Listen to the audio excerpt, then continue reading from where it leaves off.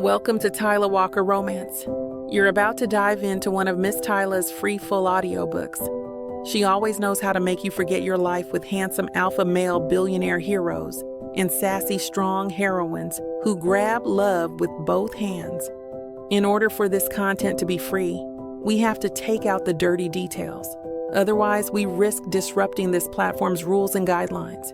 Buy the unabridged version of any Tyla Walker audiobook from TylaWalker.com, and with code SAVE40, you can get 40% off any digital product at checkout. Take this moment to subscribe to the channel, and remember that liking and commenting is what makes these free full audiobooks possible. Thank you for choosing to treat yourself with Miss Tyla.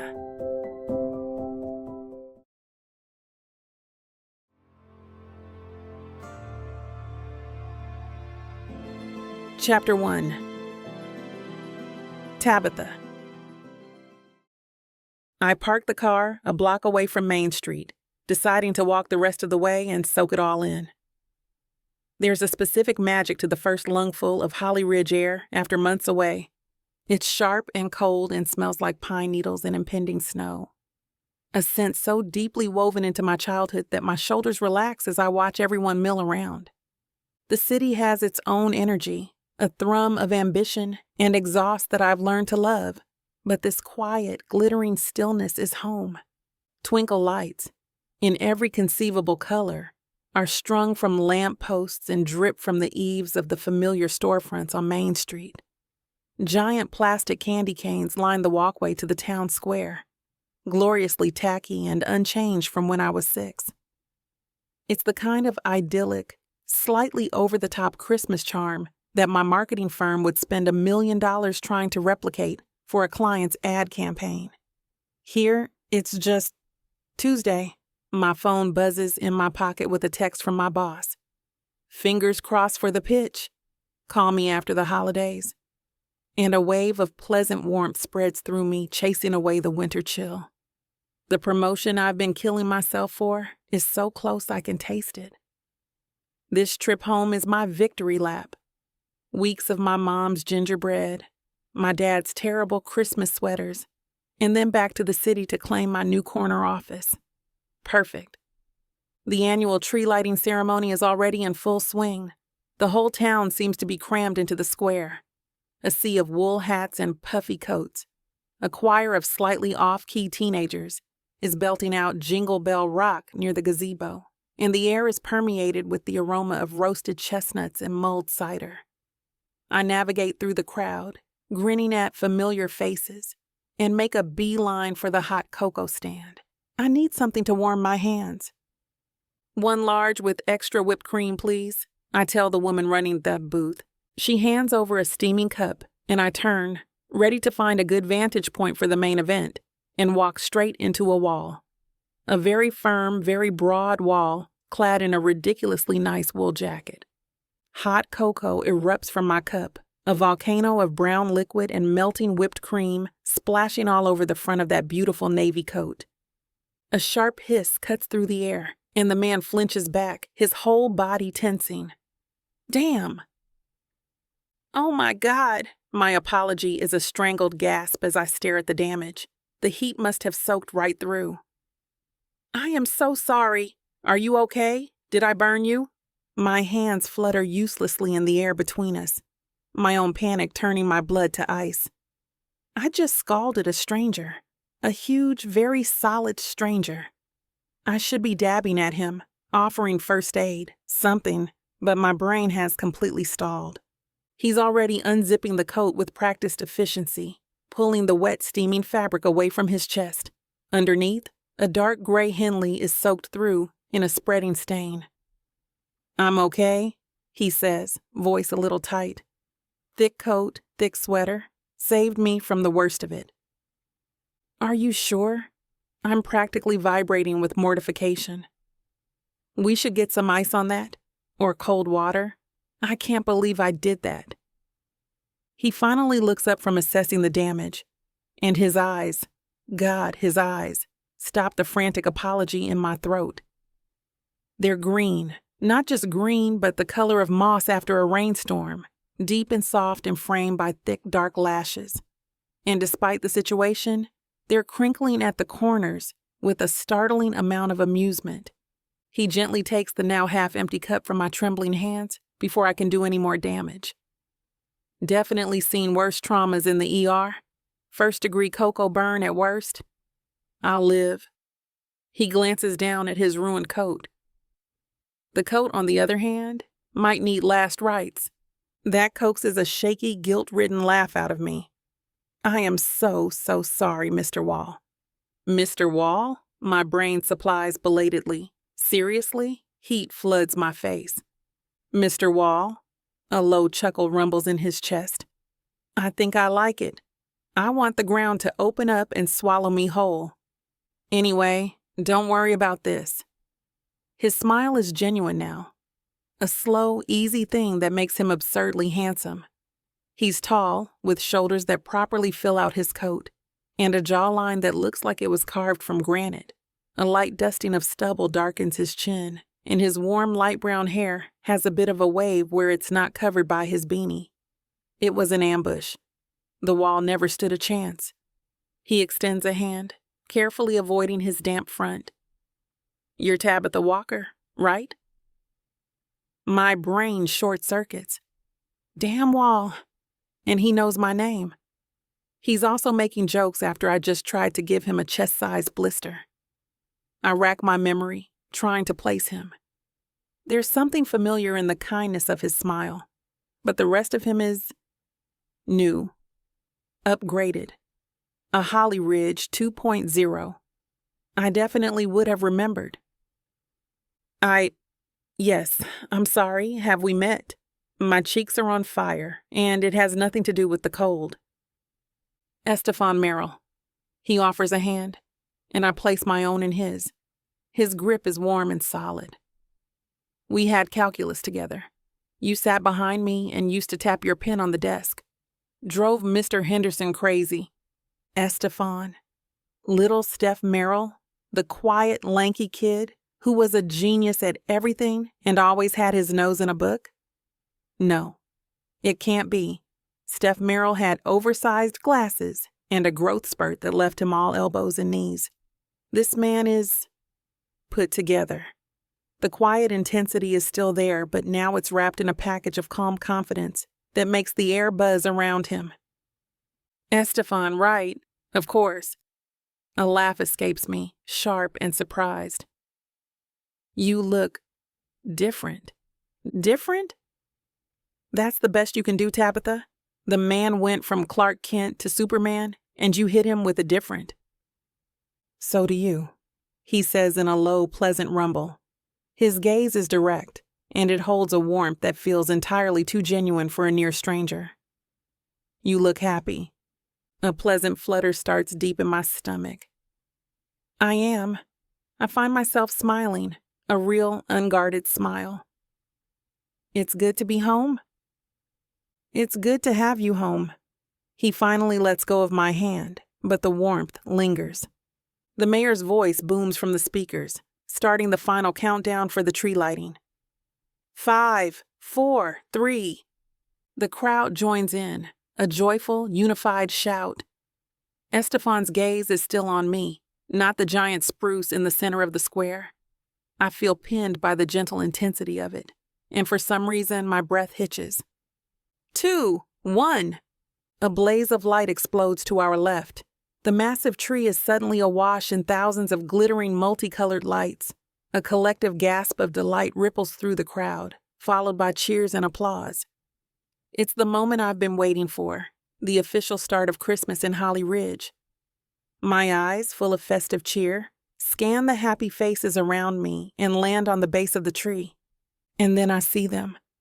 Under the romantic glow of the brand new lights, for the entire town to see, is Chantel, my best friend. My ride or die since kindergarten. Her ridiculously expensive parka is unzipped, and her hands are tangled in the hair of the man she's kissing. For a dizzying second, my brain tries to place him, a new boyfriend she forgot to mention. Then he turns his head just slightly, and the festive warmth inside me vanishes. The man is Eric, my ex. The man who dumped me via text message 6 months ago, because, and I quote, "This long-distance thing just isn't working for me anymore, Tab. I need someone who's actually here." The festive warmth inside me vanishes, replaced by a cold, sharp shock that sucks the air from my lungs. It's not a pang of lost love. Eric and I were over the second his cowardly text came through. This is the brutal public sting of betrayal. Shantae, who held my hand while I cried about it. Shantae, who told me he wasn't worth another thought. She's here. With him. And from the looks of that kiss, this isn't new. My vision narrows. The happy sounds of the crowd fade into a dull roar. I can feel shift in the atmosphere around me, the whispers, the sideways glances. Mrs. Grant from the bakery is already murmuring to her husband, her eyes flicking between me and the happy new couple. My humiliation is a tangible thing, a spotlight shining right on me. How can Chantel do this to me? Was I not a good friend? I need to run. I need to disappear. But I'm frozen, pinned by 100 pairs of pitying eyes. My hand finds one of my braids, my fingers twisting the hair in a frantic, useless gesture of self-soothing. Don't let them see you crumble. Don't give them the satisfaction. My panicked gaze darts around, searching for an escape, an excuse. Anything. And it lands on Estefan. He's no longer looking at me. He's looking at Eric and Chantel, then back at me. His expression isn't pitying. It's protective. A small, sharp line has formed between his brows. He takes a half step toward me, as if to shield me from the prying eyes. My brain, starved of oxygen and running on pure, people-pleasing terror, makes a decision. It's not a thought. It's a primal scream of survival, an act of social self-preservation so insane, so monumentally stupid that it might just work. I close the gap between us in a single step. I grab the sleeve of his expensive cocoa-stained coat, my grip like a vice. His concerned green eyes find mine. I don't look at him. I look past him, over the heads of the crowd, directly at Eric as he finally comes up for air. I raise my chin, summon every ounce of fake cheer I possess, and I yell, my voice ringing out with terrifying clarity in a momentary lull in the crowd's chatter. "We're engaged." The whispers stop. The entire town square goes silent. Eric's smug smile falters. Shantae's eyes widen in disbelief. Then I make the mistake of looking up at the man whose life I've just hijacked. Estefan is staring down at me, his handsome face a mask of utter shock. But underneath the shock, there's something else flickering in the depths of his moss-green eyes. It's not anger. It's not confusion. It's something I can't read at all. Something wild and unnameable that makes the air crackle between us. Just as I realize the full, catastrophic weight of what I've just done, the silence breaks. A smattering of applause starts, then grows, swelling into a wave of surprised, delighted celebration from the people of Holly Ridge. And all I can do is stare up at my brand new, completely fake fiancé.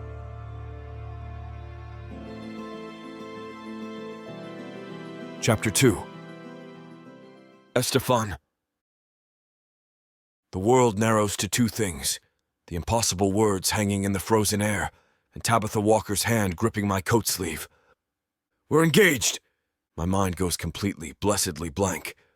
All synaptic function ceases. For a full second, the only data my brain can process is the pressure of her fingers, the strength in her grip born of pure terror. She's real. She's here. And she's just detonated our lives. I look down at her. Even in the dim, festive light, she's radiant. 10 years, and she still looks almost the same, just more herself. Her hair is in a cascade of intricate waist-length braids, a few adorned with small gold cuffs that gleam under the twinkle lights. Her skin, the color of rich mahogany, is flushed from the cold, and her dark eyes are wide, fixed on her ex with a terrifying, brittle defiance. I can see the frantic pulse beating in the delicate skin of her throat. She's a supernova of panic held together by sheer force of will. And she's the most beautiful thing I've ever seen. Then the silence breaks. The town's collective shock shatters into a wave of applause and cheerful whoops. Mrs. Grant from the bakery claps her gloved hands together, beaming. My dad's fishing buddy, old Mr. Henderson, lets out a booming laugh and gives me a thumbs up from across the square. The sound jolts me back to life. Panic, cold and sharp, tries to take hold. This is insane. A mistake. You have to stop this. But then, something else pushes through the panic. A wild, illogical surge of something that feels terrifyingly like hope. For 10 years, I have watched Tabitha from a distance. I watched her leave for college. I saw her life unfold in pictures posted by her friends, in brief, bright flashes when she came home for holidays. I've measured my life in the spaces between seeing her. And now she's here, holding on to me like I'm a lifeline. This is my chance. A completely unhinged 5-alarm fire of a chance. My thumb brushes over the face of my watch, a nervous twitch I can't suppress. A decision solidifies in my chest, heavy and sure. I will not let her face this alone. I slide my arm around her waist, pulling her flush against my side. She stiffens for a second, a gasp of surprise leaving her lips, before she melts into my hold. It feels right. Her hip presses against mine, and the top of her head fits perfectly under my chin. I inhale, and her scent, something clean and sweet like vanilla and citrus, fills my senses. Play along, I murmur, my lips close to her ear. I've got you. I feel a tremor go through her. Across the way, Eric is staring, his mouth slightly agape. Chantel's face is a mask of pure, venomous shock. I meet her glare with a calm, steady look of my own, tightening my hold on Tabitha. A clear, unspoken message. She's with me. Estefan, my boy, congratulations! The mayor is suddenly in front of us, shaking my free hand with bone-crushing enthusiasm. When did this happen? It's all been a bit of a whirlwind, Mayor, I say, the lie surprisingly easy on my tongue. I give Tabitha a squeeze, a gesture I hope looks adoring. We wanted to wait until the holidays to tell everyone. She looks up, her eyes wide with a mixture of terror and disbelief. But she plays along, forcing a wobbly, brilliant smile. Surprise. The next few minutes are a blur of congratulations and backpats. I navigate us through the crowd with a single-minded focus, shielding Tabitha with my body, keeping a firm, reassuring arm around her. She's trembling, but she holds her head high, the perfect picture of a happy fiancé. Finally, I spot an opening, a narrow, snow-dusted alley between the bookstore and the antique shop. This way, I whisper, and guide her out of the bright lights and into the sudden muffled quiet. The moment we're out of sight, the tension breaks. She rips herself from my grasp and starts pacing the narrow space, her arms wrapped around herself. The frantic energy rolls off her in waves. Oh my God, I am so sorry, she says, her words a breathless rush as if she's speaking in 2x mode. I don't know what I was thinking. I wasn't thinking. I saw them and everyone was staring and I just panicked. I grabbed the first person I saw and it was you. And I'm so sorry, Estefan. I've ruined your night. I've created this huge, insane lie. Tabitha. And now the whole town thinks we're engaged, and I don't know how to fix it without making it 1,000,000 times worse, and you must think I'm a complete psychopath. Tabitha. I close the short distance between us and gently take her by the shoulders. Her frantic movements cease. Breathe. She stares up at me, her chest rising and falling in ragged little pants. A stray snowflake lands on her eyelash, and I have to fight the insane urge to brush it away. Just breathe, I repeat, my voice low and steady. It's okay. It's not okay. I just fake proposed for you in front of the entire town. A hysterical little laugh bubbles up. How is any of this okay? This is it. The moment I either save her or let her drown in the mess she's made. And it's not even a choice. Let's keep the lie going. Her eyes widen. What? I have a proposition for you, Miss Walker. I let go of her shoulders and lean back against the cold brick wall, trying to project a calm I'm nowhere near feeling. My parents have been on a mission to set me up with every single breathing woman in a 50-mile radius. My mother has a binder. It's terrifying. A flicker of genuine amusement crosses her face. A binder? Color-coded and everything. My Christmas is going to be a parade of awkward dinners with their friends' daughters if I don't do something drastic. I push off the wall. So, here's the deal. We stay engaged, just for the holidays. You get a devoted fiancé to run interference with your ex. I get a beautiful fiancé to get my mother off my back.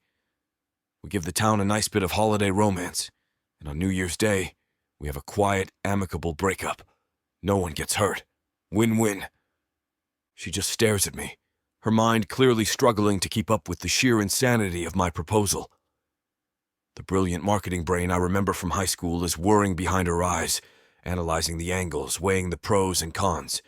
The panic in her expression slowly gives way to utter, dumbfounded confusion. She's not seeing the decade of longing in my eyes.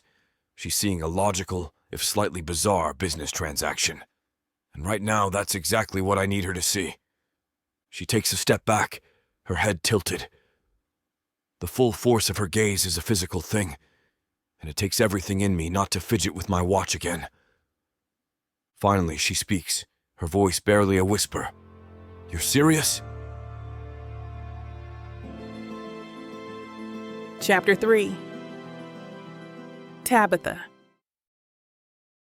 I wake up with a shame over.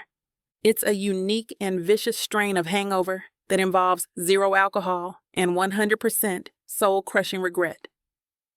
My childhood bedroom, with its pale yellow walls and faded band posters, offers no comfort. I'm cocooned in my old quilt, but the familiar weight does nothing to soothe the frantic looping reel of last night's disaster playing in my head. We're engaged. My own voice echoes in my skull, pitched to a level of deranged cheerfulness that makes me want to burrow under the covers and never come out. I press the heels of my hands into my eyes.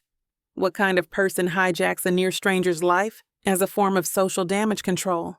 A desperate, pathetic person, that's who. And that person is me.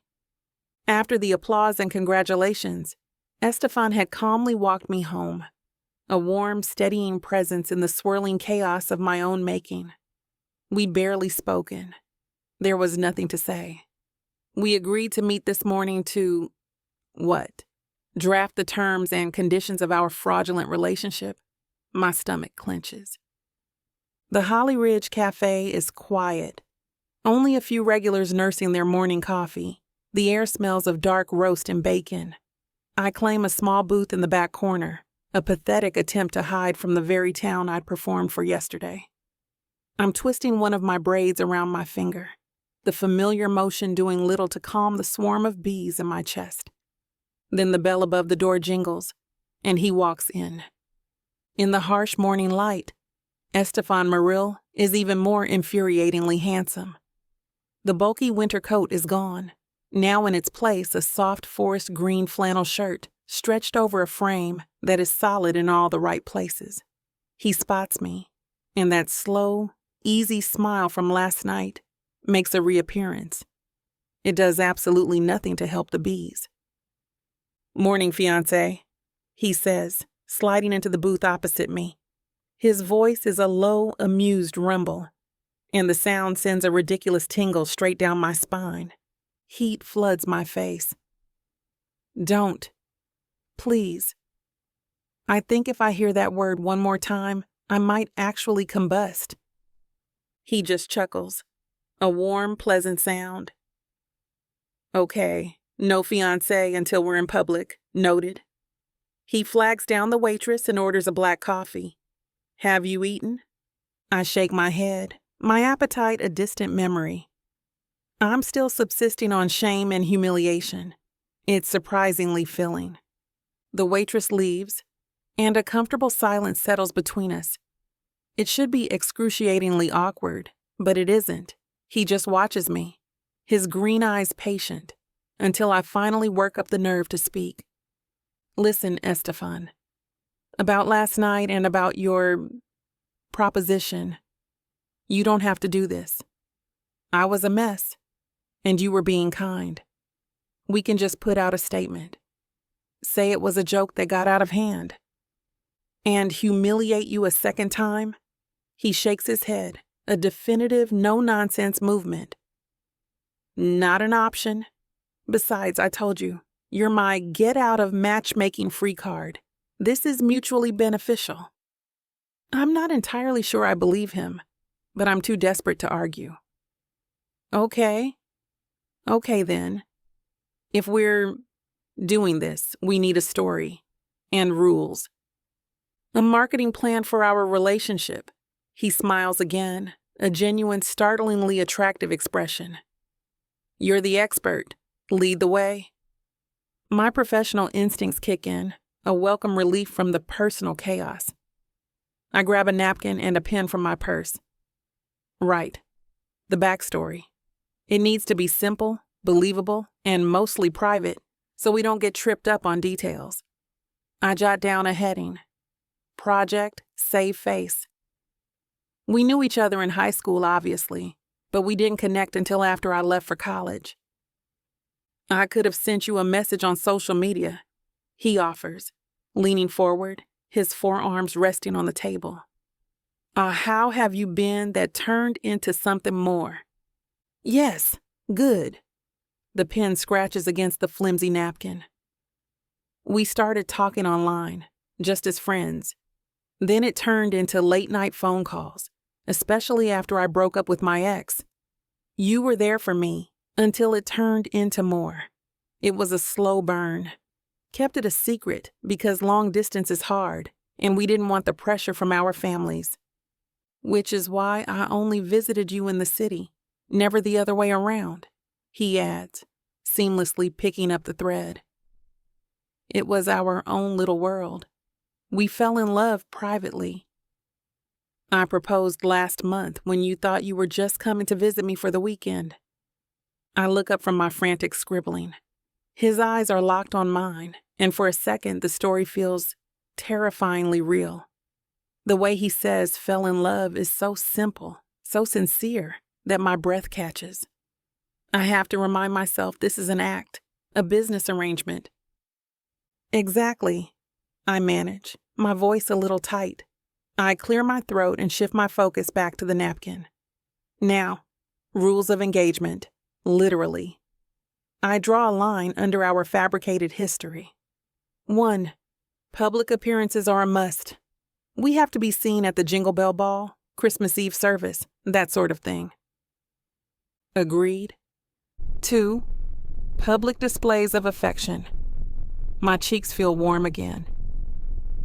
To make it believable, hand-holding is probably necessary. I think I can manage that. The corner of his mouth quirks up. And a peck on the cheek is acceptable.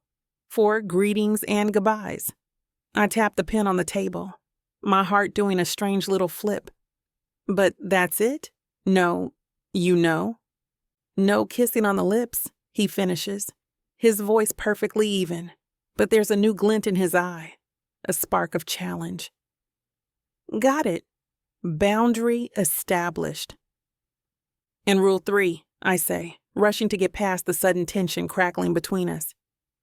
We tell no one the truth. Not my parents, not your parents, not anyone.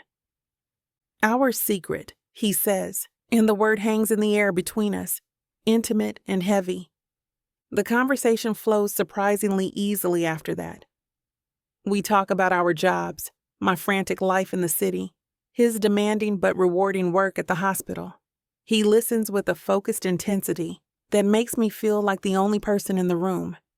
He's smart and funny in a quiet, observant way, and for the first time since I walked in here, the swarm of bees in my chest settles. A pleasant warmth blooms in its place.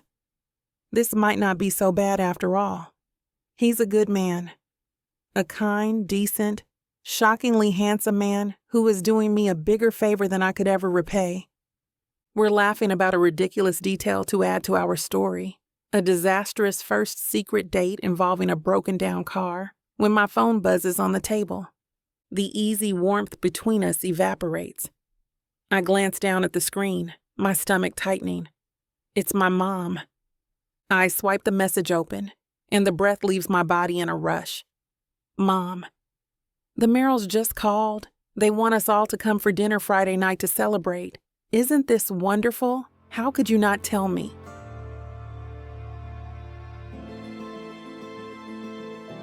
Chapter 4. Estefan. The grocery store on a Wednesday morning is peaceful. The aisles are mostly empty, the silence broken only by the squeak of our cart's wheel and the low hum of the refrigerators. Tabitha is meticulously scanning the list on her phone, her brow furrowed in concentration. Okay, my mom specified Dutch processed cocoa powder for her red velvet cake, she murmurs, tapping a perfectly manicured nail on the screen. Apparently anything else is an insult to the art of baking. God forbid we insult the art of baking. I steer the cart around a display of tinsel. The fate of our family dinner hangs in the balance. She looks up at me and laughs, a bright, genuine sound that makes the fluorescent lighting feel warmer. You joke, but you haven't seen my mother when her ganache doesn't set properly. It's a legitimate crisis. I'm smiling, savoring the easy domesticity of this moment, pushing a grocery cart for Tabitha Walker. It's a scene I've replayed in my head 1,000 different ways over the years, a fantasy so mundane it feels sacred. For the last 2 days we've existed in a bubble, texting back and forth about our story, making jokes about my mother's matchmaking binder. It's been easy, frighteningly easy. We turn into the holiday aisle, a chaotic explosion of red and green. Tabitha reaches for the cocoa powder, and that's when I see them. Chantel and Eric are standing by the candy canes at the very end of the aisle. The easygoing atmosphere between us vanishes, replaced by a sudden, sharp tension. I feel it in the way Tabitha's shoulders stiffen, the way the light in her eyes dims. Her hand almost unconsciously goes to one of her braids. Chantel spots us. A slow, predatory smile grows across her face. Tabby, fancy seeing you two lovebirds out and about. Her voice is pure sugar, but her eyes are acid. Eric just stands there beside her, looking uncomfortable, his hands shoved in his pockets. Chantel, Tabitha says, her own voice impressively steady. Eric, it's just so wonderful to see you looking so happy. Chantel lets her gaze drift pointedly to my hand on the shopping cart, just inches from Tabitha's. It's been, 6 months since you and Eric broke up? Time certainly flies when you're moving on. The jab lands. I see the flicker of hurt in Tabitha's eyes before she can mask it. My jaw tightens. My thumb finds the cool metal of my watch, adjusting the strap in a small, precise movement. Time to step in. When you know, I say, my voice calm and even. I move to stand closer to Tabitha, letting my hand rest on the small of her back. I feel the slight tremor in her frame, and my protective instinct roars to life. And I've known for a very long time how incredible Tabitha is. The only thing I regret is waiting so long to tell her. I'm looking directly at Chantel, but every word is for Tabitha. I feel her relax slightly under my touch, drawing strength from my presence. As if on cue, a store employee at a small table offers us a sample of gingerbread. Holiday treat? Perfect timing, I say brightly, taking 2 small pieces. I hand one to Tabitha, whose eyes are still wide with a mixture of shock and something I dare to hope is gratitude. She takes a small bite, and a tiny crumb of white frosting clings to the corner of her perfect full lips. The world slows down. Chantel and Eric don't exist. The grocery store fades away. All I see is that smudge of white against her dark skin. My movements feel deliberate, outside of my own control. I lift my hand, my thumb gently brushing the corner of her mouth to wipe away the frosting. Her breath hitches. Her eyes lock on mine, dark and deep and full of questions. Without breaking eye contact, I bring my thumb to my own mouth and lick the sweet frosting away. It's a gesture of such profound intimacy that the air crackles.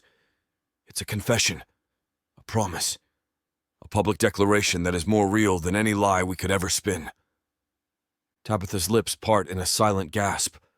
Chantel makes a small, disgusted sound. "Well," Chantel says, her voice brittle, "you two are... something." "We are," I agree easily. I guide Tabitha away from the sample table, my arm now firmly around her waist. As we pass the floral section near the checkout, I stop. "Oh, look." A bucket of pale pink peonies sits nestled amongst the poinsettias and holly. They're her favorite. I know this from a single offhand comment she made in Mr. Henderson's English class a decade ago, when we were discussing symbolism in novels. She said she liked them because they were big and beautiful and a little bit extra. The detail is seared into my memory. I pick up the best-looking bunch, their petals soft and tightly furled. I hand them to her. "A little something to brighten up your room," I say, my voice low enough for only her to hear. She stares at the flowers, then back at me, her expression completely unguarded. "How did you know?" "I listen," I say simply. Behind us, I hear Chantel scoff before dragging Eric away. I don't look back. I pay for our groceries and the flowers, and we walk to the car in a thick, charged silence. Once we're inside, the engine humming quietly, Tabitha finally speaks. She's looking at the peonies in her lap, her fingers gently tracing the edge of a petal. The silence stretches, filled with everything that just happened, with everything I said and did. She turns to look at me, her eyes searching my face for something. An explanation. A tell. "You're surprisingly good at this." I just smile, putting the car in reverse. I let the question hang around us, a brand new secret nestled among all the others.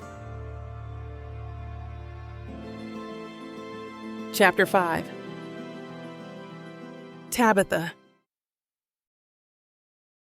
The drive back to my parents' house is a thick, humming silence. Estefan concentrates on the road, his profile strong and steady in the pale afternoon light. I stare down at the impossible bouquet in my lap. Peonies. In Holly Ridge. In the middle of December. They must have cost a fortune. I listen. His words echo in the quiet car. Simple and devastating. He listens. It's been so long since anyone truly listened. Eric listened for the pause in a conversation where he could start talking. My boss, Mark, listens for key metrics and deliverables. Chantel? Well, I thought Chantel listened. Estefan pulls into my parents' driveway. The tires crunching softly on the snow. He kills the engine, and the silence that fills the space is even more profound. I should say something. Thank you for the flowers. Thank you for defending me.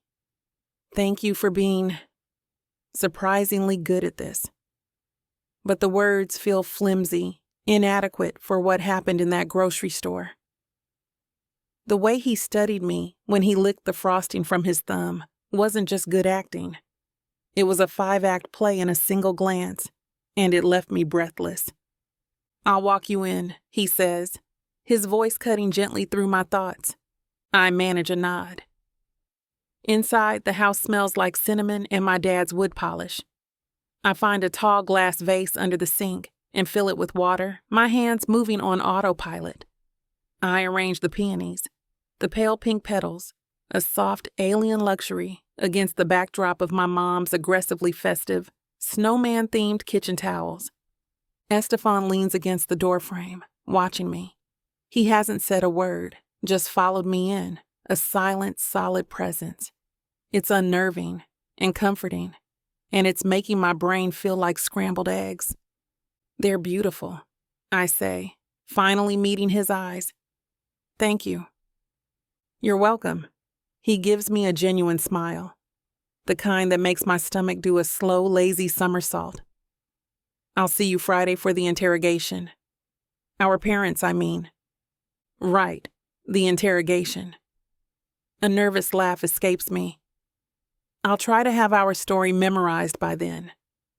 He just nods and lets himself out, leaving me alone with the scent of flowers and a profound sense of unreality. This is all temporary. A game? A marketing plan with a clear end date? So why does my heart feel like it's running a marathon? God, he's not safe for my heart. He should come with a hazard warning. Upstairs in my room, I collapse onto my bed. I need to ground myself. I need to reconnect with the person I was when I drove into this town 2 days ago. Tabitha Walker, ambitious marketing professional, on the cusp of a major promotion. That person is real. Her life is real. This is a holiday fever dream. I pull out my laptop, the familiar weight of comfort in my lap. Flipping it open is like taking a deep breath of city air. I have a job to do, a future to build. I navigate to my work email, ready to dive into the comfortable, predictable world of metrics and campaign strategies. The first email in my inbox makes my breath catch. From Mark Jessup. Subject, the big one. Quick update. My fingers tremble slightly as I click it open. This is it. The promotion to Senior Creative Director. I've been working toward this for over a year, putting in weekends, taking on extra projects, pouring every last ounce of my creative energy into the firm. Hey, Tabitha. Hope you're having a great holiday. Just wanted to give you a heads up. The board met this morning. It's official. The promotion is yours. Congratulations, you've more than earned it. A surge of pure, unadulterated triumph rushes through me. I fist pump the air, a wide grin stretching across my face. Yes, I did it. All the late nights, the sacrifices, the endless revisions. It was all worth it. I read the next part, my eyes flying across the screen. We're kicking off the new year with the new Nocturne account. It's the luxury fragrance launch we pitched for. They loved your preliminary concepts. This is going to be your baby starting January 2nd. It's a massive undertaking and will require your full focus. I'm talking a whole new team under you, a huge budget, the works. It's the career maker we talked about. I'll send over the full creative brief next week, but for now, celebrate. See you in the new year, Director. Senior Creative Director. My very own team. The Nocturne account. It's everything I've ever wanted. My real life, waiting for me, shiny and ambitious and perfect. This is my victory lap. But then a strange, unwelcome sensation trickles into my euphoria. A cold, confusing pang of something. Reluctance. The email says January 2nd. That's right after New Year's. My fake engagement with Estefan is supposed to end on New Year's Day. The timeline is perfect. Flawless even. I get to play out this little charade, save face, and then seamlessly transition back to my real life, my real goals. So why does the thought of leaving Holly Ridge immediately after the holidays send a coil of unease tightening in my stomach? I push the feeling down hard. It's just the drama of the last few days. The shock of Chantel and Eric's betrayal is still fresh. Of course, I'm feeling a little unsteady. And Estefan, he's just being kind. Dangerously, convincingly kind. The peonies on my nightstand seem to mock me with their soft, fragrant sincerity. My hand finds a braid, my fingers smoothing the length of it, trying to soothe the sudden anxiety. The promotion is my life. It's what I've worked for. This engagement is a game, a temporary, albeit complicated, solution to a temporary problem. I will not let a pair of pretty green eyes and a well-timed bouquet distract me from what I've spent years building. I close the laptop with a decisive snap, the sound echoing in the quiet room. My path is clear. Holly Ridge is a pit stop, not a destination. A soft knock sounds on my bedroom door. "Come in," I call out, expecting my mom. The door swings open, and Estefan is standing there. He's changed out of his flannel into a soft gray sweater, that makes his shoulders look even broader. He's holding 2 mugs, a wisp of steam curling from each one. "Your mom let me in, and my mom sent over a peace offering," he says, his voice becoming a low, warm rumble. "Hot chocolate, the non-weaponized version. Figured we should probably strategize for the family dinner."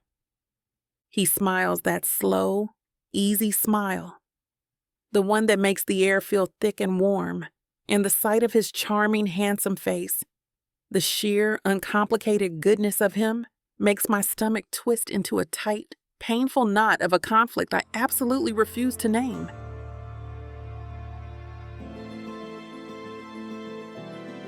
Chapter 6. Stefan. The memory of last night is a warm, persistent hum beneath my skin. I sat on the edge of Tabitha's bed, the scent of her peonies filling the air, and for an hour the lie felt more real than anything I've known. We mapped out our story, the steam from our hot chocolate mugs mingling between us, and her laughter was a low, musical sound in the quiet of her room. I saw the conflict in her eyes when she closed her laptop, the battle between the life she'd built and the one she'd stumbled into. And when I left, the hope in my chest was so bright it was almost painful. That feeling is still thrumming under my skin today as I sit at my parents' dining room table. My mother spears a piece of pot roast with the air of a prosecuting attorney. "So, you proposed in the city last month? At that little Italian place you two apparently love?" I swallow a mouthful of mashed potatoes that suddenly tastes like paste. "That's the one. Rossi's." The name feels more real now, colored by the memory of Tabitha's quiet laughter as we'd invented it together. "It's just so romantic," Mom gushes, her eyes shining. She's in her element, basking in the glow of my newfound and completely fabricated happiness. "I can't believe you kept it a secret for a whole month. Our son, the master of intrigue." A deep, uncomfortable warmth spreads through my chest. It's part guilt, part a secret, selfish satisfaction. Listening to my parents talk about me and Tabitha as a couple, as a certainty, feels dangerously good. It's like trying on a life I've only ever dreamed of and finding it's a perfect fit. "Well, you know how he is with his work, honey," my dad says, giving me a knowing look. It's a miracle he had time to propose at all. "Speaking of which," he continues, turning to me, "Dr. Albright called me this morning. Said you're taking the rest of the month off. The whole department is in shock." I shift in my seat. I'm a workaholic. I know this. In the last 4 years, the longest vacation I've taken was a 3-day weekend for a medical conference in Chicago, and fortunately I had a work conference a month ago in Tabitha's city. They're buying my proposal.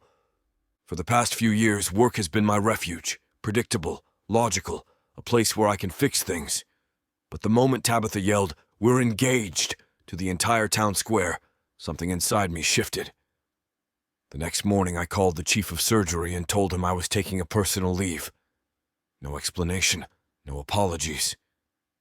"I just thought it was important," I say, the understatement of the century. The truth is, the thought of having a few weeks, a whole month, of this fake reality with Tabitha was a pull I was powerless to resist. A month of quiet moments like the one in her bedroom last night. My mother pats my hand. "Of course it is, dear. Your fiancé is here. You should be with her. You look more relaxed than you have in years." I manage a small smile. Relaxed isn't the word. Alive is more like it. After lunch, Dad claps me on the shoulder. "Come help me with this loose shelf in the study, Steph." It's the classic paternal summons for a man-to-man talk. In the quiet, book-lined study that smells of old paper and my father's pipe tobacco, he doesn't even pretend to look at the shelf. He just leans against his desk and looks at me, expression full of a deep, quiet pride. "Tabitha Walker," he says, shaking his head with a smile. "I'll be damned. The one that got away." The air leaves my lungs in a slow, controlled exhale. My hand finds my watch, my thumb smoothing over the glass face. "I don't know what you're talking about." "The hell you don't." He laughs, a warm, rumbling sound. You've been carrying a torch for that girl since you were 16. I saw the way you looked at her at graduation. Your mother and I always wondered what would have happened if you'd just told her how you felt. He pushes off the desk and straightens a framed photo of me and my sister. I'm proud of you, son, for not letting her get away a second time. Each word of praise is a fresh spike of guilt. He's proud of me for a lie. He's celebrating a fantasy I've spun out of thin air, a fantasy he apparently knew I've had for a decade. All I can do is nod, the lump of unspoken truth lodged in my throat. When we return to the living room, my mother is waiting. Her expression is reverent, and in her hands, she's holding a small, dark blue velvet box. It's worn at the corners, a testament to its age. My blood runs cold. Your father and I were talking, she begins, her voice thick with emotion. This engagement, it was a surprise, but it feels so right, and it deserves something real to make it truly official. I know you guys haven't bought a ring. She steps forward and presses the velvet box into my hand. It's heavier than it looks. This was your grandmother's, she says, her eyes welling up. The ring your grandfather proposed with. She always wanted you to have it, for the woman you knew you couldn't live without. My fingers feel numb. I can't speak. This is no longer a simple, harmless lie to get my parents off my back and to protect Tabitha. This is sacrilege. I'm using a piece of my family's history, a symbol of a real, lasting love, as a prop in our charade. I adjust the cuff of my sleeve, the movement stiff. My parents seem to take my stunned silence as emotional overwhelm. They hug me, tell me how happy they are, and then, mercifully, they head out for their weekly bridge game, leaving me alone in the quiet house. I sink onto the sofa, the velvet box a lead weight in my palm. For a long moment, I just stare at it. Finally, with a trembling thumb, I push the lid open. The ring is beautiful, an antique oval-cut diamond that catches the light from the Christmas tree, scattering tiny rainbows across the ceiling. It's elegant and timeless, set in a delicate platinum band. It's a ring that promises forevers, and I have to give it to my completely fake fiancé. I snap the box shut, the click echoing in the silent room. The family dinner is tomorrow night. Her parents will be there, my parents will be there, and everyone will be expecting a ring. Chapter 7. Tabitha. All day, a low-grade hum of anxiety has been thrumming just beneath my skin. It's the same feeling I get right before a major client presentation, a jittery, high-wire tension that makes my palms sweat. Tonight is the night, the celebration dinner, a command performance where I have to sell the lie of a lifetime to the 4 people on this planet I want to disappoint the least. My mom has already made 3 separate comments about how she can't wait to see the ring, and each time, a fresh wave of panic has washed over me. She's been so excited, talking about a ring I didn't know about. I have no ring. We have no ring. It's a detail my marketing brief brain completely forgot to factor into the equation, a glaring logistical hole in our otherwise passable plan. We should have just bought a ring from the antique shop 2 blocks away. I'm standing in front of my closet in a towel, having just showered, when my phone buzzes. It's Estefan. Estefan, I'm on my way over. We need to get our stories straight before we face the firing squad. Estefan, also, I have the ring. I stare at the words, my brain short-circuiting. The ring? As in a real physical object? Where in the hell did he get a ring? The hum of anxiety ratchets up into a full-blown siren. Okay, you can't just text something like that and not provide immediate details. I whisper the second I open the door, pulling him inside. Where did you get a ring? Did you buy one? Oh, God. Please tell me you didn't spend actual money on this farce. He's holding a small, worn, dark blue velvet box in his hand. My frantic words die in my throat. It's not a new box from a jewelry store. It's old. It holds history. It was my grandmother's, he says, his voice quiet. He won't quite meet my eyes. My mom. She insisted. Oh, Estefan. The word is a breath, full of a weight I can't begin to describe. This is so much more complicated than a simple lie. Come upstairs. We can't talk about this down here. He follows me up the familiar creaky staircase to my bedroom. The peonies he bought me are sitting on my nightstand, their soft pink petals starting to unfurl. They fill the small space with a delicate, sweet scent. I perch nervously on the edge of my bed, my hands clasped in my lap. After a moment's hesitation, he closes the door softly behind him and sits a few feet away, the mattress dipping under his solid weight. The room suddenly feels much, much smaller. You shouldn't have, I say, my voice barely a whisper. We can't use your grandmother's ring for this. We have to, he says, his gaze steady and resolute. It's happening, so let's practice. Let's run the story one more time. I nod, grateful to slip into work mode because it's the only way to keep the panic at bay. Okay. The proposal? Rossi's Italian in the city. You made a reservation under a fake name so I wouldn't get suspicious. And I put the ring in your tiramisu, he deadpans, his expression completely serious. A surprised laugh bursts out of me. No, you did not. That is the cheesiest, most unhygienic cliché in the book. Fine. A smile plays on his lips. I had the waiter bring it out on a silver platter, nestled on a bed of rose petals, while a string quartet played in the background. Worse. So much worse. I'm laughing for real now, the knot of anxiety in my stomach loosening its grip. No, it was quiet. At the end of dinner, you just started talking about us, about our future, and the words just tumbled out. It was a total surprise for both of us. You didn't have a ring or anything. You just asked me. And you said yes, even without a ring, he says, his voice low and serious. The joking light in his eyes fades, replaced by something deeper, more intense.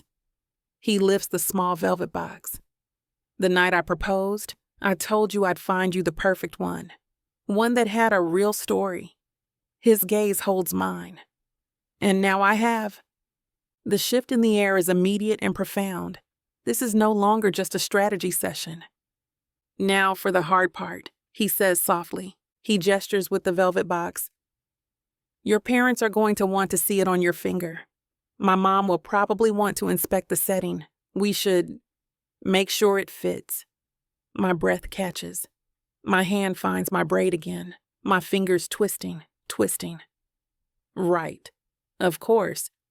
Logically. He moves closer on the sofa, closing the distance between us until his knee is brushing against mine.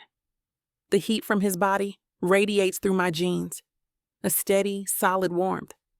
He opens the box. The ring steals the air from my lungs. It's not some simple little band. It's a stunning, oval-cut diamond on a delicate platinum setting, glowing with a soft, timeless fire in the light from the hearth. It's a ring that means forever. Estefan, it's breathtaking, I whisper. I can't wear this. Just for a few weeks, he says in a gentle rumble. He takes my left hand in his. His fingers are long and warm, his touch surprisingly soft for a surgeon. May I? I can only nod, my throat suddenly tight. He picks up the ring and, with a slow, deliberate motion, slides it onto my finger. It glides over my knuckle and settles perfectly at the base, as if it were made for me. A perfect fit. The moment stretches, suspended in the crackle and pop of the fire. The laughter is gone, replaced instead by a thick, charged silence. He doesn't let go of my hand. His thumb comes up to stroke gently across my knuckles. Once, twice. The simple, possessive gesture sends a jolt straight through me. I look up from our joined hands to his face, and I see it. The way he's looking at me isn't part of the act. There is no performance in his soft green eyes. He isn't the kind doctor playing the part of a fake fiancé. He's just Estefan. And he's looking at me with a deep, sincere admiration that unravels something deep inside me. It's a look so full of warmth and unspoken history that I can't breathe, can't think. He leans in, just a fraction of an inch, but it's enough to make my world tilt on its axis.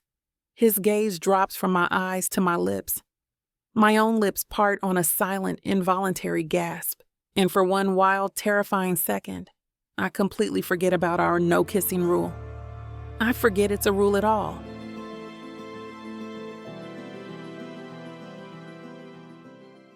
You know that feeling when a book pulls you in, wraps around you, and refuses to let go? When the tension is so thick, you swear you can feel it? Welcome to 30 sinfully addictive romance audiobooks that will ruin your sleep. Wow, I wasn't ready for this.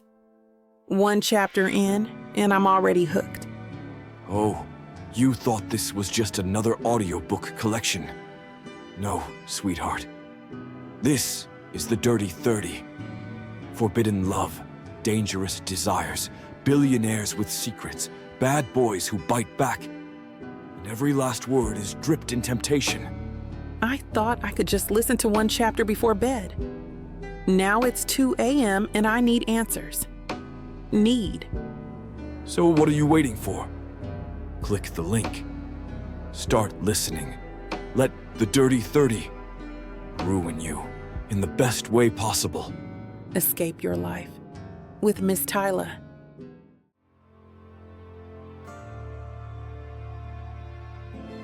Chapter 8. Estefan.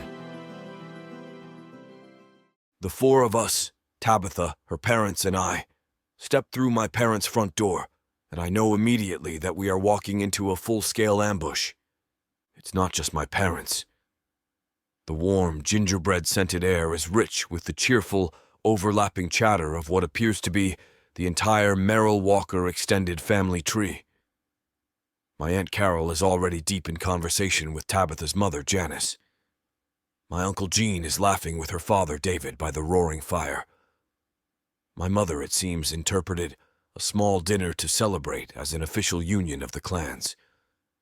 Tabitha's hand tightens on the sleeve of my coat. I cover her hand with my own, a silent promise. We're a team. I've got you.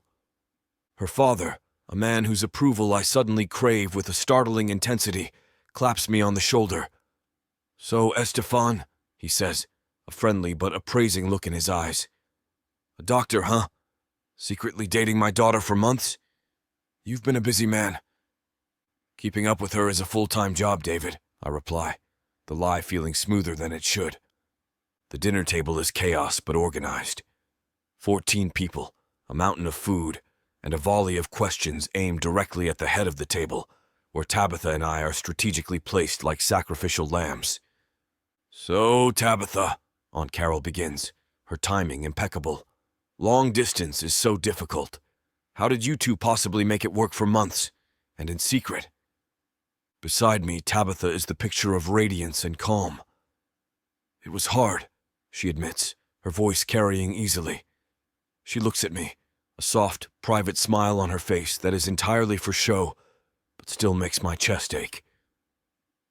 But Estefan is the most patient person I know. He'd leave me these long, rambling voicemails after his shifts at the hospital. I'd listen to them on my commute. It felt like he was right there with me. My mother and Janice both let out a collective, synchronized awe. Janice, Tabitha's mom, turns to me. And you, Estefan? What was your favorite part of your Secret City visits? The food trucks, I say, without missing a beat. Tabitha knows this little Thai place in Queens. We once stood in the rain for an hour just to get curry puffs. Best I've ever had. I see the flicker of a real memory in Tabitha's eyes. She loves that place, and she gives my hand a grateful squeeze under the table. She's weaving truth into our fiction, and it's brilliant. The questions keep coming, a relentless, well-meaning onslaught. At one point, my Uncle Gene asks about our first "I love you." There's a split-second pause. I feel a wave of panic, a blank space where a rehearsed answer should be. We never covered this. I exchange a look with Tabitha. In that instant, an entire conversation passes between us. Improvise. Follow my lead. It was on a park bench, we both say at the exact same time. A stunned silence falls over the table, followed by a chorus of delighted laughter. My mother actually claps her hands. Tabitha recovers first. "It was after the curry puffs, actually," she says, her voice warm with a convincing nostalgia. "It just felt like the right time." The conversation drifts, but Aunt Carol circles back, her instincts for drama unparalleled. "It's just that you and that nice Eric boy were together for so long," she says to Tabitha. "It seems like you just broke up with him a few months ago." The mood at our end of the table shifts. I feel Tabitha's fingers tighten in her lap. Her smile becomes a little more brittle. "Eric and I officially ended things 6 months ago. Yes," she says, her voice still composed. "But honestly, we'd been distant for most of the year. The breakup didn't really come as a surprise." A shadow passes over her features, a deep, fleeting sadness. "What happened after? That was the surprise." Janice reaches over and pats her daughter's arm. "We were so worried about you, sweetie. I'm just so glad you had a good friend like Estefan to lean on through all of that." The lie, reflected back at us with such sincerity, is a gut punch. I see the raw hurt in Tabitha's eyes. The betrayal was too much. I'm not worrying if she still has feelings, but I'm thinking about how much Chantel might have hurt her. My thumb brushes over the face of my watch. I slide my hand over and cover hers where it rests on her thigh under the table. A silent, steady pressure. "It's okay. I'm here." She gives me a grateful look, her shoulders relaxing just a little. After dinner, we all migrate to the living room, and the real danger emerges. My mother, armed with photo albums. "Oh, you simply must see Estefan's awkward phase," she announces, plopping a heavy, leather-bound book onto the coffee table. Tabitha is tucked securely by my side on the sofa, her leg pressed against mine. She leans into me slightly, a small, trusting gesture that makes my carefully constructed composure threaten to crack. This fake, stolen moment feels more real than my actual life. My family and her family are laughing together, their voices blending in a warm, happy symphony.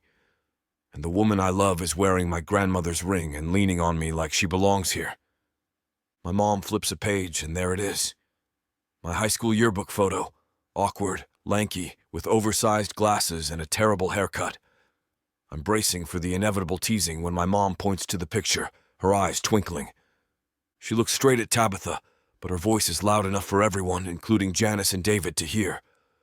"You know," she says, her smile warm and completely guileless, "he's had a crush on you forever, dear."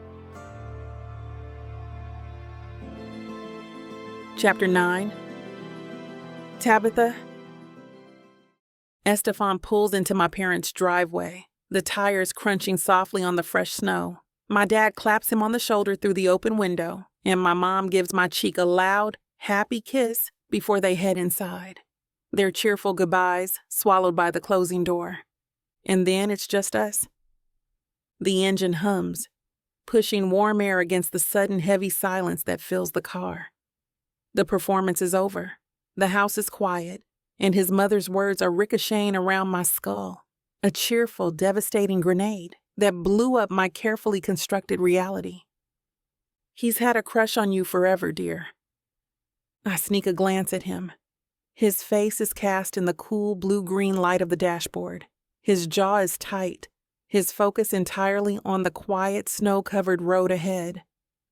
He's the picture of calm, but his hands, wrapped around the steering wheel at 10 and 2, are tense. His knuckles are pale. The unspoken question is a physical presence in the car, taking up all the air, making my lungs feel tight and small. If I don't ask, the not knowing will eat me alive.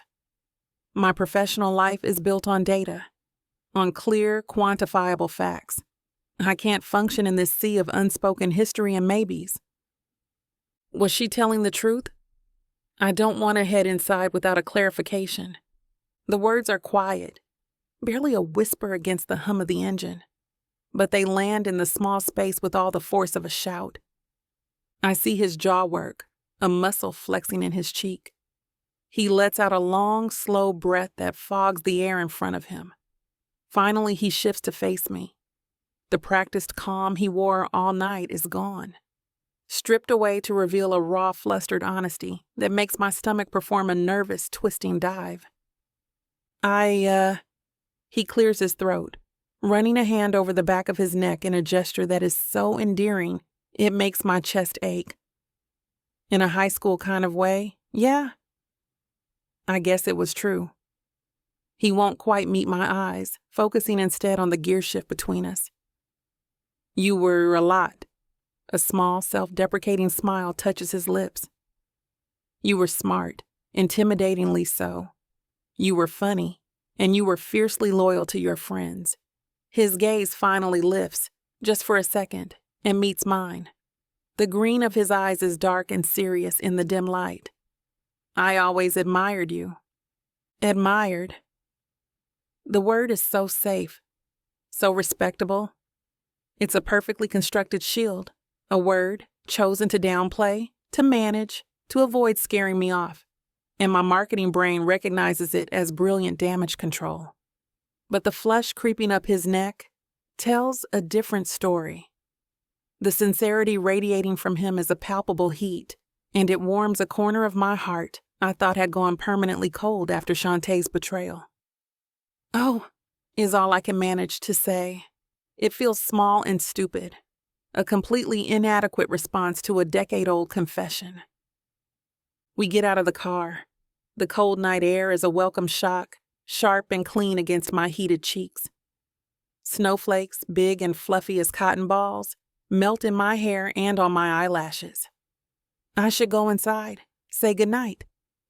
Run away from the thick, complicated emotion that's swirling between us, but my boots feel bolted to the driveway. He walks me to the front porch. The crunch of our footsteps, the only sound in the silent, sleeping world. The warm golden light from the living room window spills onto the steps, creating a small, intimate stage. Thank you, I say, the phrase tumbling out before I can stop them. I turn to face him under the small overhang. For tonight, I mean it. When she brought up Eric, I thought I was going to fall apart, but you held my hand under the table, and it was like you were an anchor. You kept me from floating away. He gives me that small, heart-stopping smile. We're a team, remember? Anchors are part of the job description. I know, but I trail off, my fingers finding the end of a braid, the repetitive motion a desperate attempt to ground myself. The honesty of this moment is terrifying, but I can't seem to stop the words. It's just, for a lie that's supposed to be so fake, pretending with you feels surprisingly easy. It feels real. The admission hangs in the quiet air between us, as delicate and fragile as a snowflake. The look in his eyes shifts. The last of his flustered awkwardness melts away, replaced by an intense, unguarded warmth that makes my breath catch deep in my lungs. He takes a half step closer, closing the space between us until I have to tilt my head back to look up at him. I can see the individual snowflakes caught in his dark hair, see the concern and something else, something deeper, more profound, in his gaze. Tabitha, he says, and my name on his lips is a low, rough sound that sends a shiver all the way down to my toes. Slowly, as if not to spook a wild animal, he lifts his hand. He gently tucks a stray, snow-dusted braid behind my ear. His fingers, warm and calloused from things I can't even imagine, brush against the cold skin of my cheek. The touch is electric, a jolt of pure, unadulterated chemistry that arcs through me, lighting up every nerve ending. My world narrows. the snowy street, the cheerful Christmas lights on the neighbor's house, the cold air, it all fades away until the only thing that exists is him, the determined line of his jaw, the deep, mossy green of his eyes. So full of a sincere admiration, it unravels something deep inside me. The way his gaze drops from my eyes to my lips. He leans in, his head tilting, and the last fraction of an inch between us vanishes. His lips are just a breath from mine. I can feel the warmth of his exhale on my skin, smell the faint, clean scent of his sweater. My own lips part on a silent, involuntary gasp. My brain is a frantic, screaming mess of alarms and red flags. Remember the rules, the lie, the January 2nd deadline. But my body betrays me. It leans into his warmth, wanting, for one insane, cataclysmic moment, for this to be real. Meow! A sudden sharp cry slices through the charged silence, as jarring as a fire alarm. We both jump back as if we've been burned. Standing on the porch steps, tail held high like a question mark, is my neighbor's fat ginger cat, Mr. Higgins. Staring up at us with judgmental green eyes, the spell is shattered. The magic evaporates, leaving only a cold, mortifying awkwardness in its wake. Estefan shoves his hands deep into the pockets of his coat, his gaze fixed on the cat. I wrap my arms around myself, a pathetic attempt to hold myself together. The air between us, which moments ago was thick with unspoken want, is now a gaping, frozen chasm. Mr. Higgins meows again, as if to say, "Well, are you going to kiss or not?" I should go inside, I stammer, my voice sounding foreign and shaky. "Yeah," he says, his voice rough. "Right, I'll text you tomorrow." And without another look, he turns and walks back to his car, leaving me alone on the porch with a nosy cat and a heart that's beating a frantic, terrified, and undeniably hopeful rhythm against my ribs.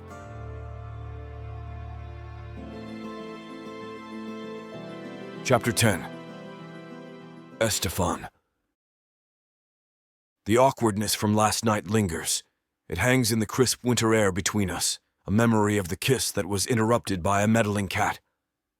We've been texting all morning, light, safe, superficial things about the weather and our favorite Christmas songs, both of us tacitly agreeing to ignore the fact that I almost broke our one major rule, that she almost let me.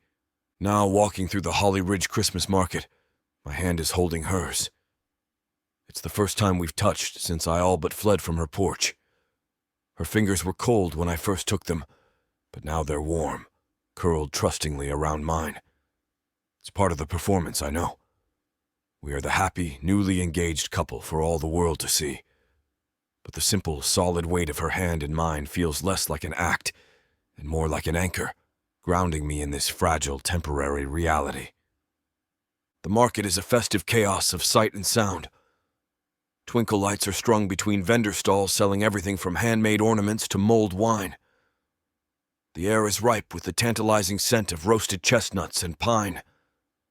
A group of carolers is singing a cheerful, slightly off-key version of Deck the Halls near the town's gazebo. "Oh, look," Tabitha says, her voice bright with genuine delight. She pulls me toward a stall selling artisanal jams and jellies. "My dad would love this spicy fig jam." She talks to the vendor, her smile dazzling, her marketing charm on full display as she asks about the ingredients. I hang back, content to just watch her. She's in her element, connecting with people, her energy a bright, warm flame in the chilly afternoon. And for a second, I let myself imagine this is real. This is our life. A lazy Saturday spent at the Christmas market, buying jam for her dad, holding her hand. The hope in my chest is a sweet, dangerous ache. "I'm going to win you something," I declare, after she's paid for the jam. I nod toward a row of carnival games. "You need a giant, poorly made stuffed animal. It's a requirement of all town festivals." She laughs, the sound like music. "Oh, you absolutely do not. What am I going to do with a giant purple bear?" Cherish it forever, obviously. I lead her to a balloon popping game, the kind that's completely rigged. I hand the man $5. The darts are light and flimsy, the balloons deceptively tough. My first 3 throws miss entirely. "It's the wind," I say, trying to sound convincing. Tabitha just giggles, a sound that makes my focus sharpen. "Sure, doctor. Blame the wind." That's all the motivation I need. I block out the noise of the crowd, the carolers, everything. I focus just like I would in surgery. The next 3 darts hit their mark with a satisfying thwip pop. The vendor, looking slightly annoyed, hands me a ridiculously large, fluffy penguin wearing a Santa hat. I turn and present it to Tabitha with a flourish. And the smile she gives me isn't the polite, curated one she uses for the public. It's a wide, unguarded, brilliant flash of pure joy. Her eyes crinkle at the corners, and her whole face lights up. It's the smile I remember from high school, the one I've been chasing for a decade. It's the most beautiful thing I've ever seen. "He's perfect," she breathes, hugging the giant penguin. "Thank you." My heart feels too large for my chest. "Anything for you," I say, the sentence more true than she knows. She wants to get us some hot cider, and I let her go, my eyes following her as she navigates the crowd. I'm leaning against the game booth, just soaking in the moment, when I hear a familiar, venomous voice. I'm just saying, the timeline is suspicious. It's Chantel. She's standing with a group of our old high school classmates, her voice pitched to Carrie. I'm out of her direct line of sight, but I can see and hear everything. She breaks up with Eric, and 6 months later she's engaged to a doctor? Please. Chantel lets out a brittle laugh. Tabitha's always been ambitious. She probably dumped Eric the second she saw Estefan's potential salary. She's a total rebound queen, just climbing the ladder. A cold, quiet rage settles over me. It's not a hot, explosive anger, but a focused, clinical fury. The things she's saying about the woman I love, the woman who is still reeling from her betrayal, are calculated and cruel. My thumb finds my watch, my fingers adjusting the strap in a small, precise movement. I can't let this go. I push off from the booth and walk toward them. My steps are calm, measured. The group falls silent as they see me approach, their expressions ranging from curious to uncomfortable. Chantel's smug smile falters slightly. "Chantel," I say, my voice perfectly even, polite. "I think you might be mistaken." She raises a perfectly sculpted eyebrow. "Mistaken about what, Estefan?" "About Tabitha. About our timeline." I give the group a small, friendly smile, as if letting them in on a wonderful secret. Tabitha and I have been serious for months.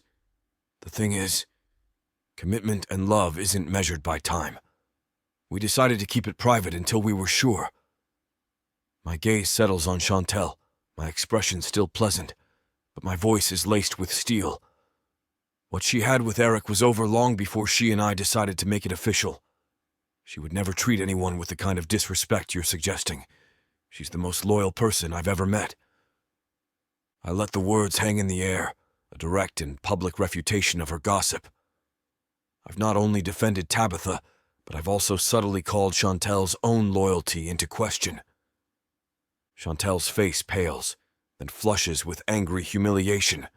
She opens her mouth, then closes it again, for once completely speechless. The group of friends shuffles their feet, refusing to meet her eyes. The silence is broken by a soft gasp behind me. I turn. Tabitha is standing there, a few feet away, 2 cups of cider in her hands. She's holding the ridiculous stuffed penguin under one arm. Her beautiful face is a mask of pure, unadulterated shock, her wide, dark eyes fixed on me. She's seen and heard everything. And in her expression is a dawning, bewildered awe, as if she's never had anyone stand up for her, never had anyone defend her so fiercely in her entire life.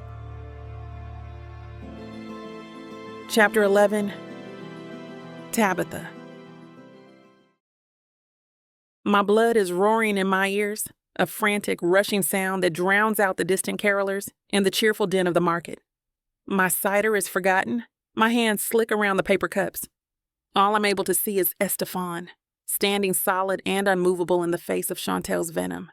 The quiet, unyielding power of his defense hangs in the air, a shield he forged out of thin air just for me. Shantae's face is a mottled, ugly red. The friends she was holding court with are now staring at their boots, at the sky, anywhere but at her. Humiliation radiates from her in waves. For a second, a vicious, unfamiliar satisfaction sparks in my chest, but it's quickly extinguished by the sheer, overwhelming shock of the moment. My feet move before my brain can catch up. I close the distance between us, my hand finding Estefan's arm. His bicep is tense, a coiled rope of muscle beneath his soft flannel shirt. "Let's go," I murmur, my voice tight. His gaze snaps to me, the hard protective fire in his eyes softening the second they land on my face. He gives a curt, dismissive nod to the silent, awkward group, and then he lets me pull him away. I don't let go of his arm. I need the anchor of him, the solid proof that what just happened was real. We navigate through the cheerful, oblivious crowds. The scent of cinnamon and roasted nuts thicken the air. The festive atmosphere feels like it belongs to another planet. I lead us away from the main thoroughfare, down a quiet, snow-covered path that winds behind the vendor stalls toward the riverbank. The only sounds here are the crunch of our boots on the snow and the distant muffled sound of the market. I finally stop near a large, snow-dusted oak tree and let go of his arm. The giant, ridiculous penguin I'm still clutching digs into my ribs. The silence stretches between us, thick with unspoken emotion. "Thank you." The words come out on a choked whisper, completely inadequate. I have to force myself to meet his eyes. "Estefan, thank you." He just watches me, his expression filled with a gentle, patient concern. "You don't have to thank me, Tabitha." "Yes, I do." A hot, frustrated tear escapes and traces a cold path down my cheek. I angrily swipe it away. No one has ever done that for me before, stood up for me like that. My carefully constructed walls, the ones I've been reinforcing for the last 6 months, with a thick mortar of optimism and sheer bloody-minded determination, begin to crack. The hurt I've been pushing down, burying under work and plans, and this insane fake engagement rushes to the surface. I just don't understand how she could do it, I confess, the words tumbling out in a raw, painful rush. How she could say those things. She was my best friend. She knew everything. She knew how much I was struggling with the long distance, how much Eric's stupid, cowardly breakup text hurt me, and she used all of it. My hand finds a braid, my fingers twisting the hair in a frantic, useless gesture. To hear her, twisting it, making me sound like some heartless, calculating brat, I can't finish. The words are stuck behind a thick, painful knot of betrayal in my throat. Estefan closes the small space between us in a single, deliberate step. "Hey," his voice is a low, soothing rumble. "Look at me." I force my gaze up from the snow-covered ground to his face. His green eyes are soft with an empathy so profound it makes my chest ache. "What she said has nothing to do with you," he says, his voice firm but gentle. "That's about her own jealousy and her own unhappiness. It is not a reflection of your character." He pauses, his gaze unwavering. "You are the most loyal person I've ever met, and you deserve to be defended." His words land with the slow, steady certainty of a foundation settling into place. You deserve to be defended. Not because I'm his fake fiancé, not because we're putting on a show, but because I deserve it. The simple, unconditional support in his statement is something so foreign, so powerful, that the last of my defenses crumble into dust. In their place, something new and terrifyingly real begins to bloom. I look at him, really look at him. Not as Steph Merrill from high school. Not as the convenient, kind stranger I roped into my mess. I see him for who he is, This steady, decent, fiercely protective man who listens, who remembers I like peonies, who makes me laugh, who thinks I deserve to be defended, who stood in front of a crowd of our peers and shut down a vicious rumor with a calm, unwavering dignity that took my breath away. And in that stunning moment of clarity, I realize with a jolt that shakes me to my very core that this isn't a game anymore. I am in very, very real danger of falling in love with my fake fiancé. The realization doesn't feel like a slow descent. It feels like stepping off a cliff I didn't even see. The air crackles, thick with everything I'm feeling, everything he's not saying. The space between us is a live wire. My brain is screaming, a cacophony of warnings about my promotion, my life in the city, the inevitable end date of this arrangement. But my heart, my stupid, traitorous heart isn't listening. Before I can second guess it, before my rational mind can wrestle back control, I'm moving. I rise up on my toes, my hands coming up to cup his jaw. His skin is cold from the winter air, a faint stubble scratching against my palms. He makes a soft, surprised sound deep in his throat, but he doesn't pull away. I close the final inch between us, and breaking our one and only rule, I press a soft, lingering kiss to the corner of his mouth. It's not a passionate kiss. It's a kiss of gratitude, of apology, of a deep, terrifying, and undeniable something more. I hold it for a beat, pouring all the words I can't say into the gentle pressure. Then I pull back, my hand still resting on his jaw. His eyes are wide, his lips are parted, and his breath is coming in short, sharp puffs. I look directly into his stunned, beautiful green eyes and whisper the only two words that matter. Thank you.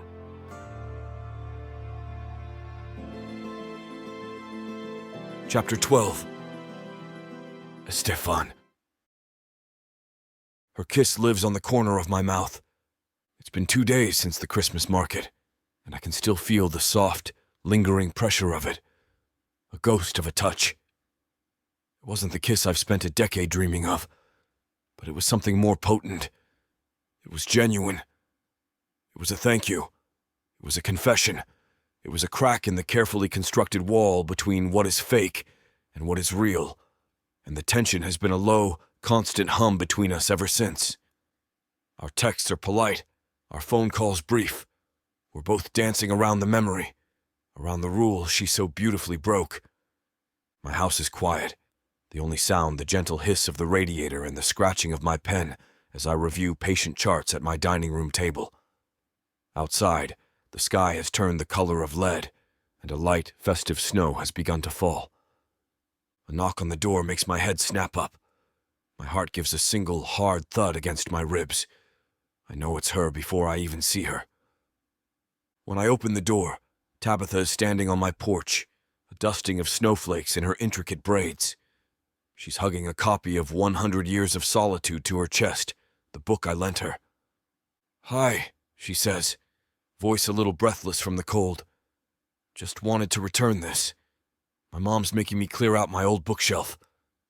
It's an excuse, and we both know it. A safe, plausible reason to bridge the awkward silence between us. "Hi," I say, my own voice sounding rougher than I'd like. I step back. "Come in. It's getting nasty out there." She steps inside, bringing a gust of cold, pine-scented air with her. As she shrugs off her coat, the light snow outside shifts. The gentle flakes become a thick, swirling curtain of white. The wind begins to howl, rattling the old window panes in their frames. "Wow," she says, her eyes wide as she looks out the window. "That came on fast." They were forecasting a squall, but not like this. I pull out my phone and check the local weather alerts. My jaw tightens. The county just issued a travel ban. Roads are officially closed until they can get the plows out. We both look out the window at the blizzard that has materialized out of nowhere. The world has vanished behind a frantic, impenetrable wall of snow. There are no other houses, no street, no sky. Just the storm. And us. She's stranded here. With me. The thought is so overwhelming. so full of a wild, impossible hope that I have to physically restrain myself. My hand goes to my wrist, my thumb brushing over the cool face of my watch. A small, precise movement to contain the universe of emotion that just exploded inside me. This is my dream and my nightmare, all at once. I want this more than anything, but the last thing I want is for her to feel trapped. "Well," she says, her voice tight with a nervous energy. She's twisting one of her braids around her finger. "This is cozy. I need to make her feel safe, not cornered. I need to be the calm in her storm. The power will probably go out," I say, my voice practical, doctor-like. "We should build a fire, just in case." She just nods, looking relieved to have a task, a purpose. My house is small, an old cottage I bought when I moved back to Holly Ridge. It's quiet and full of books and the lingering scent of old wood and coffee. It's my sanctuary, and now she's in it. I lead her to the living room where a large stone hearth dominates one wall. "The kindling is in that basket," I say, gesturing with my chin, "and the logs are just outside on the porch." We work together in a comfortable, surprisingly domestic silence. She kneels on the hearth rug, carefully arranging the kindling and crumpled newspaper. I brave the storm for a few seconds to retrieve an armful of logs, returning with snow melting in my hair and on my shoulders. The wind howls, a mournful, lonely sound. She looks at me as I place the logs by the fireplace. "You know," she says, a small, wry smile on her lips, "for a fake engagement, we seem to be hitting a remarkable number of romantic comedy tropes." A laugh escapes me, genuine and relieved. The snowed-in trope is a classic for a reason. I strike a match, the hiss and flare of it loud in the quiet room. I touch the flame to the newspaper. It catches, a small, hungry orange flower that licks at the dry kindling. We watch, side by side, as the small flame grows, catching on the larger logs, until a steady, confident fire is crackling in the hearth. The flickering light pushes back the gray gloom of the storm, casting long, dancing shadows on the walls. It feels like we've created our own small sun, a pocket of warmth and light in a world that has shut down. The lie, the town, her job in the city, it all feels a million miles away. The lamps on the end tables flicker once, twice. Then the house is plunged into a sudden, profound darkness. The hum of the refrigerator dies. The digital clock on the cable box vanishes. There is only the wild, shrieking howl of the wind outside, the soft, rhythmic crackle of the fire, and the sudden, sharp intake of Tabitha's breath in the dark beside me. Chapter 13. Tabitha. The darkness that swallows the room is absolute. 1 second there was the soft glow of lamps. The next, there is nothing but the frantic dancing light of the blazing fire and the black pressing weight of the storm outside. The sudden absence of the refrigerator's hum makes the silence feel immense, broken only by the crackle of the logs and the sharp rattling howl of the wind. My breath catches, a small sharp sound in the sudden quiet. My heart does a frantic little tap dance against my ribs. It's a primal childhood fear, a deep-seated dislike of sudden, powerless darkness. "Okay?" Estefan's voice comes from beside me, a low, steady rumble that cuts through the immediate panic. So that's that. I feel him shift, a rustle of fabric, and then a beam of light from his phone cuts a clean path through the darkness, landing on my face. I squint, shielding my eyes. "You okay?" he asks, his expression illuminated in the cool blue-white glow. "Yeah, fine." My voice is a little shaky. Just not a huge fan of sudden blackouts. I've got flashlights and candles. He gets up, his movements sure and unhurried in the dark. He's prepared. Of course he is. The man is a doctor. He's probably prepared for an apocalypse. I watch his silhouette move through the house, opening cupboards, his phone light bobbing. He returns with an armful of candles, thick white pillar candles in glass jars. and a box of long matches. He sets them around the living room, on the mantelpiece, the coffee table, the bookshelves. He lights each one, and with every new flame, the room transforms. The harsh single beam of the flashlight is replaced by a soft, warm, multifaceted glow that makes the shadows dance and the whole room feel like a secret hidden cave. It's beautiful. He finds me still huddled on the hearth rug. Better? I nod, the knot in my chest loosening. Much. Thank you. Don't worry, he says, his voice casual as he settles on the rug a few feet away, close enough that I can feel the heat from his body. These squalls usually blow themselves out as fast as they arrive. I'm sure the plows will be running by morning. You'll be back at your parents' place before your mom even realizes you're missing. He gives me a reassuring smile. And I'm well stocked. We won't starve. His words are meant to be a comfort, an off-ramp for the tension. You can go home tomorrow. But a strange, unwelcome pang of disappointment resonates through me. The thought of leaving this warm, firelit cave and going back to the real world, to the lie and the looming deadline of my promotion, is suddenly the last thing I want. What's on the menu for the great blizzard of Holly Ridge? I ask, forcing a lightness into my tone that I don't feel. Well, I was going to make pasta, but the stove is electric. He rubs a hand over his jaw, the scruff making a soft scratching sound. But I have a can of chili that would heat up nicely on the hearth, and I think there's a box of crackers in the cupboard. A gourmet feast. The forced domesticity of it all should be painfully awkward. Making dinner with my fake fiancé by candlelight in a snowstorm. It's the plot of a cheesy holiday movie. But as we navigate his kitchen with our phone flashlights, finding bowls and spoons, it feels natural. We move around each other in the small space with an easy, unspoken rhythm. He opens the can of chili and pours it into a small pot, and I find the crackers and a couple of beers in the fridge. We eat sitting on the floor in front of the fire, the plates balanced on our knees. The chili is surprisingly good. The beer is cold. The fire pops and crackles, a perfect, cozy soundtrack. The conversation starts slowly. Small talk about the storm, about our families. But as the minutes stretch into an hour, and then another, the cozy intimacy of our little cave begins to strip away the pretense. There are no parents to perform for, no old classmates to impress. It's just us. And the silence is only filled when one of us chooses to fill it. You're a really good doctor, aren't you? I say, looking into the flames. I feel his surprise. I try to be. Why? My dad told me, I admit.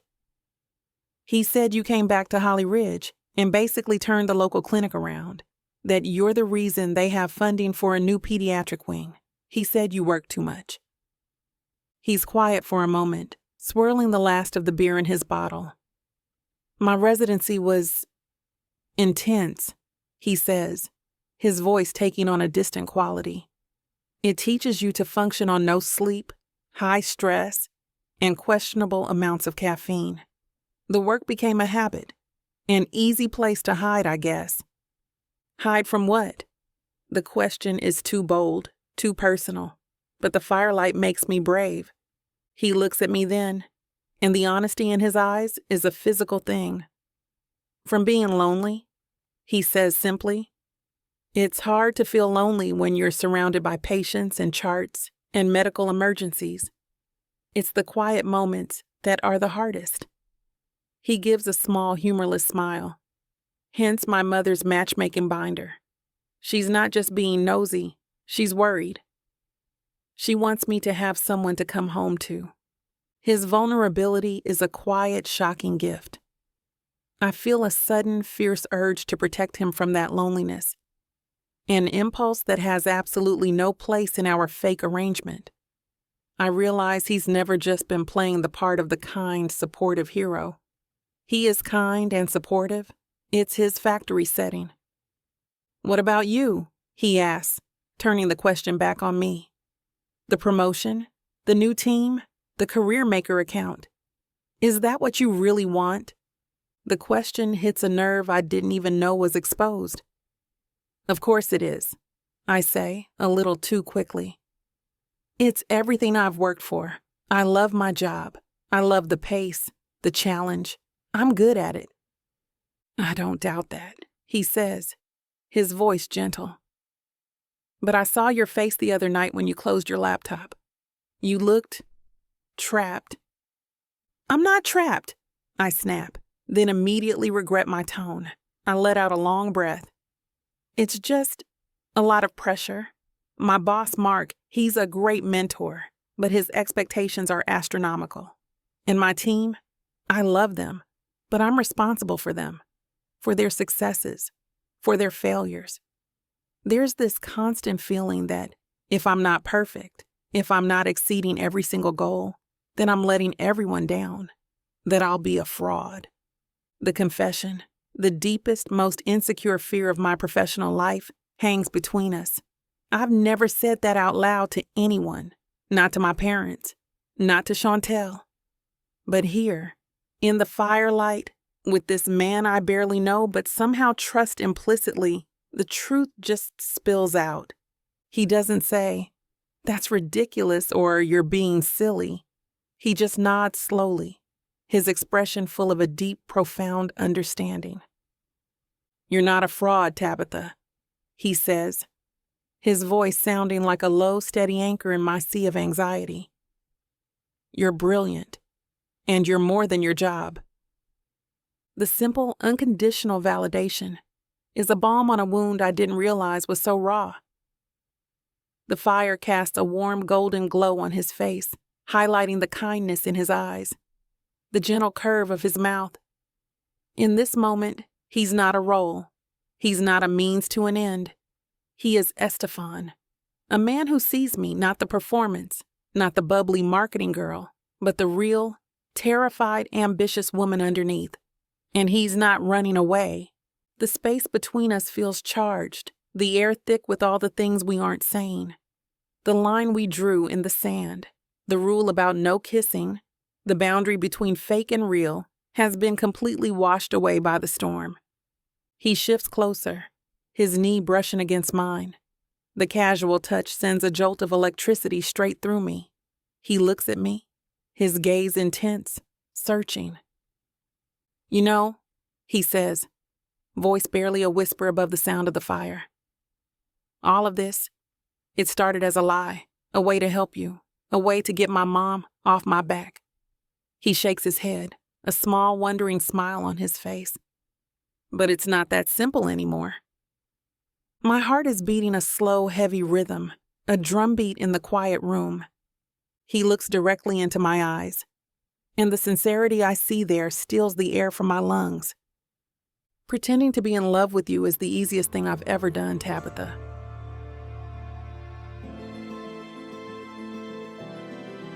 Chapter 14. Estefan. The words are out. They hang in the firelit space between us, stripped bare of all pretense, undeniable and true. My heart is a frantic, wild thing in my chest. I've just laid a decade of secret adoration at her feet, and for a terrifying second, the only sounds are the crackle of the fire and the howl of the wind outside. Then she moves. Tabitha closes the small distance between us, her expression a mixture of awe and something so tender it makes my breath catch. Her hand, so exquisitely gentle, comes up to cup my jaw. Her thumb brushes over the rough stubble there, a soft, searching touch. This is it. This is the moment I either break or become whole. My eyes ask the question my voice can't form. Is this okay? Is this real? She answers by rising on her toes, her gaze locked on mine. She answers by leaning in. The first real kiss is nothing like I imagined and everything I've ever wanted. It's slow, a soft, tentative press of her lips against mine. It's a question, a discovery. I taste the beer we drank and something else, something that is purely, intoxicatingly Tabitha.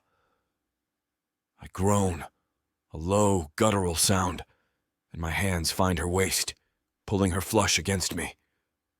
The kiss deepens, and all the pent-up longing, all the unspoken feelings from the past few weeks, the past 10 years, ignite. Her lips part for me, and our tongues meet in a slow, searing dance. It's not a kiss of frantic need, but of profound, soul-deep recognition. There you are. I've been waiting for you. I hate to put a stop to a good time, but it looks like we've hit this platform's limit for spiciness. This platform's got some rules we have to play by if we want to keep giving you these stories for free. And trust me, this scene isn't something you want to miss. While we can't get into all the details here, you can still dive into the full, uncut version at TylaWalker.com. Miss Tyla has an entire collection of unabridged audiobooks and ebooks waiting for you. And the best part? You can treat yourself with 40% off when you use the code SAVE40. That's right. You'll save on any digital product, even bundles that are already discounted. Miss Tyla would never let anyone feel the kind of disappointment you must be feeling right now. So why wait? Treat yourself with Miss Tyla. She's quiet for a long time, her breathing slowly returning to normal. Then she shifts, her voice a small, vulnerable whisper in the dark. What does this mean for us? Chapter 15. Tabitha. I wake up slowly, in pieces. First, there's the light. A soft gray, diffused light filtering through a window. Completely different from the familiar sliver of morning sun I get through my bedroom blinds at home. Then, the scent. It's not the cinnamon and pine potpourri my mom leaves in every room. This is something else. Clean, masculine, and deeply comforting. It smells like Estefan. Then the warmth. It's wrapped all around me, a heavy arm draped possessively over my waist, a solid wall of muscle and heat pressed against my back. A soft, steady breath puffs against my neck, in perfect rhythm with the slow, heavy beat of a heart I can feel against my shoulder blades. His. My eyes fly open. The memories of last night rush in, not as a hazy dream, but as a vivid, high-definition replay of skin and heat and whispered words. Oh, God. It wasn't a dream. We really did that. Every single rule-breaking, earth-shattering bit of it. Panic, cold and sharp, tries to claw its way up my throat. What have I done? I slept with my fake fiancé. My kind, sweet, temporary fake fiancé. This was not part of the plan. This blows the whole, carefully constructed marketing brief for our relationship to smithereens. But then he shifts behind me, a low, sleepy sound rumbling in his chest. His arm tightens, pulling me closer against him, tucking my head under his chin like I belong there. And the panic, it just dissolves. It's replaced by a wave of something so warm and wonderful and terrifyingly real that it makes my breath catch. Happiness. A deep, quiet, bone-deep happiness. This is the most dangerous feeling I've ever had. I lie there for what feels like hours, too scared to move, too content to ever want to leave. I just breathe him in, memorizing the feel of his body wrapped around mine, the weight of his grandmother's ring on my finger. For the first time in 6 months since the moment I read that text from Eric, the constant low-level hum of anxiety in my chest is gone. In its place is a profound, startling peace. Eventually, the need for coffee becomes too great to ignore. I try to slip out of his hold, moving with the slowness of a bomb disposal expert. I've barely shifted an inch when his arm tightens. His voice a low, sleep-rough murmur in my ear. Don't go. My entire body goes still. I was just going to the bathroom, I whisper, my voice sounding foreign in the quiet room. He loosens his grip, just enough for me to slide out from under the warm, heavy covers. The cold air is a shock against my bare skin. I grab his discarded flannel shirt from a chair, the soft fabric swallowing me whole. It smells like him. As I tiptoe to the ensuite bathroom, I feel his eyes on me, a warm, steady gaze that makes my skin tingle. When I come out, he's propped up on one elbow, the sheet pulled around his waist. His hair is a mess. His jaw is dark with stubble, and he is, without a doubt, the most handsome man I have ever seen. The shy, gentle intimacy of the morning hangs in the air between us, a fragile, beautiful thing. "Coffee?" I ask, my voice still a whisper. A slow, easy smile spreads across his face. "Please." In the kitchen, the world outside is a wonderland of white. The snow has stopped, leaving behind a thick, pristine blanket that muffles all sound. It's beautiful and isolating, our little snow globe world. I'm rummaging through his cupboards, trying to figure out his coffee machine, when he comes up behind me. He's pulled on a pair of gray sweatpants, his chest bare. He doesn't say anything, just reaches around me to grab the coffee filters from a higher shelf. His body brushes against my back, a casual, intimate touch that sends a jolt of awareness through me. "I'll do it," he says, his voice rumbling near my ear. "How do you take it?" "A little bit of cream, 1 sugar." He works with a quiet efficiency, scooping coffee, pouring water. We don't talk about last night. We don't talk about the future, or the end date, or the fact that I am wearing his shirt, and he knows how I take my coffee. We don't have to. The reality of it is in every glance, every shared smile, every brush of our hands as he passes me a steaming mug. Everything is different now. The word fake has been incinerated, burned away by the heat we generated last night. We sit on the sofa, wrapped in a thick wool blanket, sipping our coffee and watching the snow-covered world outside his window. It's the most comfortable silence I have ever experienced. My head finds its way to his shoulder, and his arm comes around me, holding me close. This feels more real than anything in my meticulously planned city life. Then I hear it. A distant mechanical rumbling, a low grinding scrape, the snowplow. The sound is a harsh, unwelcome intrusion, the real world clawing its way back into our perfect, quiet bubble. It means the roads will be clear soon. It means I can go home. It means this has to end. The anxiety, which had been so beautifully absent, comes rushing back, a cold tide in my chest.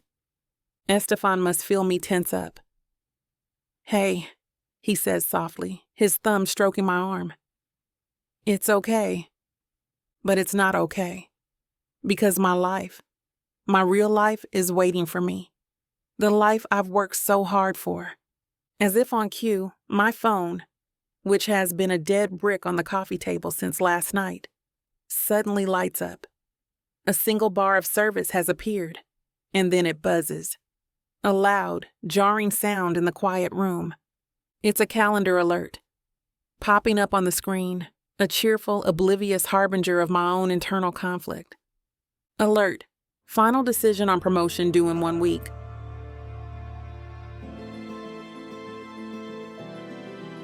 Chapter 16. Estefan. The world is too bright. When I woke up this morning, the world was perfect. It was just the two of us, cocooned in the soft gray light of the storm's aftermath. Tabitha was asleep in my arms, her face peaceful, her braids a beautiful, intricate river across my pillow. I lay there for what felt like an eternity, memorizing the shape of her, the scent of her skin, the quiet rhythm of her breathing. It was the single most profound moment of peace I have ever known. The culmination of a decade of silent, hopeless longing. Now, driving her home, the glaring sun reflecting off a world of pristine, unbroken snow is a physical assault. It's sharp and clarifying and brutally real. Every dripping icicle, every tire track emerging from the slush is a sign that the world is waking up, that our stolen magical time is over. The quiet in the car is a heavy, suffocating thing. It's nothing like the comfortable quiet we shared on the sofa, wrapped in a blanket. This silence is full of the question she whispered in the dark last night. What does this mean for us? A question I never answered. I couldn't. Because the real answer, it means everything. It means you are my future. It means I've been in love with you since I was a boy. It's too heavy, too terrifying to speak out loud. It would have sent her running. I glance over at her. She's staring out the passenger window, her expression unreadable, her profile a perfect, heartbreaking silhouette against the blinding white snow.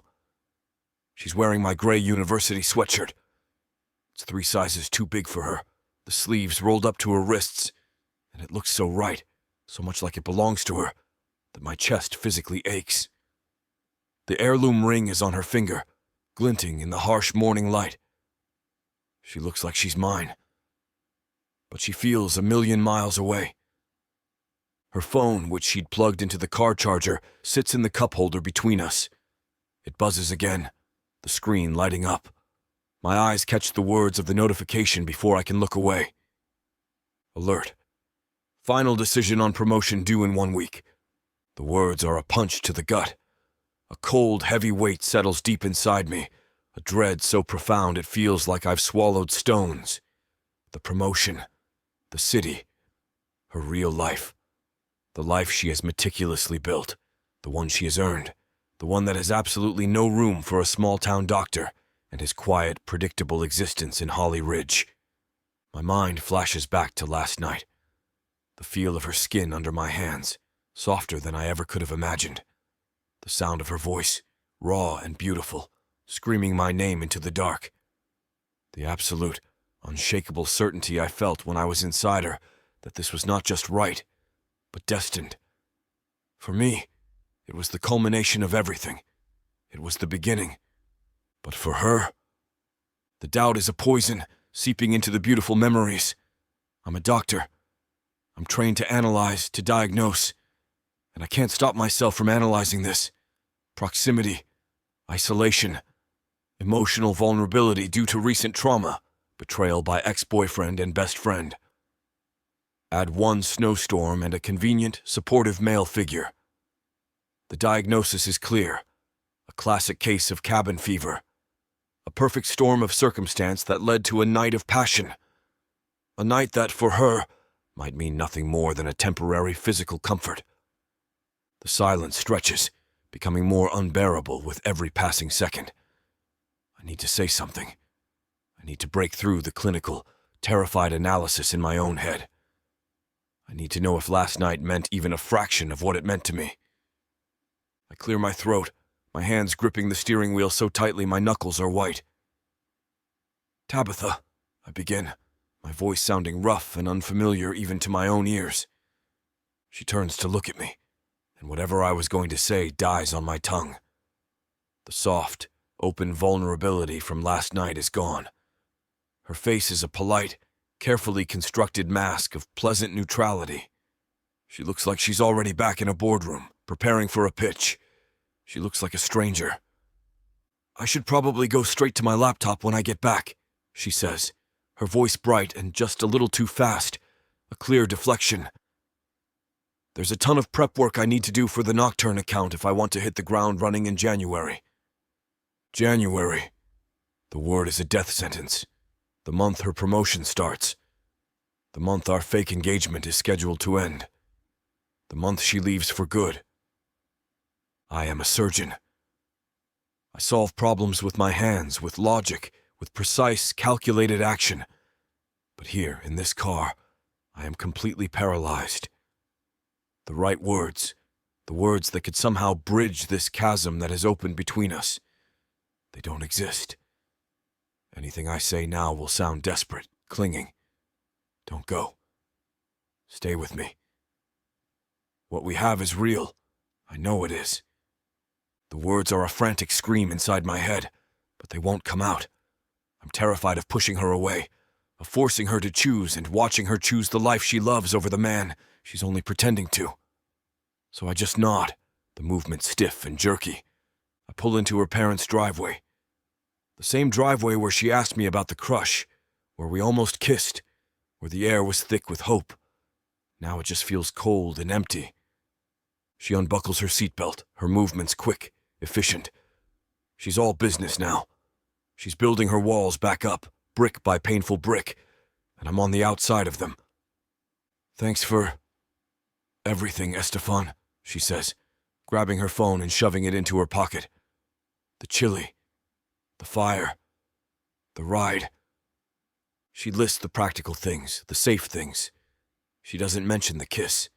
She doesn't mention the feel of our bodies tangled together.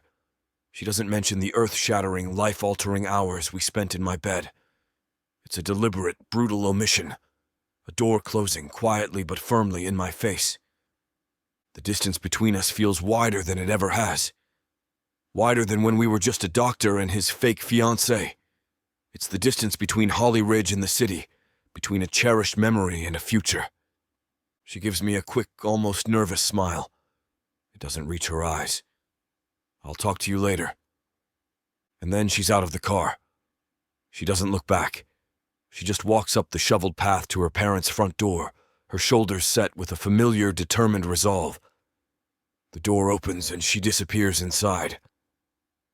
I'm left alone in the humming silence of the car, watching the front door of a house that is not mine, with a mounting dread that feels like it's going to swallow me whole. Chapter 17. Tabitha. I close the front door behind me, and the click of the latch feels like a final definitive sound. The warmth of my parents' house wraps around me, smelling of coffee and the faint, lingering scent of last night's roast. It should feel like coming home, but all I feel is a profound sense of dislocation, as if I've just been dropped back onto a planet I no longer recognize. I'm still wearing his sweatshirt. It's soft and smells of his skin, of wood smoke, of the quiet, intimate world we built in the midst of the storm. The silence on the way here was a thick, suffocating thing, a stark contrast to the easy vulnerability we'd shared just hours before. The walls went up on both sides. He retreated into a quiet, watchful distance, and I retreated behind a bright, brittle wall of professionalism. "Honey, you're back." My mom comes bustling out of the kitchen, wiping her hands on a dish towel. Her eyes are bright with a cheerful, knowing curiosity. "Did the roads clear up already? I was so worried about you two, all alone in that little house." She winks, "Though I'm sure you found ways to keep warm." A hot blush floods my face. "Mom, please." "I'm just happy you're safe," she says, her smile so full of innocent, unadulterated joy at my engagement that it feels like a punch to the gut. I need to escape. I need to be alone, to think, to try and untangle the massive, chaotic knot of feelings in my chest. I offer a weak smile and a non-committal. I'm just going to get some work done, and flee upstairs before she can ask any more questions. My bedroom, my childhood sanctuary, feels different. The peonies Estefan bought me are on my nightstand, their pink petals now fully, gloriously open. They look like a promise. His sweatshirt feels like a brand. My entire room is contaminated with the evidence of him, of what he's becoming to me. I need an anchor. I need to remember who I am, what my life is. I shed his sweatshirt with a pang of regret, pulling on one of my own. I sit at my old desk, flip open my laptop, and stare at the corporate logo on my screensaver until my breathing starts to even out. This is real. The Nocturne account, Senior Creative Director, my team, my future. The calendar alert from the car is still seared into my brain. Final decision due in 1 week. I need to talk to Mark. I need to hear the details, to feel the familiar thrill of ambition, to remind myself of the life I've poured my entire soul into building. I take a deep breath, steel myself, and dial his number. He picks up on the second ring. "Tabitha, the woman of the hour. I was hoping you'd call. Are you enjoying your victory lap?" His voice is exactly what I need to hear, booming, confident, and full of the familiar, fast-paced energy of the city. "I am, Mark. It's quiet here." Well, enjoy it while it lasts, because quiet is about to be a thing of the past, he says with a laugh. Listen, I know I gave you the highlights in the email, but I wanted you to hear it from me. The board is ecstatic. They're not just giving you the promotion, they're giving you the keys to the kingdom. The salary we talked about, I got you 10% more. You'll have full creative control, your own budget, and you'll be reporting directly to me. This isn't just a step up, Tabitha. This is the elevator to the penthouse. I close my eyes, and I can picture it. The corner office with the floor-to-ceiling windows, the thrill of a successful pitch, the hum of my team, my very own team, brainstorming in a conference room. It's a glittering, beautiful future. The future I have wanted for as long as I can remember. Mark, that's amazing, I say, and I mean it. A genuine surge of professional pride and excitement courses through me. This is what I'm good at. This is where I belong. It is. He agrees. The Nocturne campaign is going to be a monster. National television spots, a huge digital rollout, maybe even a Super Bowl ad if we play our cards right. It's a career maker, which is why I need your final, official yes by the end of the year. We want to send out the press release on January 2nd, the day you start. Of course, I say, my voice steady. You'll have it. I knew you'd say that. I can hear the smile in his voice. You're a rock star, Walker. Now go enjoy your holiday. You've earned it. We hang up, and I just sit there, my hand still on my phone. The path is clear. It's a brightly lit 6-lane highway leading directly to the life I've always dreamed of. All I have to do is get in the car and drive.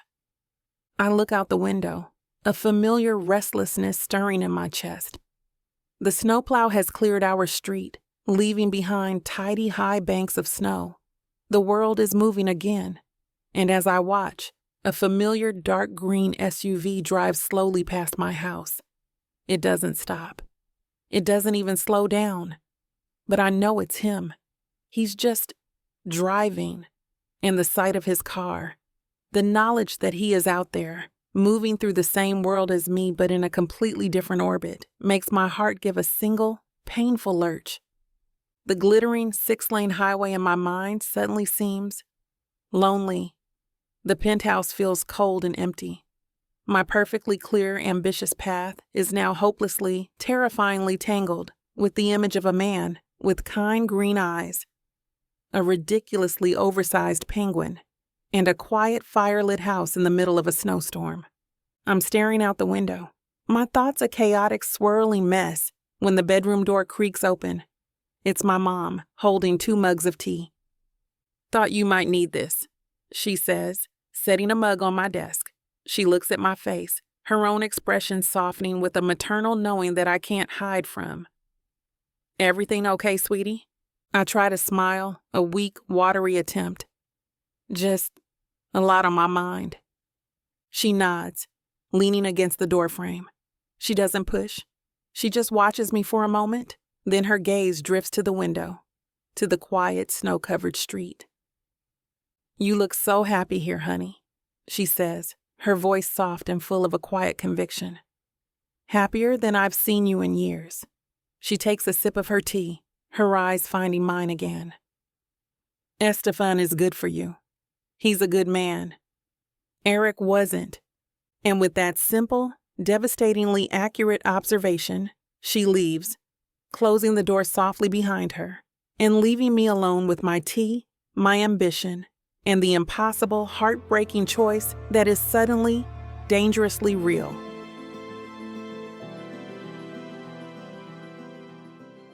You won't know what hit you, baby. I'm going to take you, break you, and make you mine. When I'm done, you're... Now hold on just a minute. What? I got something to say.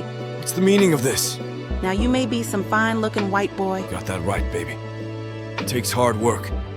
And you might got the money. Fat stacks, baby, to spoil you with. But that doesn't mean I'm going to give it up to you without a fight. A Fight? You want some limp wilting flowers? Go to historical romance, baby.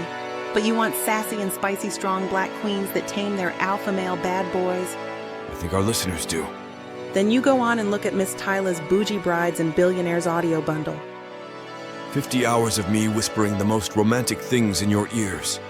Fake marriages, alpha male billionaires, strong black women, steamy scenes that will make your eyes roll back. And everything wrapped up in a happily ever after that will put you in an afterglow. Use code SAVE40 to get 40% off this bundle and any other digital product in Miss Tyla's store. Unabridged and uncut. Just like you, You're gonna have to find out. Tyla Walker Romances. Escape your life with sassy romance.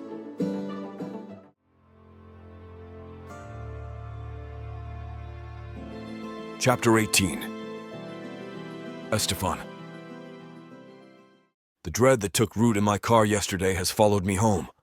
It settled in my quiet house, a cold, unwelcome guest. I spent the night replaying every moment from our time in the storm, searching for clues, for proof that it was as real for her as it was for me. I keep coming back to the look on her face when she got out of the car, a quick, nervous smile before she turned her back. The distance between us was an abyss, and I'm terrified it's only going to get wider. I can't let us drift apart in a sea of unspoken fears and polite text messages. I'm a surgeon. When something is broken, I fix it. And this fragile, beautiful, terrifying thing between us is broken. I grab my coat. I'm going to her house. We're going to talk. When she opens the door, she's wearing a soft, cream-colored sweater that makes her look warm and impossibly beautiful. There's a flicker of surprise in her eyes, followed by a familiar, guarded caution. The open, vulnerable woman from the snowstorm is gone, replaced by someone who is bracing for an impact. "Hey," I say, my voice steadier than I feel. "The sun's out. The roads are mostly clear. I thought we could go for a walk, clear the air." She hesitates for a second, her gaze searching mine. I see her internal debate, the quick calculation. But then she just nods, a small, almost tired movement. "Yeah, okay. Let me just grab my coat." We walk in silence at first, our boots crunching on the packed snow of the sidewalk. The world is bright and clean after the storm, the sky a brilliant, cloudless blue. Icicles drip from the eaves of the houses, a steady, rhythmic percussion. It's a perfect winter day, but the beauty of it feels mocking, a sharp contrast to the gray uncertainty churning inside me. I have to say something. I have to bridge this gap. "I saw the notification on your phone yesterday," I say, the words coming out in a rush before I can lose my nerve. "In the car. The one about your promotion." She stops walking, her hand going to the sleeve of her coat, her fingers fidgeting with the cuff. "Oh, right. You don't have to talk about it if you don't want to," I add quickly, already backtracking, terrified of pushing too hard.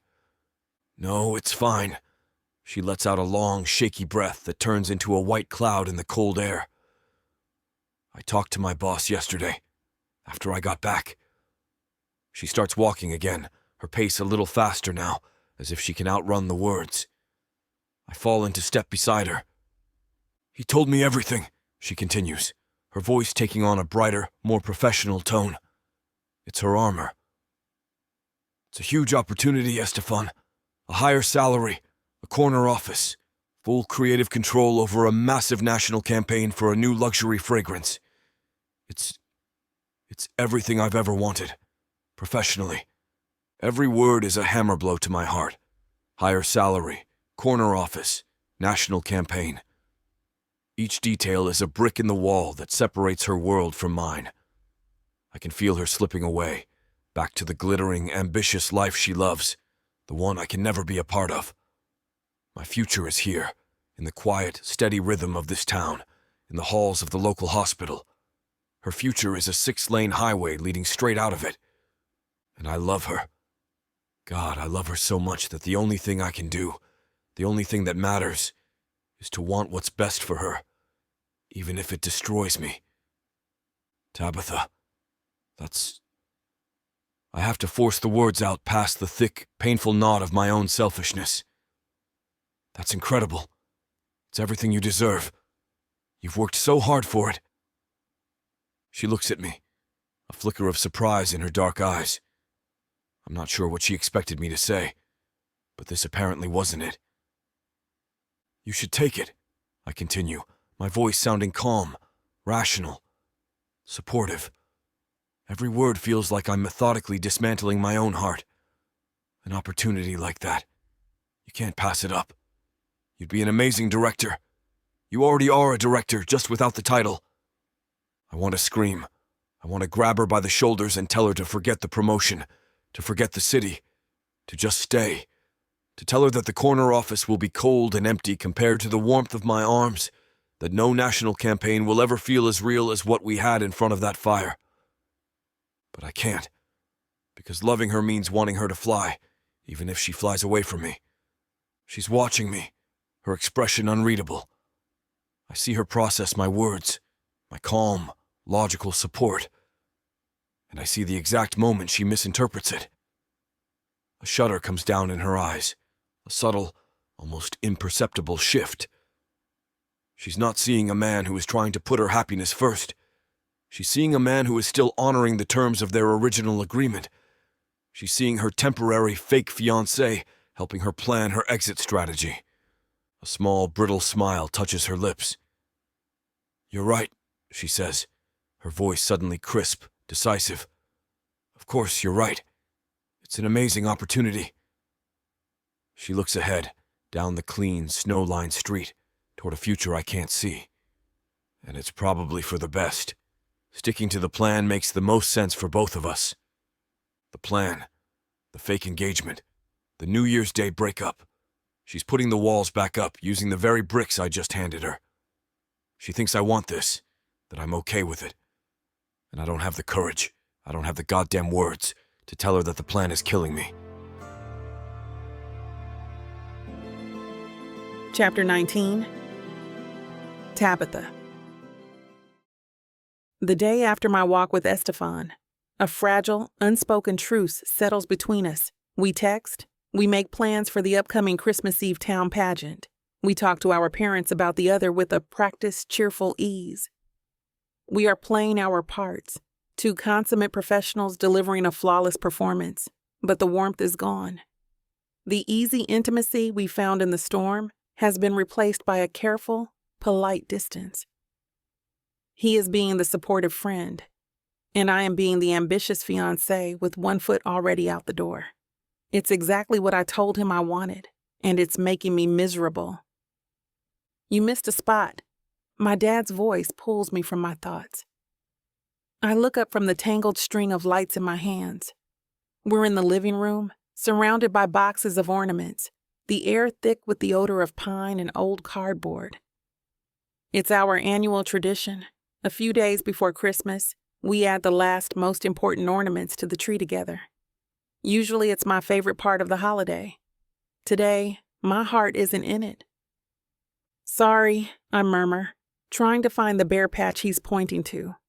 My dad doesn't say anything, just watches me for a moment, his expression kind and perceptive.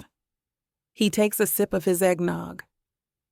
You know, he says casually, for someone who just landed the biggest promotion of her career and is about to marry a hometown hero, you don't seem very happy. The observation is so gentle, so accurate, that it makes my throat tighten. I try for a bright, dismissive smile. Just a lot on my mind, Dad. Work stuff. He just hums, not buying it for a second. He reaches into a box and pulls out a faded, slightly lopsided gingerbread man with my name written on it in clumsy first-grade cursive. He hangs it carefully on a prominent branch. You know, he says, his back to me. A long time ago, right after your mom and I got married, I was offered a job, a big one. It was in Chicago, more money than I'd ever seen, a fancy title, the whole 9 yards. I stop untangling the lights, my full attention on him. He rarely talks about his life before he took over the local hardware store. Your mom was just starting to get her catering business off the ground here, he continues, his voice soft with the memory. She had a small but loyal client base. She was building something that was hers. We talked about it for weeks. The job in Chicago was the smart move, the logical move. It was the kind of opportunity that sets you up for life. He faces me, his eyes full of a quiet, profound love for my mother that has always been the bedrock of my world. But your mom, she wasn't a city girl. Her roots are here. Her whole life was here. And I looked at this amazing, once-in-a-lifetime career opportunity. And then I looked at your mother. And I realized the life I wanted wasn't in Chicago. It was wherever she was. He picks up a delicate glass-blown angel from the box. So I turned it down. Everyone thought I was crazy. My own father told me I was throwing my future away. He places the angel at the very top of the tree. But I knew. A great career makes a good life, Tabitha. But the right person makes life great. His words land in the quiet, festive room like a revelation. They slice through all my carefully constructed arguments, all my professional ambitions, all my fears. A great career makes a good life, but the right person makes life great. My mind is a chaotic swirl of images. The corner office with the view of the skyline, the national campaign, the perfect, ambitious future I had mapped out. And then, another set of images. Estefan's quiet, steady smile, the feel of his hand in mine under the dinner table, the way he gazed at me in the firelight, his eyes full of a decade of unspoken admiration, the memory of waking up in his arms, feeling a sense of peace so profound it felt like coming home. For weeks, I've been trying to compartmentalize, to keep my two worlds separate, my real life in the city and my temporary fake life here. But my dad's story, his simple, unwavering choice, makes me realize I've been looking at the equation all wrong. I've been weighing a job against a man, an opportunity against an arrangement, but my feelings for Estefan aren't an arrangement anymore. They're real. They are the truest, most genuine thing I have felt in a very long time. And the thought of walking away from him, of getting on a plane after New Year's and leaving him behind in this town, in this life, the thought isn't just sad. It's unbearable. It's the thought of deliberately choosing a good life when a great one is standing right in front of me. The thought of leaving him feels more painful than turning down a promotion I've spent my entire adult life chasing. Tears spring to my eyes, hot and sudden. I'm not crying for the career I might be giving up. I'm crying for the man I'm terrified of losing. My hand, of its own accord, lifts to my chest, my fingers brushing against the cold, hard lump in my pocket, where I'd tucked the ring before we started decorating. I'd told myself it was too valuable to wear while handling dusty ornaments. But the truth is, I couldn't bear to look at it. I couldn't bear the weight of what it represented. Now my fingers close around it. I pull it out, the beautiful antique diamond, catching the twinkle lights of the Christmas tree, scattering tiny, hopeful rainbows across the ceiling. It's not a prop. It's not part of a lie. It's a symbol of a life I'm suddenly, desperately afraid I won't get to have. I look at the beautiful heirloom ring on my finger and realize with a certainty that steals my breath that I don't want to give it back. Not in a week. Not ever. But does he feel the same way? After I pushed him away? After I let him believe that I was still just playing a part? The hope that blooms in my chest is immediately followed by a cold, terrifying wave of doubt.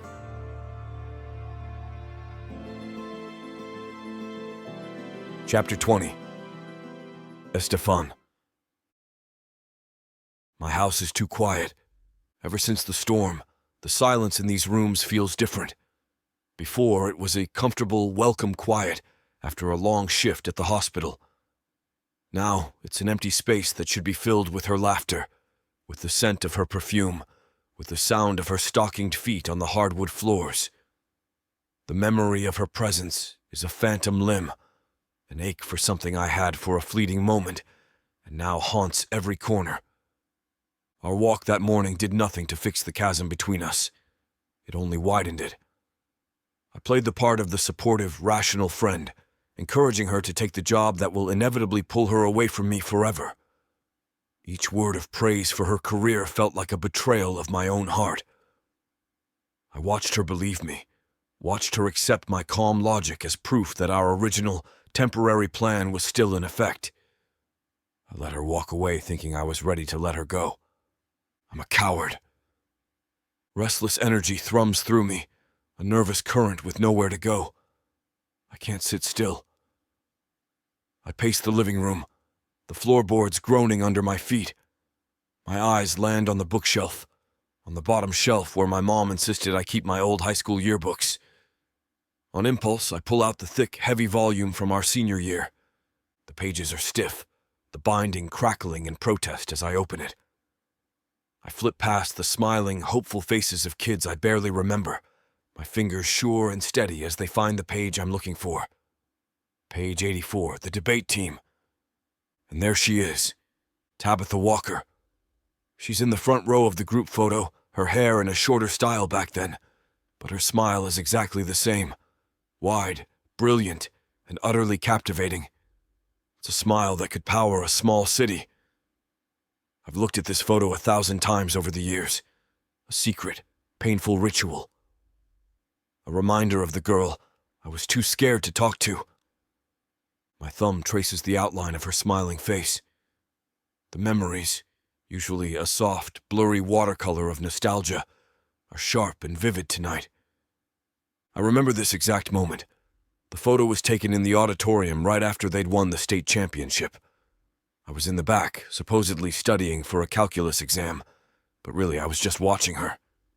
She was arguing the final point, her voice clear and passionate, her arguments so sharp and intelligent she'd systematically dismantled her opponent without ever losing her composure. She was glorious, a warrior in a school uniform. I flipped through the pages, and more memories surface. The sound of her bright, infectious laugh echoing through the noisy cafeteria as she sat with her friends. The time I completely fumbled a presentation in history class, my notes scattering everywhere, my voice cracking. I was beet red, a total social disaster. As everyone was packing up, she'd stopped by my desk. She didn't laugh. She just met my humiliated gaze with her kind, warm eyes and said, "You had some really good points in there, especially about the trade routes." It was a small thing, a simple throwaway kindness.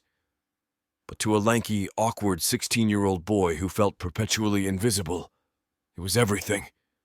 That's when it started. Not just a crush, a deep, profound, and utterly hopeless admiration. And when she asked me in the car if my mother was telling the truth, I'd panicked. I downplayed it, wrapped it in the safe, dismissive packaging of a high school kind of thing. I'd called it admiration. It was a lie of omission. It wasn't just admiration. It was the beginning of love. The realization settles over me, heavy and sure. And trying not to scare her away, I haven't been fair to her. I've been just as fake as our engagement, hiding the most important truth of all. She's wrestling with a life-altering decision, weighing her meticulously planned future against this confusing, unexpected thing that has grown between us. And she's doing it without all the data. She deserves to know that for me, this isn't a surprise. It isn't an accident of proximity. It's the culmination of a decade of waiting. I can't let this end with her walking away on New Year's Day, back to her corner office, thinking that what we had was nothing more than a temporary alliance, a moment of storm-induced passion. I can't let her go thinking I'm okay with our plan. A new, unfamiliar resolve hardens in my chest, pushing back the cold dread. I am a man who fixes things. This is the most important thing I will ever have to fix. I will tell her. Everything. Not the edited, downplayed version, but the whole messy, decade-long truth. I'll tell her about the debate championship, about the fumbled presentation, about every time I saw her across a crowded room and wished I had the courage to say hello. And I'll do it on Christmas. It's just a few days away. It feels right. It's a day for miracles, for quiet truths. Whatever her decision is about the job, whatever she decides about her future, she will make that choice knowing exactly how I feel. She deserves that. I owe her that. I owe it to myself. I closed the yearbook, the heavy thud of the cover a definitive final sound in the quiet room. The fear of losing her is still there, a cold, sharp knot in my gut. But now, it's joined by something else. A fierce, burning determination. I'm not going to lose her without a fight. Chapter 21. Tabitha. The last few days have been a special kind of hell. A quiet, polite, smiling hell. Every carefully neutral text from Estefan feels like a confirmation of my deepest fear. For him, our night together was a beautiful storm-induced fluke. For me, it was everything. Now, standing in front of my mirror, adjusting the collar on my red wool coat, a fresh wave of anxiety washes over me. Tonight is the Christmas Eve candlelight service. Another command performance, but this time, the lie I'm telling feels less like a shield and more like a costume I'm desperate to rip off. He's waiting for us on the church steps, a dark silhouette against the warm golden light spilling from the open doors. He's talking to my father, but his eyes find mine the second we get out of the car. The polite, distant smile he's been wearing for days is there, but it doesn't quite reach his eyes. There's something else there, something guarded and questioning that mirrors the turmoil in my own chest. Janice, David, he greets my parents warmly before his gaze settles on me. Tabitha, just my name. A simple, careful acknowledgement that keeps a universe of distance between us. The church is packed, the air thick with the aroma of pine boughs, melting wax and old wood. He leads us to a long, crowded pew where his parents are saving 4 spots. The logistics of sliding in force me to press past him. My coat brushing against his sweater. I catch the clean, crisp scent of his cologne, a scent I now associate with tangled sheets and the safety of his arms. The memory is so potent, so immediate, that my breath hitches. We're seated, a tight fit. I'm pressed shoulder to shoulder against him, the thick wool of our coats a frustrating barrier. I am hyper-aware of every tiny movement he makes, the way he shifts his weight, the rustle of his program. The proximity is a sweet, maddening torture. The organ swells, and we'd all rise to share hymnals for O Holy Night. Estefan and I are forced to angle toward each other, sharing the small, worn book. Our heads are inches apart. I can see the individual snowflakes that have melted in his dark hair, see the steady, calm pulse in his neck. Our fingers brush as we hold the hymnal, a jolt of static electricity in the sacred space. My own fingers tremble slightly. His low, steady baritone is a comforting rumble beside me. It's a sound I felt vibrate through his chest just a few nights ago. The thought makes a hot blush creep up my neck. I focus intently on the words on the page, my own voice barely a whisper. As we move into the second verse, I feel his hand, large and warm, find mine where it rests on the seat between us. It's not a performative gesture for our families. It's quiet, almost surreptitious. His fingers lace through mine, a firm, possessive grip that feels less like a question and more like a statement. A warmth blooms in my chest, a radiant, hopeful heat that chases away the cold knot of doubt. I curl my fingers around his, a silent, grateful response. Later, during the pastor's sermon about finding your way home, I feel his gaze on me. I turn my head and our eyes meet. The polite mask is gone. In the soft, flickering candlelight, his green eyes are filled with a raw, unguarded sincerity. It's the same look he gave me in the firelight, a look that says more than words ever could. In that single shared glance, the invisible walls between us seem to dissolve, and I don't feel like I'm performing. I don't feel like an outsider playing a part. I feel like I'm home. The feeling is so profound that it takes me a moment to register the other one. The prickling sensation on the back of my neck, the feeling of being watched. I instinctively squeeze Estefan's hand, and his thumb immediately begins to stroke the back of mine, a small, reassuring gesture. I let my gaze drift across the aisle, and then I see her. Shantae is sitting a few rows ahead of us, next to Eric. He's staring blankly at the altar, but Chantel isn't looking at the service. She's looking at us. Her eyes are narrowed, her expression a mixture of pure, unadulterated venom and cold, calculating suspicion. Her gaze drops to our joined hands, then back up to my face. A chill snakes down my spine. This isn't over. She's not just angry. She's watching, waiting. The service ends too soon. The spell of peace is broken as everyone begins to shuffle out into the cold night air. Estefan's hand moves from mine to the small of my back, a warm, protective presence guiding me through the crowd. We're almost at the heavy oak doors when a voice cuts through the cheerful din. "Merry Christmas, Tabby." It's Shantae. She's right beside me, her face a sickening mask of saccharine sweetness. Eric is trailing miserably behind her. "Merry Christmas, Chantel," I say, my voice tight. Her smile is a thin, sharp line. As she slides past in the throng, she leans in, her voice a poisonous whisper meant only for me, but loud enough to cut through the noise. It's amazing what some people will do for attention.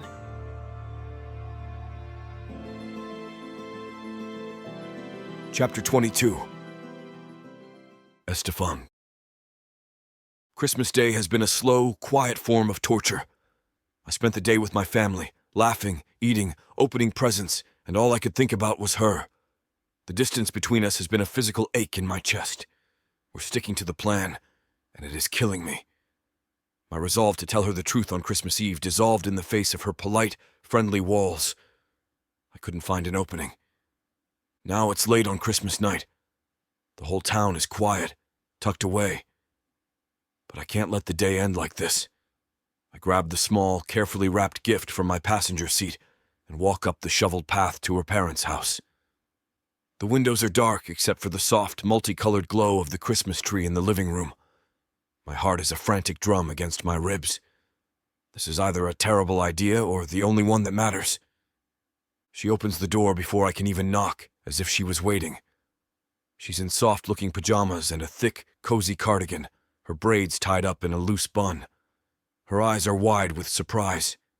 "Hi," she whispers, voice a little breathless. "Hi," I say, my own voice rough. "Merry Christmas. I had something for you." She steps back, letting me into the quiet house.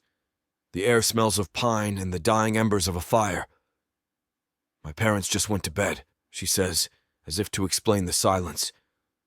We stand in the hallway for an awkward moment, the space between us charged with unspoken things.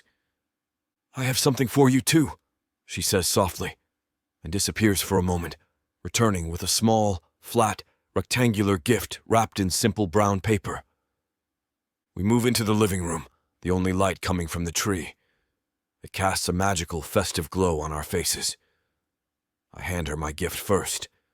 She takes it, her fingers brushing mine. She carefully unwraps it, her movements slow and deliberate. When she sees what it is, her breath catches in a sharp, audible gasp.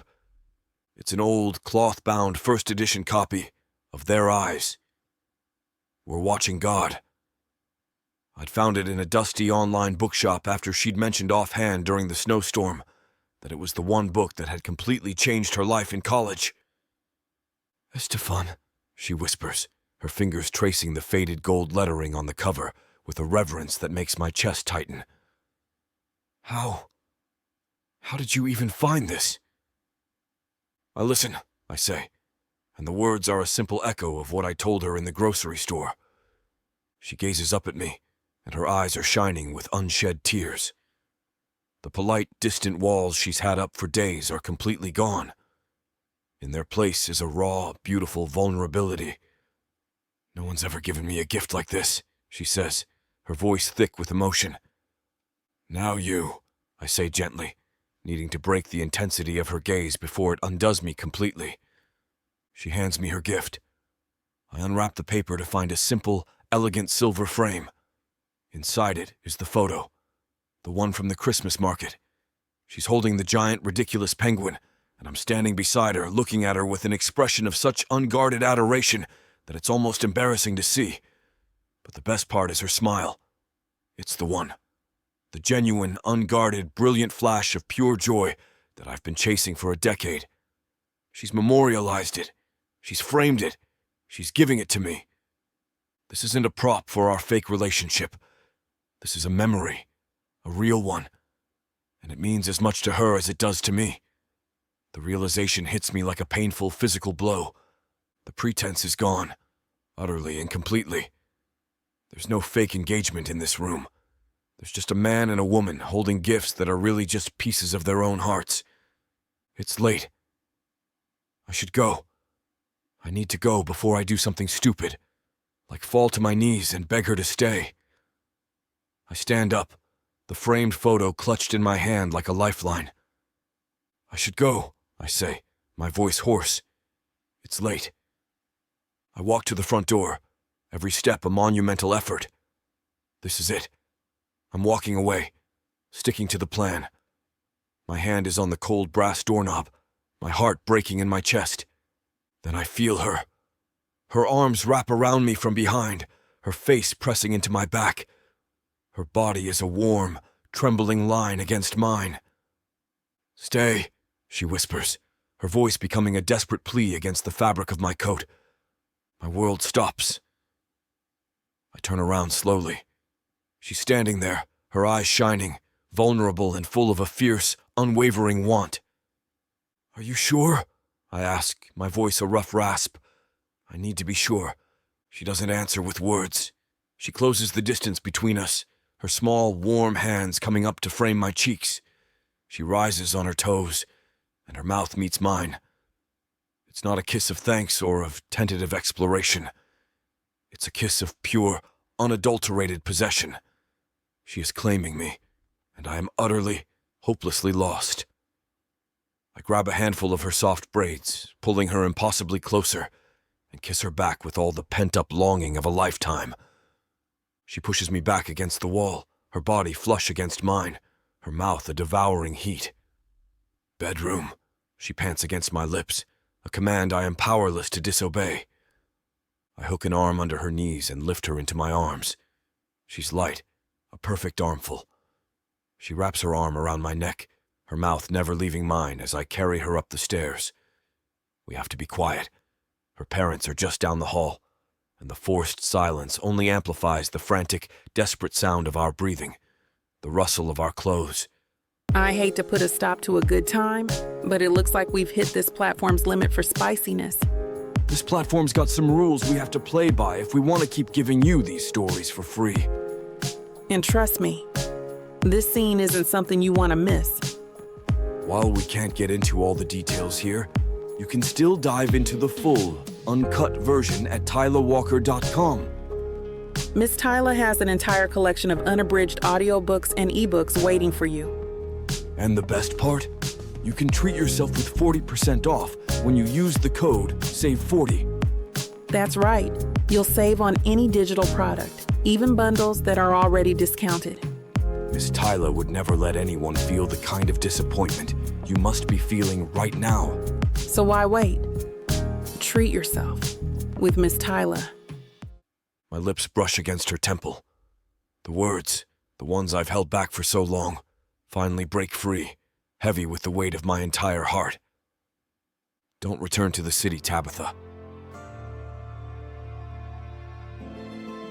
Chapter 23. Tabitha. His words, a simple 5-word plea, detonate the quiet, perfect intimacy of my bedroom. Don't return to the city, Tabitha. For one single, glorious second, the world rights itself on its axis. Every ounce of anxiety, every fear about his feelings, every doubt that has plagued me for days, it all vanishes. The words are an answer to a prayer I was too terrified to even whisper. He wants me. He wants me to stay. A dizzying, brilliant joy blossoms in my chest, so powerful and pure it feels like I could fly. This is it. This is the moment our real life begins. But then, the second is over, and the joy is immediately crushed by a tidal wave of pure, ice-cold panic. My brain, the efficient, marketing brief part of my brain that plans campaigns and manages expectations, kicks into overdrive. It bypasses my heart completely and goes straight to the terrifying, impossible logistics. Don't go back. What does that even mean? The questions come in a frantic, suffocating rush. Does he mean I should call Mark tomorrow, on the day after Christmas, and tell him to shove his career-making promotion? Do I pack up my city apartment, the one with the perfect morning light, the first space that was ever truly mine? Do I just move back into this childhood bedroom? And do what? My entire professional identity, the person I've spent the last decade becoming, doesn't exist here. Am I supposed to just erase her? Become a small-town doctor's fiancé? A woman who used to have a career? The future, which a moment ago felt full of a fragile, beautiful hope, is now a terrifying blank void. The sheer, undefined scale of his request is suffocating. My career wasn't just a job. It was my armor. It was the life I built piece by piece after Eric broke my heart. Proof that I was smart enough, strong enough, that I didn't need anyone. The thought of letting it go, even for this incredible, kind, wonderful man, feels like voluntarily stripping off my own skin, leaving myself vulnerable and formless. What does he mean by this? As to what extent? Steph, I say, my voice coming out strained, thin. I have to move. I have to put some space between his impossible question and my chaotic, spiraling thoughts. I sit up, pulling the sheet with me like a shield, clutching it to my bare chest. The movement creates a chasm between us, and the cold air on my shoulders is a brutal shock. He props himself up on one elbow, his expression open, searching, and so full of hope it's like looking into the sun. Tabitha, I can't look at him. I can't look at that sincere, hopeful question in his eyes, because if I do, I'll shatter into a million pieces. I love you, my heart screams, but I'm terrified. I need something solid to hold on to, a lifeline against the overwhelming wave of uncertainty. And the only solid thing we have is the lie we created, the plan, the deadline. We have a deal, I say, and the words taste like ash in my mouth. My voice is brittle, all business. It's my boardroom voice, my armor. It's the voice of a woman who is not in love, a woman who is in control, a complete fraud. The plan was always for this to end on New Year's Day. That's in less than a week. I see the hurt flash across his face before he can hide it. It's a quick, sharp, devastating blow, the light in his eyes dimming as if I'd flipped a switch. The sight of it makes my own heart clench in protest. Tell him the truth, my inner voice begs. Tell him you're scared. Tell him you don't know how. Ask him for a plan, but the panic is a stronger, colder force. The shield is up. He misinterprets my fear completely. I can see it in the way the warmth in his eyes cools, the way his beautiful, expressive mouth settles into a flat, neutral line. He's not hearing my logistical terror. He's not hearing my fear of losing myself. He is hearing a rejection. He is hearing me choose my old life, our old agreement, over him. The promotion is a huge opportunity. I continue, the words a frantic, desperate justification, filling the painful silence. It's what I've been working toward for years. It's a national campaign, a leadership role. Coward, I tell myself. I know, he says, his voice quiet, devoid of the passion it held just moments before. I told you that. You deserve it. No, I deserve you. The scream is so loud in my head I'm shocked he can't hear it. Fight for me. Tell me my career doesn't matter as much as us. Tell me we can make it work. And you have your life here. I press on, my voice gaining a false, bright confidence. Your practice, your family, this town needs you. I need you. We are two people in a bed, naked and vulnerable, who have just shared the most intimate experience of our lives. But we've never been further apart. I am begging him to see past my words, and he is dutifully, heartbreakingly, taking them at face value. He finally pulls away completely, sitting up on the edge of the bed with his back to me. The muscles in his back are a series of tense, rigid lines. The sight of his retreat is a physical pain, a cold dread that seeps into my bones. I've done this. I've pushed him away with the very words I thought would protect me. He stands up and starts pulling on his clothes, his movements economical, detached. The tender, adoring lover from last night is gone, now replaced by a calm, polite stranger I don't recognize at all. He turns to face me, his face an unreadable mask.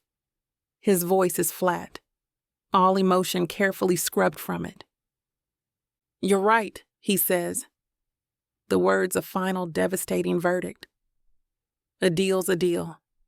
He walks to the door and my heart cries out for him to stop, to turn around, but I stay silent, wrapped in my sheet and my cowardice. He pauses with his hand on the doorknob, but he doesn't look back. We'll end it on New Year's, as planned. I thought I was getting a fake marriage, but I didn't know my story was being told by Miss Tyla. This isn't just any fake marriage now, is it? No. You introduced me to the devil. Come on, girl. Jacob isn't that bad. Oh, I love Jacob. His family, on the other hand? Beggars can't be choosers, Nyla.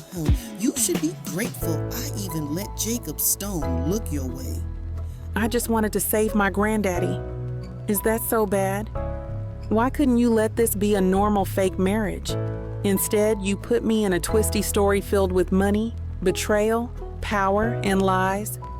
Let's not forget love. That's what keeps me going. But not gonna lie, Miss Tyla, this story you got me in ain't the simple fake marriage happy ending I thought it would be. It's not. Where would be the fun in that? Treat yourself to Say Less, I Love You. New releases every Thursday, now with longer episodes. Or skip the wait and grab the full series bundle from TylaWalker.com for up to 85% off. Treat yourself with Miss Tyla.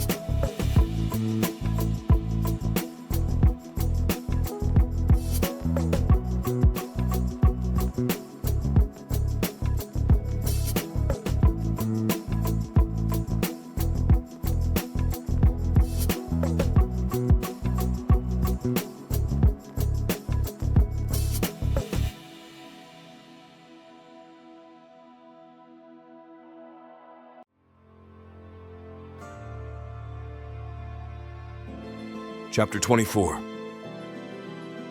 Estefan. The bell above the door of the daily grind chimes, each cheerful jingle a fresh spike of anxiety in my gut. I'm sitting in the same booth where Tabitha and I first drafted the terms of our lie, an irony so bitter it tastes like acid. I got here early. I've been nursing the same cup of black coffee for 20 minutes, replaying last night's conversation in my head, searching for a sliver of hope. Don't go back to the city, Tabitha. I'd finally said it.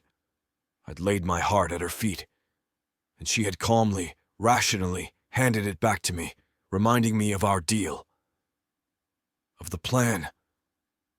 Still, when she texted this morning and asked if we could talk, a stupid, stubborn flicker of hope ignited in my chest. Maybe she's changed her mind. Maybe she's here to fix this. Then she walks in, and that flicker of hope dies.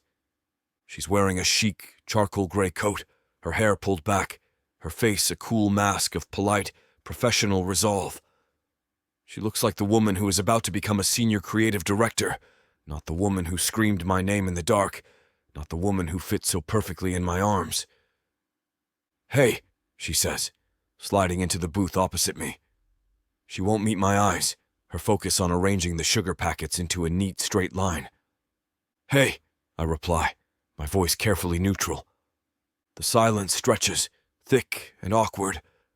We're two strangers making small talk, the easy intimacy we shared now a distant, painful memory. "We need to talk about New Year's," she finally says, her gaze still fixed on the sugar packets. "Of course. The breakup, not the future, not us. The end." The cold, heavy weight of dread settles in my gut again, heavier this time. She's all business. My hurt, my disappointment is so sharp it makes it hard to breathe. "Right," I say, my voice tight. "The plan. We have to make it look believable," she continues, her voice gaining a brisk, efficient tone that feels like 1,000 tiny cuts. A public argument at the New Year's Eve party seems like the most effective way. Quick, clean, and it gives everyone a story to latch onto. No one will question it. She's planning our demise like a marketing campaign. A target audience, a key message, a desired outcome. The clinical, detached way she's talking about it, after everything that's happened between us. It's a confirmation of my worst fear. For her, it really was just a game. A means to an end. And now that the end is in sight, she's simply executing the final phase. A raw, bitter anger born of pure, undiluted hurt rises in my throat. She wants a performance? Fine. She'll get one. "Don't worry," I say, my voice dripping with a sarcasm I can't contain. The words are cruel before I even finish saying them. I'm a good actor. I've been pretending this whole time. The words echo, ugly and venomous. I see the impact they have on her. Her head snaps up, her eyes finally meeting mine, and they are wide with a shocked, wounded pain. Her carefully constructed composure shatters, and for a second, I see the vulnerable woman from the snowstorm, the one I held in my arms. The sight of her hurt, a hurt that I inflicted, makes me feel sick to my stomach. But the damage is done. The shield is up on her end, and now I've just reinforced it with steel. The fragile hope that we could fix this is gone, destroyed by my own stupid, wounded pride. I have to go," she says, her voice sounding like a choked whisper. She fumbles in her purse for her wallet, throwing a $5 bill on the table. She doesn't look at me again. She just slides out of the booth and practically flees from the coffee shop, the bell on the door her only goodbye. I sit there, the coffee cold in my cup, the echo of my own cruel words ringing in my ears.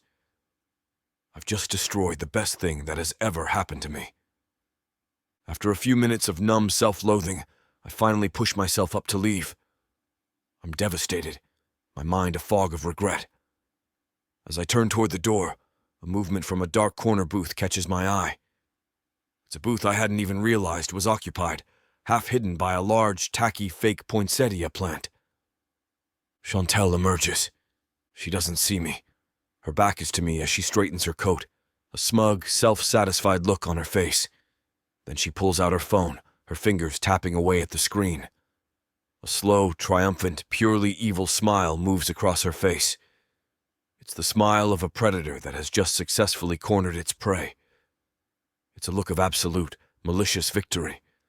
A wave of cold dread so intense it makes the air feel thin, washes over me. How long was she sitting there? Did she hear something? Chapter 25. Tabitha. The days leading up to New Year's Eve are the longest of my life. They are filled with an agonizing, polite silence that is 1,000 times worse than shouting would be. We are still a couple, in the public eye. We smile for his parents. We wave at my neighbors. We attend the town's annual silly sweater party, our hands linked, our faces arranged into perfect masks of festive cheer. But the moment we are alone, the silence rushes in, cold and vast. We don't talk. We don't touch. We are two strangers orbiting a black hole of things left unsaid. His words from the coffee shop are on a constant torturous loop in my head. Don't worry, I'm a good actor. I've been pretending in this scenario the whole time. The line, delivered with such a cool, cutting sarcasm, has become the lens through which I now see everything. It recolors every memory, taints every moment of vulnerability. His kindness, an act, his public defense of me, a performance. The way he gazed at me in the firelight, the confessions he whispered in the dark, the earth-shattering, life-altering nights we spent in each other's arms, all part of the role. He is a good actor, a brilliant one. And I, the gullible, heartbroken woman desperate for a safe harbor, fell for it completely. I misread everything. The tenderness, the shared secrets, the decade-old crush. It was all just material for the part he was playing. The realization is a humiliation so profound, so complete, that it hollows me out from the inside. I feel like the biggest, most pathetic fool in the entire world. He tried to ask me to stay, and I panicked. I threw up my shield, my career, my plan, and instead of fighting for me, instead of telling me I was wrong, he agreed with the speed that can only be called relief. He was just looking for an out, and I handed it to him on a silver platter. A deal's a deal. I will not be that girl. I will not be the woman who cries over a man who was just playing a part. I built a life for myself out of the ashes of a broken heart once before. I can do it again. I have a corner office waiting for me. I have a national campaign to run. I have a real, solid, ambitious future that doesn't depend on a man's fickle feelings. That's what I tell myself anyway. I repeat it like a mantra, a desperate prayer to a God I'm not sure is listening. It's 2 days before New Year's Eve. I'm sitting in my childhood bedroom, the beautiful heirloom ring that feels like a brand on my finger, and the hollow ache in my chest has become a permanent resident. I can't live in this limbo anymore. I can't spend one more minute pretending, hoping he'll look at me with that real unguarded warmth again. I need to take back control. I need to make a choice, a real one, and sever this hope before it destroys me completely. My hand, steady and decisive, reaches for my phone. I scroll through my contacts and find my boss's name. My thumb hovers over the call button. This is it. This is the moment I choose my future. A future that is safe, predictable, and entirely my own. I press the button. He answers on the second ring. Walker, to what do I owe the pleasure? Don't tell me you're calling to back out on me. His voice is a cheerful, booming sound from another universe, a world of deadlines and deliverables that suddenly feels like a lifeline. Hi, Mark, I say, and I'm horrified to find my own voice is a perfect imitation of my old self, bright, confident, and completely unshaken. Quite the opposite, actually. I'm calling to give you my official answer. I'm listening, he says, a note of anticipation in his voice. I stand up and walk to the window. Outside, Holly Ridge is a perfect Christmas card. The roof's blanketed in white, smoke curling from the chimneys. It's beautiful, and it's not my world. I'm in, I say, the words firm, clear, and utterly final. I'll take the promotion. I accept the offer. I sent the official letter in the email. Yes! His triumphant shout crackles through the phone. I knew you would. That's fantastic news, Tabitha. Fantastic. The board will be thrilled. We'll get the press release ready for January 2nd. Welcome to the penthouse, Director. Thank you, Mark, I say, a hollow echo in my own ears. I won't let you down. We hang up. I just stand there, looking out at the town, at the life I'm choosing to leave behind. There's no surge of triumph, no thrill of victory, just a quiet, aching finality. I've made my choice. I've sealed my own fate. I've chosen the good life because I'm too much of a coward to fight for the great one. With a sense of numb resignation, I walk over to my closet and pull out my large, empty suitcase. I place it on my bed, the open lid, a gaping mouth waiting to be filled. Methodically, I begin to pack sweaters, jeans, the books I brought with me to read. I fold each item with a sharp, clinical precision, my movements detached, robotic. I am packing up my temporary life, compartmentalizing the last few weeks into a neat, manageable memory. I pack everything. The only thing I leave hanging in the closet is the sequined silver dress I bought for Chantel's New Year's Eve party. She's hosting one this year, and she invited me, well, everyone in town.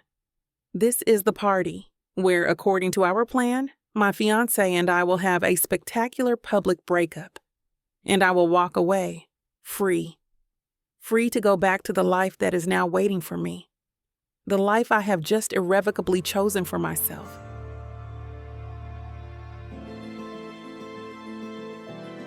Chapter 26. Estefan. Regret is a physical entity. It's a bitter, metallic taste on my tongue, a cold, heavy weight in my gut. It's been 24 hours since I uttered the cruelest, most untrue words of my life, and they have been echoing in the silence of my house ever since. I've been acting this whole time. I said it to hurt her because I was hurt, because her calm, clinical discussion of our breakup felt like a dismissal of everything real that had passed between us. I wanted to shake her, to make her feel even a fraction of the pain I was feeling. And I succeeded.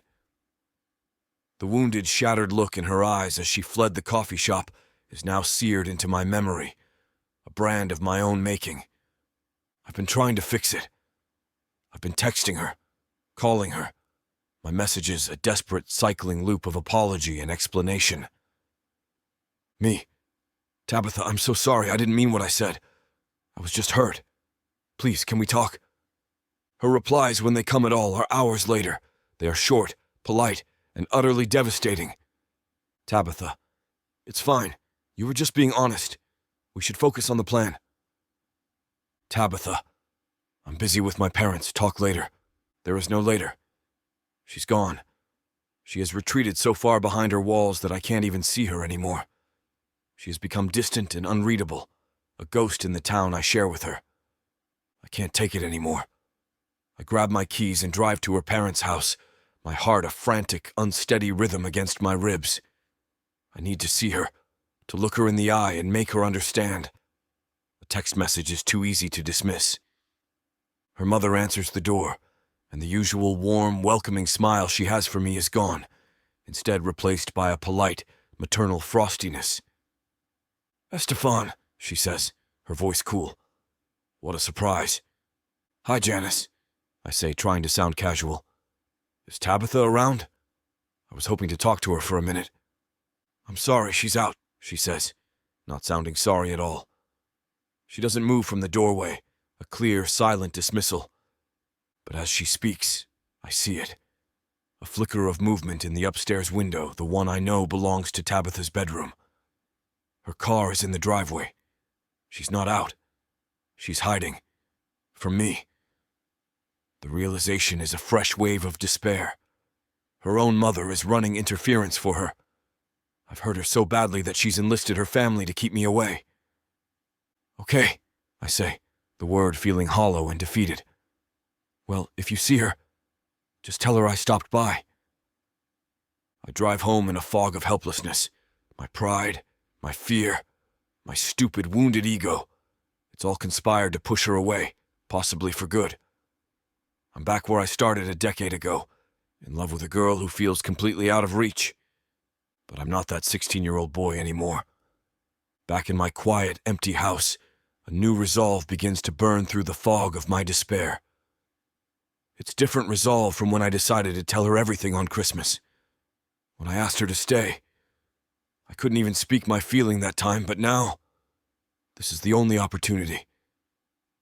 I have one last chance. One final public stage for our drama. Chantel's New Year's Eve party. The place we're supposed to have our fake breakup. The irony is so thick I could choke on it. But it's the only shot I have left. And I'm not going to waste it with a few panicked, fumbled words. She deserves more. She deserves the whole, unvarnished truth. I go to my bookshelf and pull out my senior yearbook. Then I go to my desk and find the silver frame she gave me on Christmas night. I take out the photo, the one of us at the market, her smile so real it hurts to look at, and handle it with the care of a religious artifact. I spend the rest of the day working, not with surgical tools, but with paper and glue and a pen.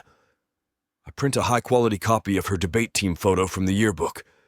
I dig out the old, faded ticket stub from the movie we went to, a silly Christmas comedy that we'd used as a prop for our fake dating history. I arranged them carefully in a simple, leather-bound scrapbook I bought months ago for a reason I couldn't articulate then, but understand perfectly now. On the first page, I paste her senior photo. Beneath it, I write. I write about watching her win the state debate championship, about her fierce intelligence, about the way the stage lights caught in her hair. On the next page, I write about the fumbled history presentation, about her small, unexpected kindness that had changed everything for me. I fill the pages with the truth. All of it. The decade of quiet admiration, the shock and hope of our fake engagement, the profound joy of the snowstorm. The final page holds the photo of us from the market, the picture of a life I want more than I want to breathe. Beneath it, I leave a blank space, with just one question written in my neatest, most careful script. What does the future look like? I close the book. The cover is a simple, dark blue leather with no title. It's a quiet, unassuming object that holds every last piece of my heart. My plan for a private confession is gone. In its place, a desperate last-ditch effort in the most hostile territory imaginable. It's a Hail Mary, a surgeon's prayer, and it's all I have left. Chapter 27. Tabitha.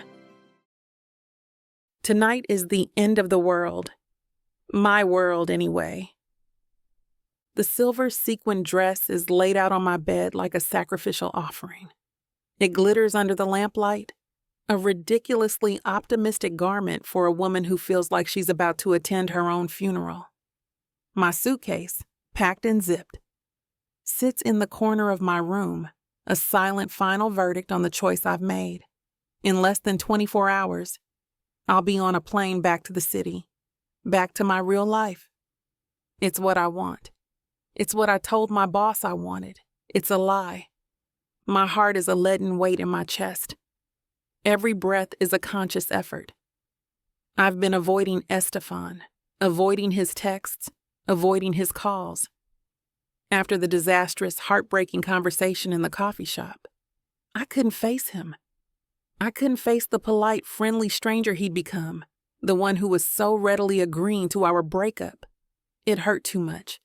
So I hid, and I let the silence between us fester and grow into an impassable chasm. With a sense of numb resignation, I begin the ritual of getting ready. It's a preparation for battle. The makeup is my war paint, expertly applied to hide the dark circles under my eyes and the fact that I've barely slept. The dress is my armor, a sleek, shimmering sheath of confidence that makes me look like the woman I'm supposed to be, a woman in control, a woman with a plan. I'm just zipping up my boots when a soft knock sounds on my bedroom door. My mom comes in, holding a steaming mug. Her face is etched with a gentle concern. "Thought you might need some tea, honey," she says, setting it on my nightstand. Her eyes roam over my glittering dress, my perfectly applied makeup, and then they land on my face. She sees right through it all. "You have that look in your eyes," she says softly. "The same one you had after you and Eric broke up. Like you're trying to be brave, but your heart is breaking." The accuracy of her observation is a physical blow. A lump of unshed tears forms in my throat. I try to force a bright, dismissive smile. "I'm fine, Mom. Just end of the holidays blues." She doesn't buy it for a second. She sits on the edge of my bed, her gaze unwavering and full of a love so steady it almost undoes me. "Are you really going to do it tonight?" she asks gently. "Are you breaking up with him?" I try to deflect, to cling to the flimsy structure of the lie. "It was always the plan, Mom. I have a career. Marriage to him will derail me. After New Year's, I'm back to the city. I can't do long distance." "Oh, honey," she shakes her head, a small, sad smile on her face. She reaches out and takes my hand, her palm warm and familiar around my cold fingers. "I've been your mother for 28 years. I know when you're happy, and I know when you're panicking. That day in the town square, that was a panic announcement, if I've ever seen one. The air leaves my lungs in a rush. I can only stare at her, my carefully constructed facade crumbling. "You're my daughter," she continues, her voice soft but sure. "You call me to ask if your new shoes match your purse. You've never once, in all these years, mentioned being in a secret, long-distance relationship with Estefan Merrill. Not a single word. And then, minutes after you see your ex-boyfriend kissing your best friend, you're suddenly engaged?" She squeezes my hand. "It didn't take a detective, sweetie. I knew the announcement wasn't real. Her words aren't an accusation. They are a statement of fact, delivered with a profound maternal love." "I didn't say anything," she says, "because it wasn't my place. And honestly, after what Chantel and Eric did, I figured you were entitled to a little lie to protect your dignity. But then, something happened, didn't it? I watched you two. I saw the way he ogled you at the family dinner, like you were the only person in the room. I heard how he defended you at the market. I see the way you look at him when you think no one is watching." Her eyes find mine, and they are shining with a fierce, loving clarity. "The engagement might have been fake, Tabitha, but the love is real. Anyone with eyes can see that." The gentle, loving way she exposes it all, not just the lie, but the truth of my heart beneath it, is what finally shatters me. The bright, brittle mask cracks, and a single hot tear escapes, tracing a path through my carefully applied foundation. "I have to break up," I whisper, the words barely audible, a raw admission of defeat. "But why?" she asks, her voice filled with a genuine, heartbroken confusion. "I see the way you look at him, Tabitha. I see the way he looks at you. That man adores you." "I love him, Mom," I confess, and the simple spoken truth is a fresh wave of agony. God, I love him so much it feels like it's going to break me in two. Then I don't understand. How can I explain it? How can I explain this tangled, terrifying mess of love and fear and ambition? "Because we want different skies," I say, the metaphor clumsy but true. He belongs here, under this big, quiet, peaceful Holly Ridge sky.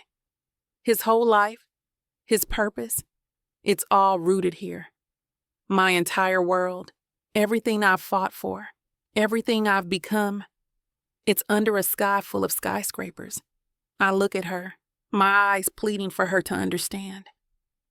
For us to be together, one of us has to give up our sky. And that's not love, Mom. That's a sacrifice. It's a compromise that will eventually curdle into resentment. I can't ask him to do that, and I'm too much of a coward to do it myself. I pull myself back, taking a shaky breath and reassembling the pieces of my armor. Besides, I add, my voice taking on that familiar false brightness, the promotion is too good to pass up. It's the logical choice. Sticking to the plan is for the best. My mom just looks at me, her eyes full of a sad, knowing wisdom. She doesn't argue. She just stands up and kisses my forehead. Whatever you think is best, honey. I only want your happiness. She leaves, closing the door softly behind her, and I am alone with my logical, heartbreaking choice. My gaze falls to my left hand. The beautiful antique ring glitters, a symbol of a forever that I'm about to throw away. It feels heavier than it ever has. This isn't a prop.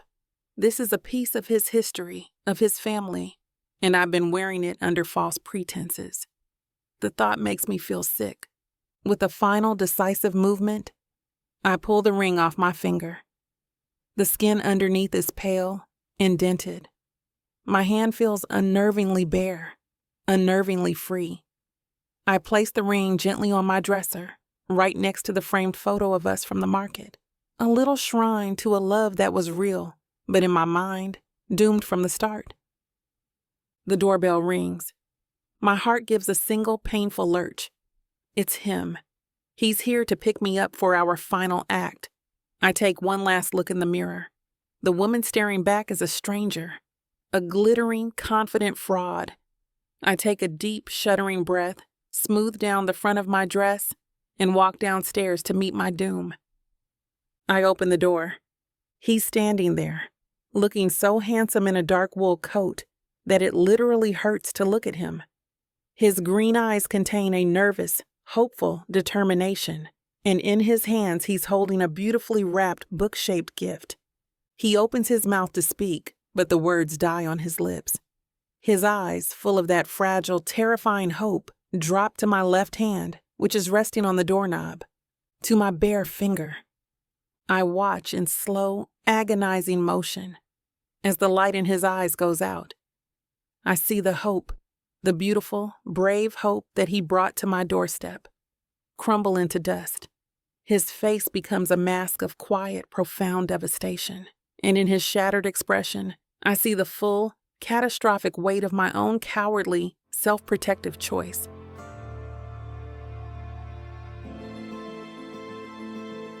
Chapter 28. Estefan. The silence in the car is a physical entity, a cold, heavy passenger sitting between us. It's made of all the things we aren't saying, all the truths we're too cowardly to speak. My hand is a white-knuckled grip on the steering wheel. The scrapbook I spent all day pouring my heart into sits on the passenger seat between us, a useless, pathetic monument to a hope that is now dead. I saw the hope die. It happened in the fraction of a second when I stood on her porch and my eyes fell to her left hand, her bare finger. The absence of the ring was a brutal, silent confession. She'd made her choice. The game was over. She was just seeing it through to the end. Now, on the way to the party where we are supposed to stage our fake breakup, I can't find the words to ask her why. The question feels pointless. She's already given me the answer. We pull up to Chantel's house. It's ablaze with lights, music thumping from the open windows, cars lining the entire street.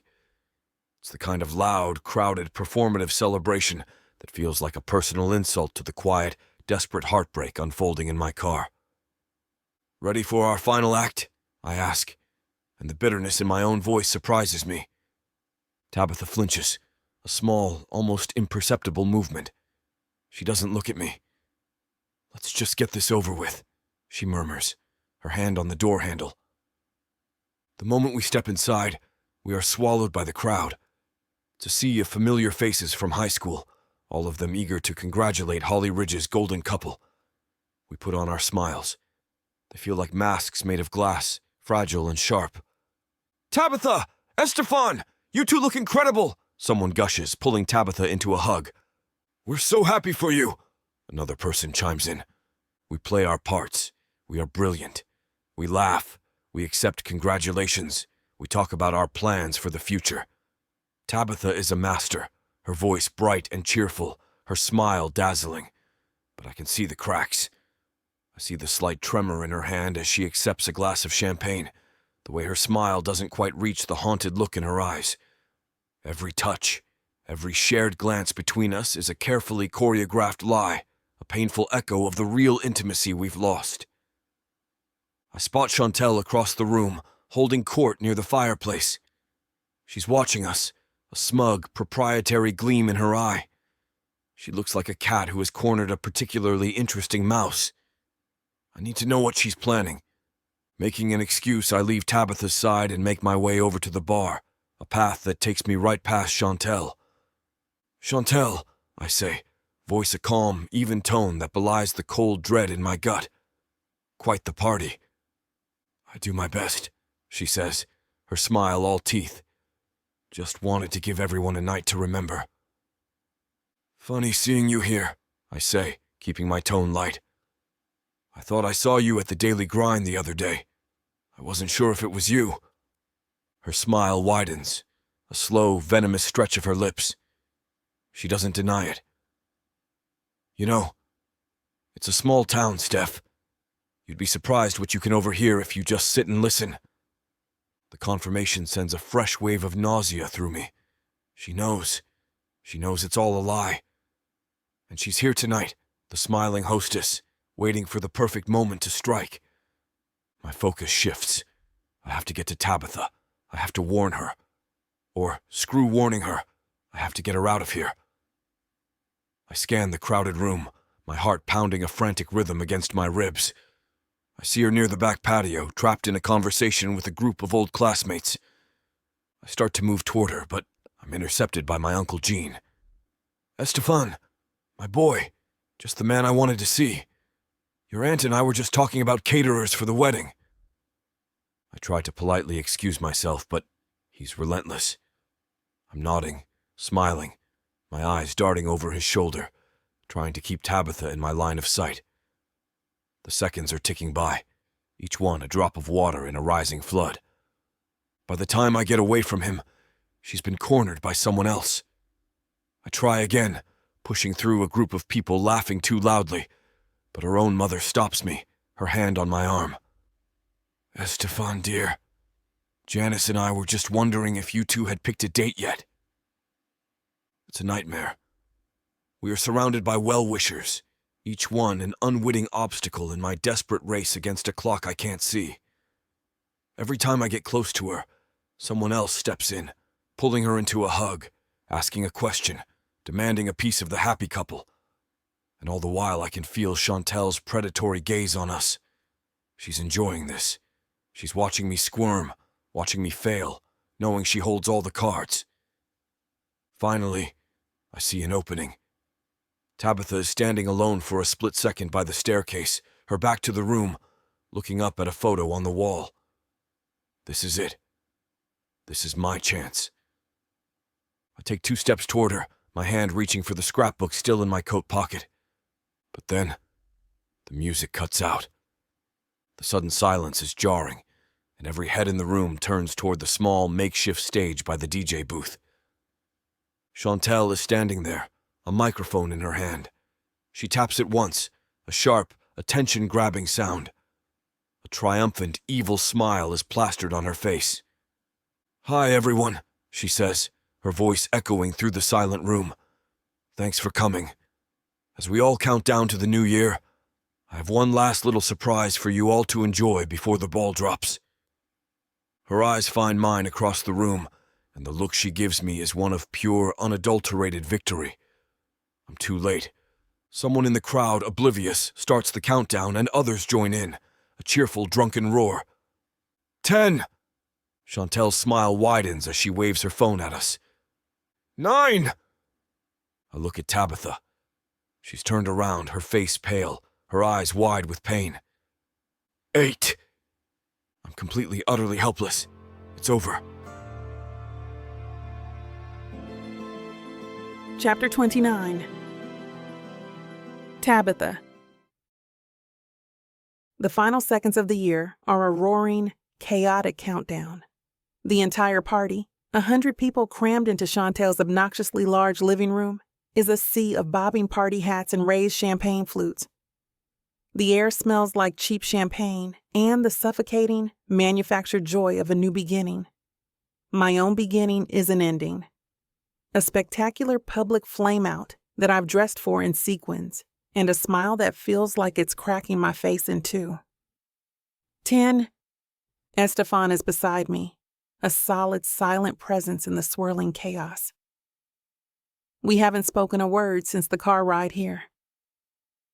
The space between us is a frozen, desolate landscape of hurt and misunderstanding. He's holding the book-shaped gift he brought for me, a beautiful, tragic reminder of a man I thought I knew. 9. I should have taken a separate car. I should have stayed home. But my pride, my stupid, people-pleasing pride, wouldn't let me. I started this lie, and I'm going to see it through to its bitter, logical conclusion. 8. He turns to look at me, and in the flashing festive lights, I see the raw, unguarded pain in his eyes. The sight of it is a fresh stab of guilt in my already bleeding heart. His gaze drops to my mouth, and I know what he's thinking. Midnight, the kiss, the final obligatory performance. 7. The thought of his lips on mine, a cold, practiced gesture, is more than I can bear. 6, 5, 4. I can't do it. I can't pretend for one more second. 3. I turn my head away, my eyes fixing on a random spot on the wall, a silent final rejection. I feel him flinch beside me, a sharp, wounded intake of breath. 2, 1.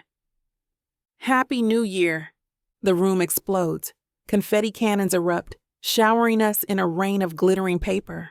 Corks pop. People are cheering, hugging, kissing. It's a tidal wave of joy that I am completely, utterly drowning in. Estefan and I stand frozen in the middle of it all. Two silent, miserable islands. Just as the chaos begins to settle, a sharp, feedback screech cuts through the cheers. All heads turn toward the small makeshift stage where the DJ was set up. Chantel is standing there, a microphone in her hand, a triumphant, glittering smile on her face. "Before we get back to the party," she says, her voice dripping with a fake, magnanimous sweetness, "I'd just like to make a toast." She raises her glass, her eyes scanning the crowd until they land, with a theatrical flourish, on me.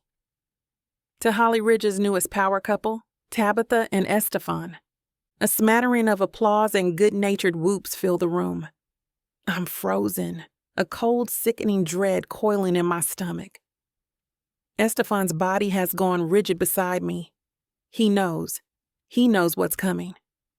Their whirlwind romance has been the talk of the town this holiday season. Chantel continues, her voice becoming more sarcastic, more pointed with every word. It's a true Christmas fairy tale, a successful city girl, a handsome local doctor, a love so powerful, so real, that they just couldn't wait to share it with the world. She takes a dramatic pause, her eyes glinting with a malicious fire. A love so real, in fact, that they were planning a spectacular public breakup tonight. A confused murmur ripples through the crowd. I can feel the shift in the atmosphere, the cheerful, drunken energy curdling into a tense, uncertain silence.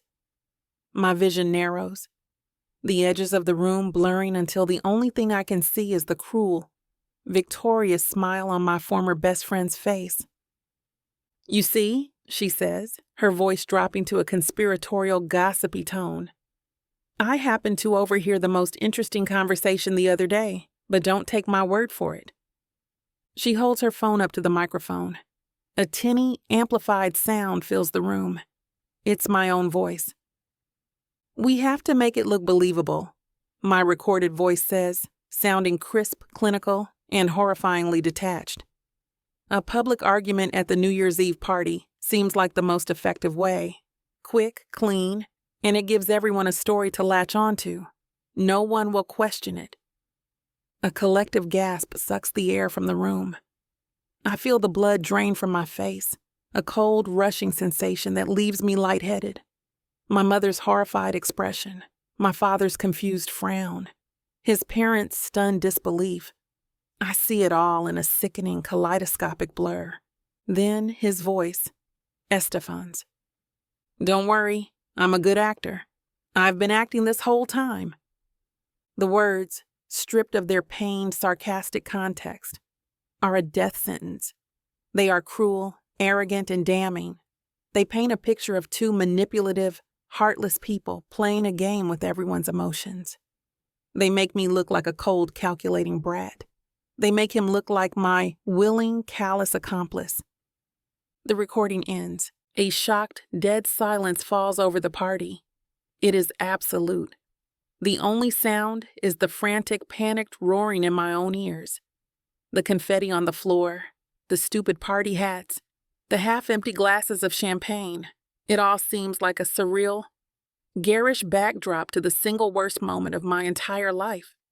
Every single eye in the room, our relatives, his parents, my parents, our friends, our neighbors, the entire town, turns to me. I am pinned by the weight of their collective gaze, 100 pairs of eyes full of shock, of confusion, of pity. I am completely, utterly, and irrevocably exposed.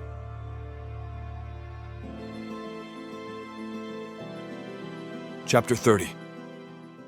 Estefan. The world goes silent. The roaring countdown, the cheerful explosion of Happy New Year, it all vanishes, sucked into the black hole of Chantel's malice. All I can hear is the tinny, amplified sound of their voices, Tabitha's, crisp and professional, and my own, dripping with a cruel sarcasm that now feels like a physical blade in my gut. I don't look at Chantel, gloating on her makeshift stage. I don't look at the 100 pairs of shocked, confused, pitying eyes that are turning on us. I look at Tabitha. I see the exact moment the floor crumbles beneath her. The blood drains from her face, leaving her stunning features a mask of pure, horrified devastation. Her hand, her beautiful bare left hand, comes up to her mouth, a gesture of profound, silent shock. Her eyes, wide and glassy, dart around the room, seeing the same thing I see, a firing squad of judgment. And then her gaze lands on me, and what I see in her eyes, a deep, bottomless well of humiliation, shatters the last of my own paralysis. She turns to flee. It's a small, instinctual movement, a recoiling from the public execution Chantel has so masterfully orchestrated. And in that split second, watching her begin to break, every ounce of my own fear, my own wounded pride, my own hesitation, vanishes.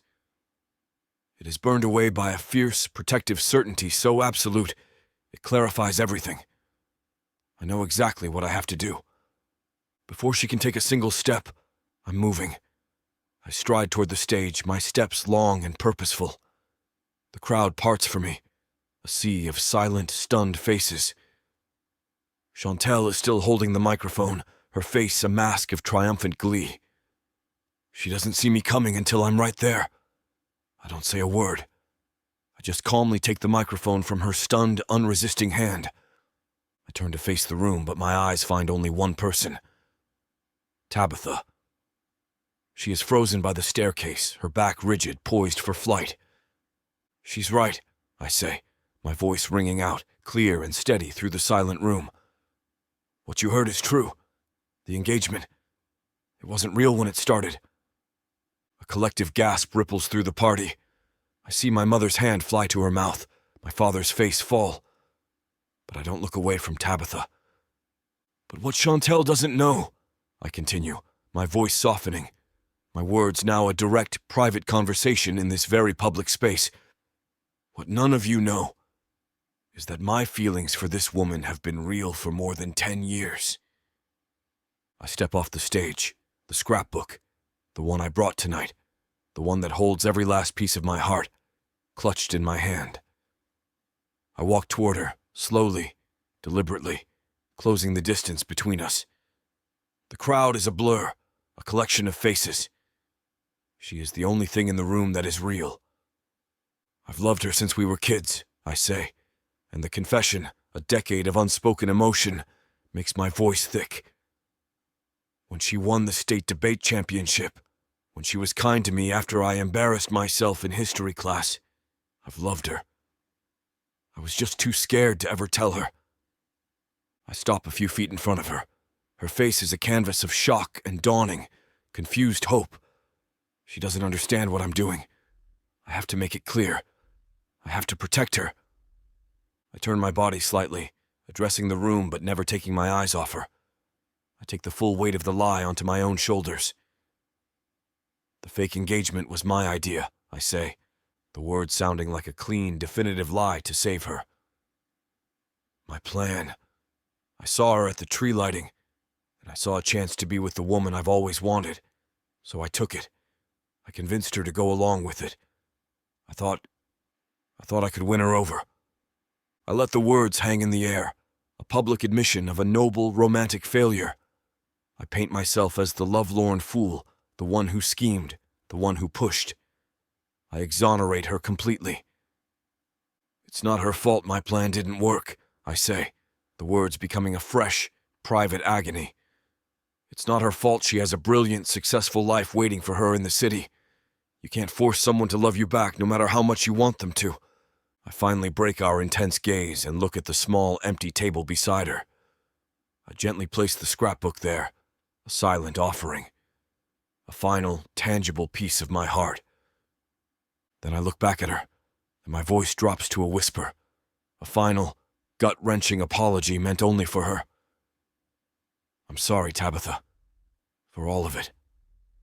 Her lips part, my name a silent, broken word on her tongue. Her eyes blaze with a dawning, horrified understanding of what I'm doing, of the sacrifice I'm making. I can't stay. If I stay, I will break. If I stay, I will fall to my knees and beg. And she deserves more than that. She deserves to be free. So I turn. And without looking back, I walk out of the party, out of the lie, and out of her life, leaving Tabitha, the tangible proof of my love, and a room full of shocked and sympathetic townspeople in my wake. Chapter 31. Tabitha. He's gone. The front door clicks shut behind him, a soft final sound that echoes in the dead silence of the room. I'm frozen, my feet rooted to the floor, my escape forgotten. The entire party is a still life painting of shock, 100 pairs of eyes staring at the empty doorway where he just was, then flicking to me. My own eyes are locked on that door. My brain struggling to process the last 60 seconds. I've loved her since we were kids. The fake engagement was my idea, my plan. You can't force someone to love you back. His words, his beautiful, noble, self-sacrificing lies, are a roaring in my ears. He took the blame, all of it. He painted himself as the schemer, the lovelorn fool, and painted me as the innocent, ambitious woman who simply couldn't return his feelings. He protected me. In his final act, he protected me. The silence is broken by a low murmur that ripples through the crowd. People are whispering. Their gazes shifting from me to the small empty table beside me, where he left something. A book. My legs finally remember how to move. I walk toward the table, each step feeling like I'm moving through water. The whole world has narrowed to that small leather-bound book. It's the tangible proof of his love, the final piece of his heart that he left behind. My hands are trembling as I reach for it.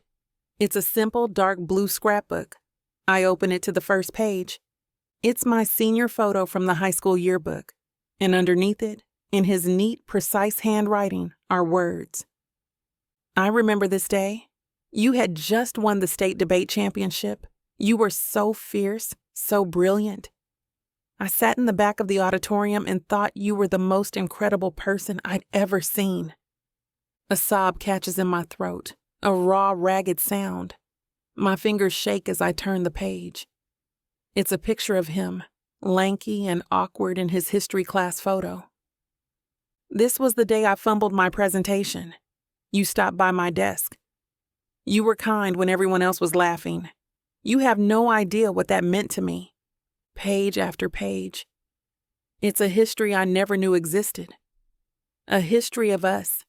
He's filled it with small stolen moments, with his own memories of my life, a secret spectator to my triumphs and my heartbreaks. He's written about my valedictorian speech, about the time I broke my arm and still showed up for a friend's play, about watching me leave for college, and then, the final page, it's the photo from the Christmas market. I'm holding the giant penguin, my smile wide and real, and he's looking at me with an expression of such profound, unguarded love that it steals the breath from my lungs. This whole time he wasn't acting, not for a single second. Beneath the photo, there's one last question. What does our immediate future look like? A sound is torn from my throat, a sound of such profound, soul-deep agony that it doesn't even sound like me. I've been so stupid, so blind. I've been so wrapped up in my own fear, my own hurt, that I couldn't see the beautiful, terrifying, once-in-a-lifetime truth that was standing right in front of me. How can someone love me like this? How could I have hurt him? This good, kind, wonderful man who has loved me for a decade without asking for anything in return. I can't let him go. I can't let this be the end. The scrapbook clatters to the floor. I'm running. I'm pushing through the stunned, silent crowd, ignoring the hands that reach for me, the confused questions. I don't care about the lie, about the humiliation, about Chantel or Eric or any of it. All that matters is him. I burst out the front door, the cold night air a brutal shock against my heated skin. I see him. His car is in the driveway, the engine already running, the red taillights a beacon in the dark. He's leaving. He's really leaving. Estefan, I scream his name, my voice raw, but he can't hear me over the engine. He starts to pull out onto the street. Without thinking, running on pure, unadulterated desperation, I sprint down the driveway and throw myself in front of the car. The tires screech on the icy pavement, the car lurching to a stop just inches from my legs. The driver's side door flies open, and he's out in a second, his face a mask of pure, terrified shock. Tabitha, what the hell are you doing? Are you trying to get yourself killed? He's in front of me in an instant, his hands running over my arms, my shoulders, checking for injuries, his doctor instincts taking over. Are you hurt? Did I hit you? The frantic, selfless concern in his eyes. Even now is my undoing. The dam breaks. A tidal wave of sobs racks my entire body, a complete and total emotional collapse. I throw my arms around his neck and cling to him, burying my face in the cold wool of his coat. Don't go, I sob, my words a messy, incoherent mess against his chest. Please, Steph, don't leave me. He just holds me, his arms a strong, safe circle around me, his hand stroking my hair. Tabitha, he whispers, his voice thick with a confused, heartbroken wonder. I pull back just enough to look at him, tears streaming down my face, my carefully applied makeup a forgotten casualty. I love you, I say, the words a raw, desperate truth. I'm so stupid. I'm so sorry. I love you. I see the hope. The beautiful, fragile hope I thought I'd killed, flicker back to life in his eyes. But the promotion, he starts, his voice full of a cautious confusion. Screw the promotion, I cry, the words a liberating scream. Screw the city, screw my plan. It's just a job. You're everything. The sobs start again, my entire body shaking with the force of them. I look at him, my heart in my eyes, begging him to understand. Can't we just be together? Can't we figure it out? Why does there have to be a choice? Why can't we just choose each other and make the rest of it work together? His hands come up to caress my face, his thumbs gently wiping away my tears. He just stares at me, his green eyes shining with emotion so profound it makes my own heart stop.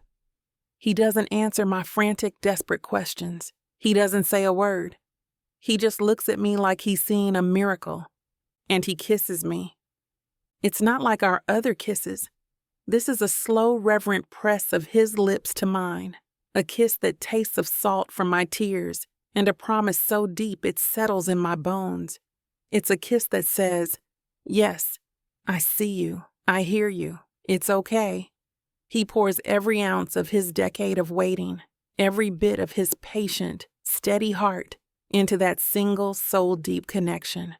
And in the street, under the cold January stars, I kiss him back, pouring in my own messy, terrified, and absolute love.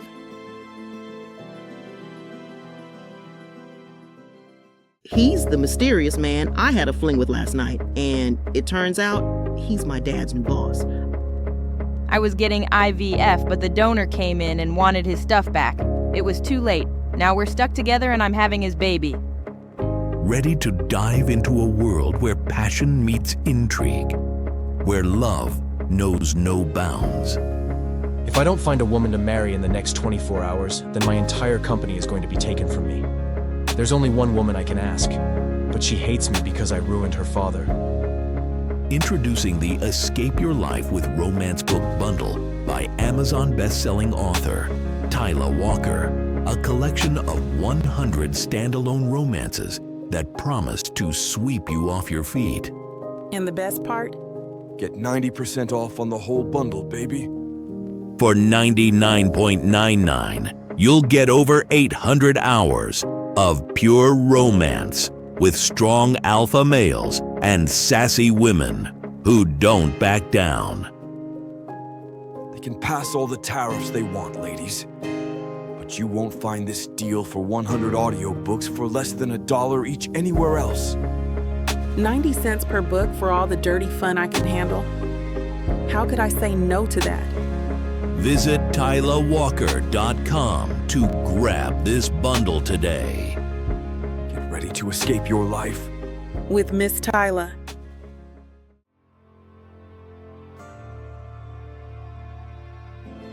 Chapter 32. Estefan. The kiss is a grounding force in the middle of a world that has just been shattered and reassembled. It's the only thing that's real. Her lips on mine, the taste of her tears, the desperate, beautiful, soul-deep way she's clinging to me in the center of the street. My hands are framing her face, my thumbs stroking her tear-stained cheeks, and my heart, which I was sure had stopped beating the moment I saw her bare finger, is a wild, frantic drum against my ribs. She loves me. The words, the beautiful, impossible words she screamed at me, are echoing in my head. I love you. You're everything.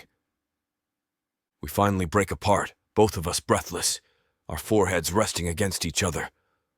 The cold night air is a harsh contrast to the heat raging between us. In the distance, I can hear the muffled sounds of the party, the confused chatter of people spilling out onto the lawn, their curiosity piqued by the screech of my tires. We can't stay here, I murmur, my voice rough with feelings so profound I can't even name them. She just nods, her eyes red-rimmed but shining with a fierce, beautiful clarity, locked on mine. I take her hand, her fingers lacing through mine with a rightness that settles deep in my bones, and I lead her back to my car. I don't look at the party guests. I don't look at Chantel or Eric. I don't look at anyone but her. The drive to my house is a blur. Neither of us speaks. There are no words big enough for what just happened. I just hold her hand, my thumb stroking over her knuckles, a constant grounding touch that says this is real. We're real. Back in the quiet sanctuary of my living room, the embers from earlier are still glowing faintly in the hearth. I add a few logs and soon a warm, steady blaze is pushing back the shadows. Tabitha is curled on one end of the sofa, wrapped in the thick wool blanket she found, looking small and fragile and more beautiful than I've ever seen her. Clutched in her hands like a sacred text is the leather-bound scrapbook. I didn't even see her grab it before she ran out of the party. The sight of it in her possession sends a fresh wave of hope through me. I sit on the coffee table in front of her. She has the book open to the last page, the photo of us at the market, and the question I wrote beneath it. What does our future look like? I saw you leave this, she whispers, her fingers tracing the edge of the photograph. I read it. After you left, Steph, I had no idea. I thought you'd already made your choice, I say softly, the words a raw confession. When I saw you weren't wearing the ring, I thought, that was your answer. A fresh wave of silent tears streams down her face. I was so scared, she whispers, her voice thick. When you said to stick to the plan, I thought you were relieved. I thought you were just playing a part this whole time. I've never been a good actor, Tabitha, I say, my voice raw. Pretending not to be in love with you for the last 10 years was the hardest role of my life. That's it. All the walls are down. All the secrets are out. She slides over on the sofa, making room for me, and I go to her, gathering her into my arms. We just hold each other for a long time, a silent, healing embrace in the warm, flickering firelight. I want to move in with you, I whisper into her hair, the words a sudden, undeniable truth. I want to wake up with you every morning. I want to argue about what to have for dinner. I want to marry you, Tabitha. She pulls back, her eyes wide. Then a slow, beautiful smile spreads across her face. I want that too, she says, her voice rich with a quiet, wondering joy. All of it. My heart soars, a wild, untethered thing. But, she adds, her hand coming up to gently cup my jaw, can we maybe slow down? Just a little? The last few weeks have been a lot. Anything, I say, my voice thick. Whatever you want. But moving in sounds perfect, she says, and she leans in and kisses me, a soft, sweet, promising kiss that seals the deal. I kiss her forehead, a wave of tenderness so profound it almost brings me to my knees. I can wait. I've waited a decade. I can wait a lifetime for her. We settle back into the sofa, her head on my chest, my arms wrapped around her. We just talk for hours, about everything and nothing, filling in the 10 years of silence between us. I can't let you give up your promotion, I say, the thought a sudden sharp pang of guilt. I can't be the reason you sacrifice your dream. She studies me, her expression serious. And what about your dream? What about the hospital? This town needs you. They'll find someone else, I say, the words coming easily, because the truth of them is so simple. But I won't. I need you, Tabitha. I can't live without you. I'll move to the city. I can transfer to a hospital there. It's not a sacrifice if it means I get to be with you. She just stares at me for a long moment, her eyes shining with an emotion so deep it takes my breath away. She kisses me softly, a kiss full of a tenderness that undoes me. You're a hero, Estefan Merrill, she whispers against my lips. But I can't let you do that. She takes a deep breath as if bracing herself. That promotion, it's a great job, but it's not my dream, not my real one. I just look at her, confused. My ultimate dream, she says, her voice gaining a new, quiet confidence, is to have my own marketing agency. A small one that helps the underdogs, the local businesses, the mom and pop shops that can't afford a big city firm but have amazing stories to tell. She looks around the firelit room, then her gaze meets mine, full of a dawning, brilliant realization. I want to help the underdogs of the society, Steph. And I already have the perfect place to start, don't I? Why would I go anywhere else when all the stories I want to tell are right here? I'm completely, utterly stunned. She's not giving up her dream for me. She's redesigning it, right here, in my arms. You are, I breathe, my voice full of an awe so profound it's an act of worship. The most brilliant woman I have ever known. She just smiles, a wide, happy, genuine smile that makes my entire world light up. I know, she says, and we both laugh. We talk more after that, about her new dream, about our future, our words weaving a new, real, and infinitely more beautiful plan than the lie we started with. The fire dies down to glowing embers, and the world outside is silent. We slowly drift, our bodies and souls finally at peace. She's a warm, perfect weight in my arms, her breathing soft and even. Just as I'm about to fall asleep, she murmurs, her voice a sleepy, contented whisper against my chest. Wish me luck. I have a phone call to make in the morning that's going to change my life. Chapter 33. Tabitha.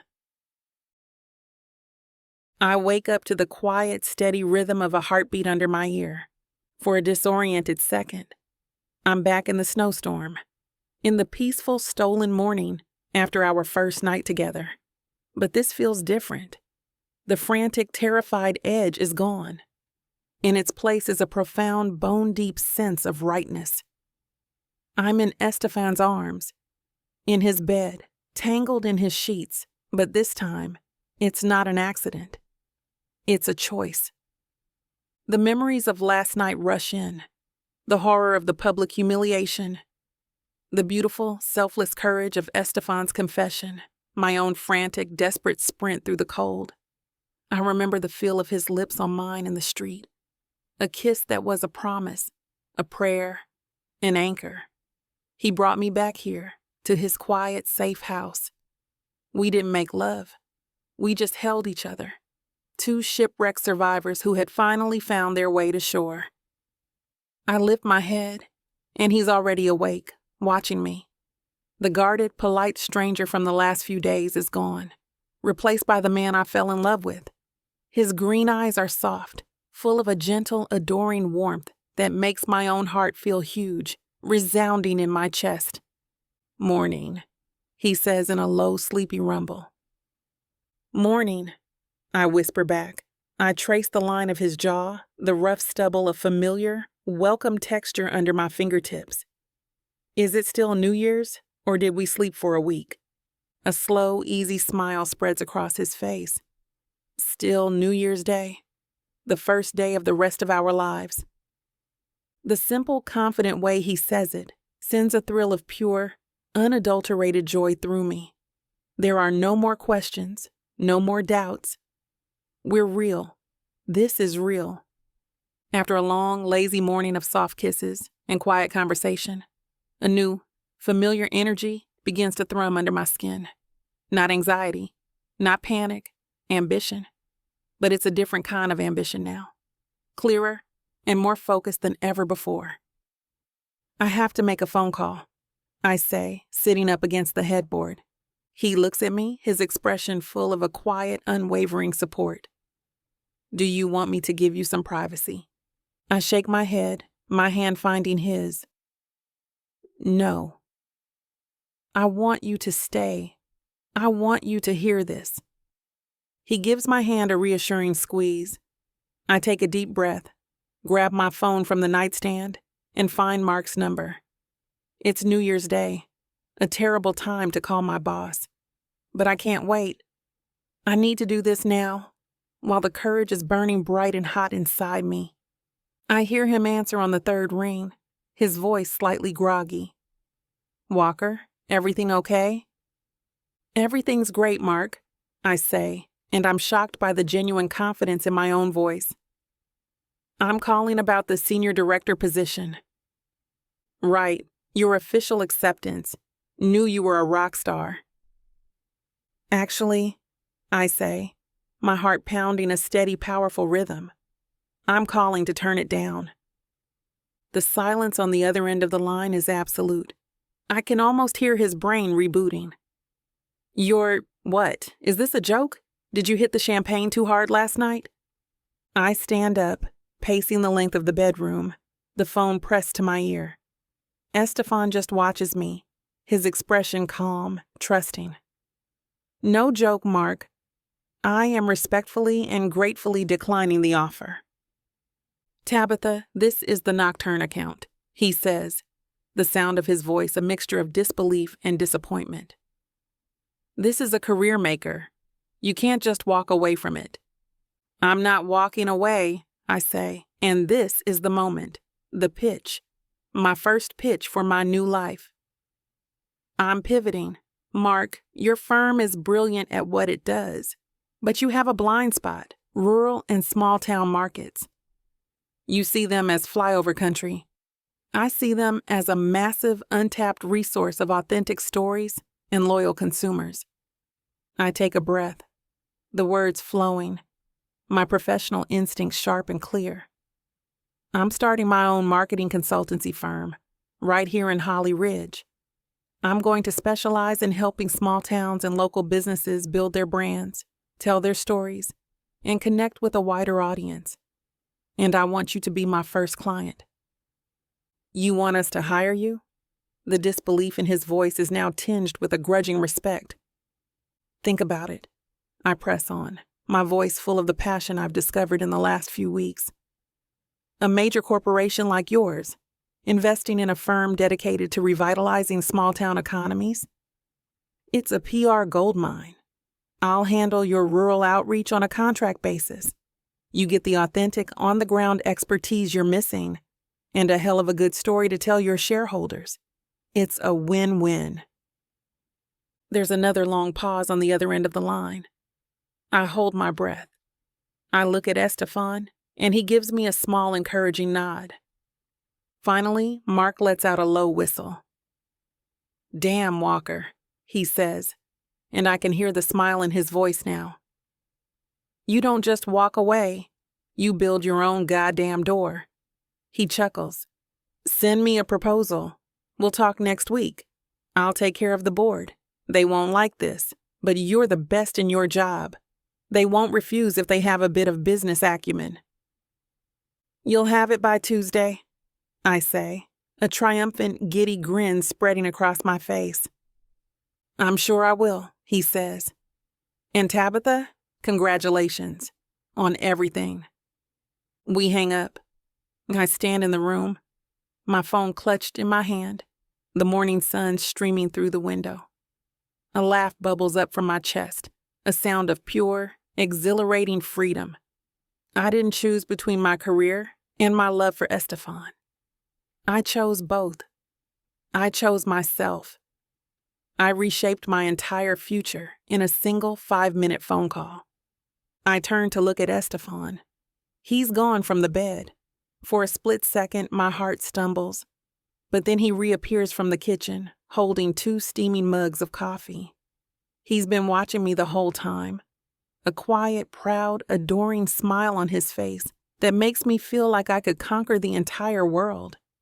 He walks over and hands me a mug. It's perfect. A little cream, 1 sugar. He leans in and kisses me softly, a slow, sweet kiss full of promise and partnership. Ready to go house hunting, partner? He asks, his voice a low, happy rumble. We'll need a bigger home.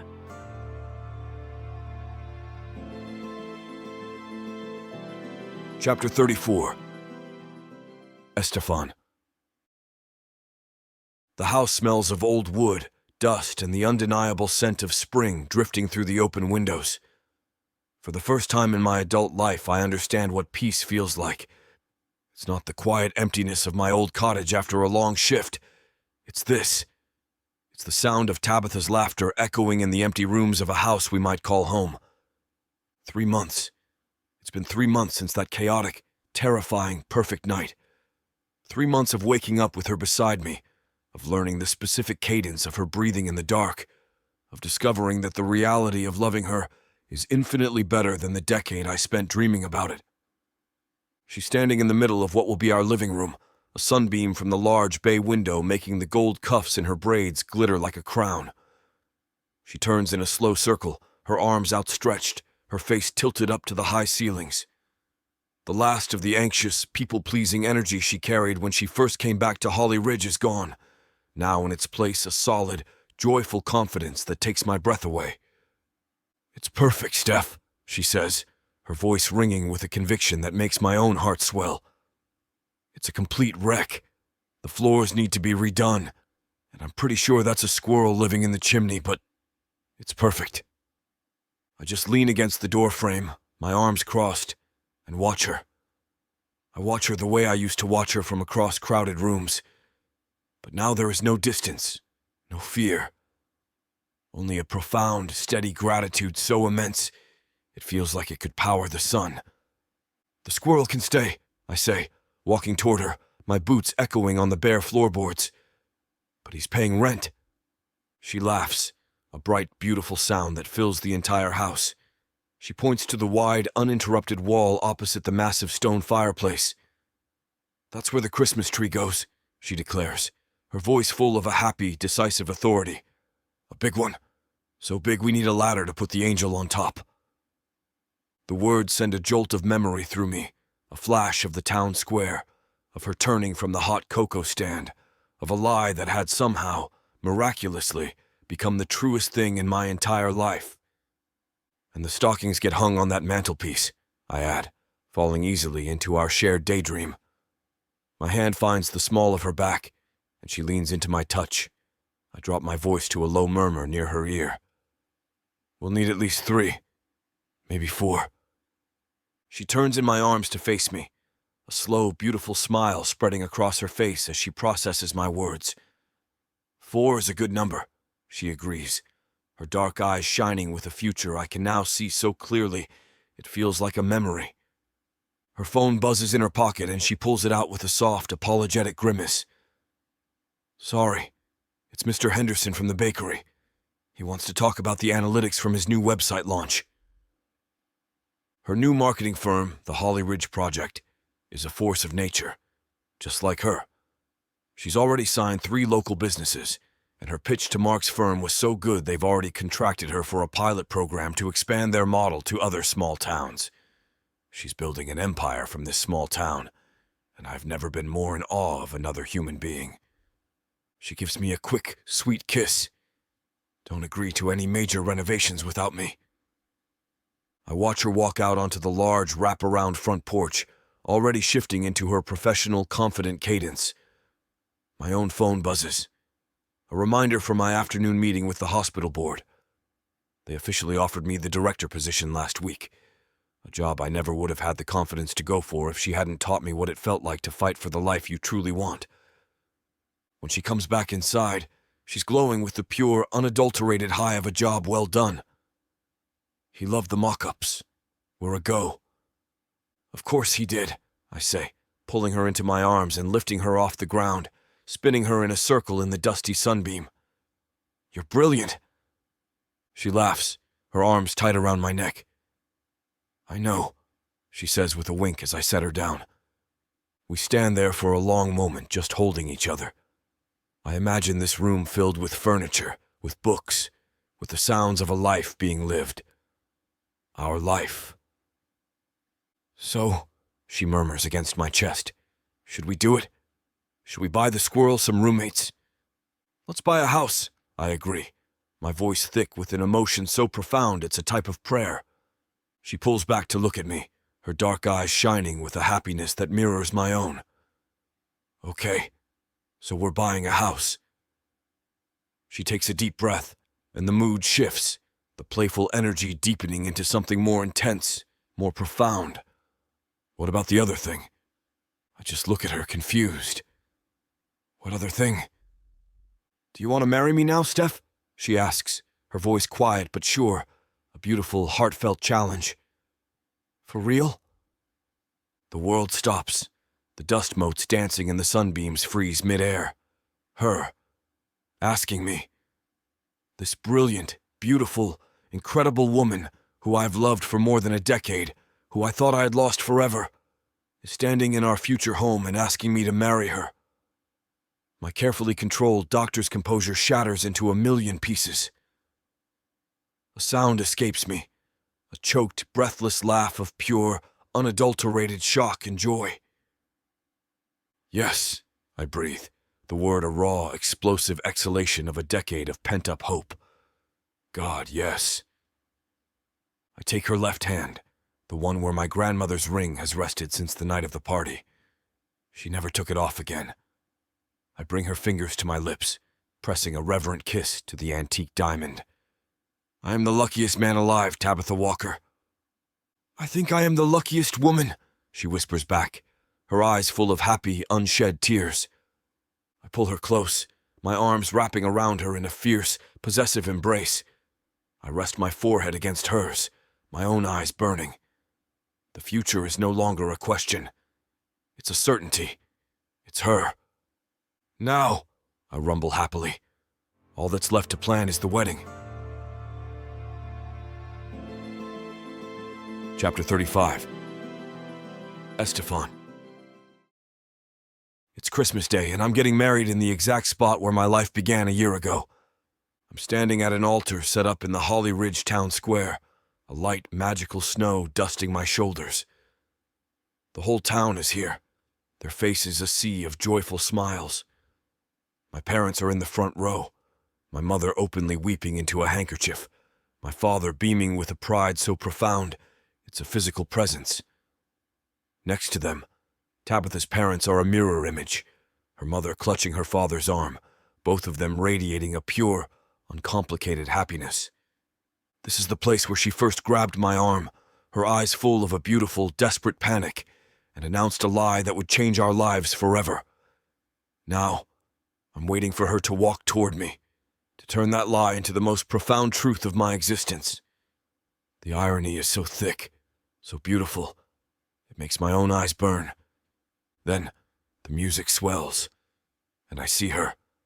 She's at the end of the aisle, on her father's arm, and she is a vision, a goddess. She's wearing a simple, elegant white dress that skims her perfect curves, her beautiful, intricate braids woven with tiny, delicate pearls. But it's her smile that undoes me. It's not the bright, professional smile she uses as armor. It's not the nervous, hopeful smile she's given me in our most vulnerable moments. This smile is pure, unfiltered, celestial joy, and it's only for me. As she walks toward me, the last year flashes through my mind. The spilled hot cocoa, the fake backstory, the snowstorm, the confessions, the heartbreak, the chase. Every single chaotic, beautiful, terrifying moment has led to this, to her, walking toward me. When she reaches me, her father places her hand in mine. It's warm, steady, and it feels like I found my paradise. The officiant starts the ceremony, and everything is a blur because all I can see is her. My vows are a clumsy, heartfelt mess of a decade of unspoken love. I talk about second chances, about the beauty of a surprise, and how my love for her has been the one constant, silent truth in my life. When it's her turn, she looks directly into my eyes, and the world falls away. I spent my whole life building a future in a city full of skyscrapers, she says, her voice clear and strong. But I didn't realize until I found you that home isn't a place. It's a person. You are my home, Estefan. You are my greatest adventure and my safest harbor, and I can't wait to spend the rest of my life building our future right here with you. The I-do's are a blur. The kiss is a profound public declaration, a sealing of a promise that has been a year in the making. The roar of the crowd, of our families and friends, is a real, earned celebration. Later that night, we're finally alone. I carry my wife over the threshold of our hotel suite. The room is filled with the scent of roses, dozens of candles casting a warm, flickering glow on every surface. Soft music is playing from a small speaker in the corner. She kisses me, a long, slow, deep kiss that is full of the easy, joyful intimacy of a promise fulfilled. I have a request, husband, she whispers against my lips, her eyes sparkling with a playful mischief. Anything, wife? I murmur back, my voice thick with an adoration so profound it's worship. I want to show, she says, a slow, wicked smile spreading across her face. Take it off, slowly. A surprised laugh bursts out of me. A striptease? You got it. And that's where we're going to put a pause on pleasure. It looks like the rest of this chapter is just too naughty to put on the air. As much as we'd love to share every little detail, we've got to stick to this platform's guidelines to keep these free audiobooks coming. They've got some rules about what we can show, and we wouldn't want to risk losing the chance to bring you more content. As frustrating as it is to build the tension only to be interrupted, Miss Tyla always knows how to make it up to you. You can find the full, uncut scene over at TylaWalker.com. With an entire library of unabridged audiobooks and ebooks, Miss Tyla's collection is waiting for you. And if you use code SAVE40, you'll get 40% off any digital product, even on bundles that are already discounted. So don't let the fun stop here. Head over to TylaWalker.com and treat yourself with Miss Tyla. Later, as we drift off to sleep in each other's arms, tangled in the sheets of our wedding bed, she whispers, her voice a sleepy, contented murmur against my chest. I have one more surprise for you, but it'll have to wait a few months.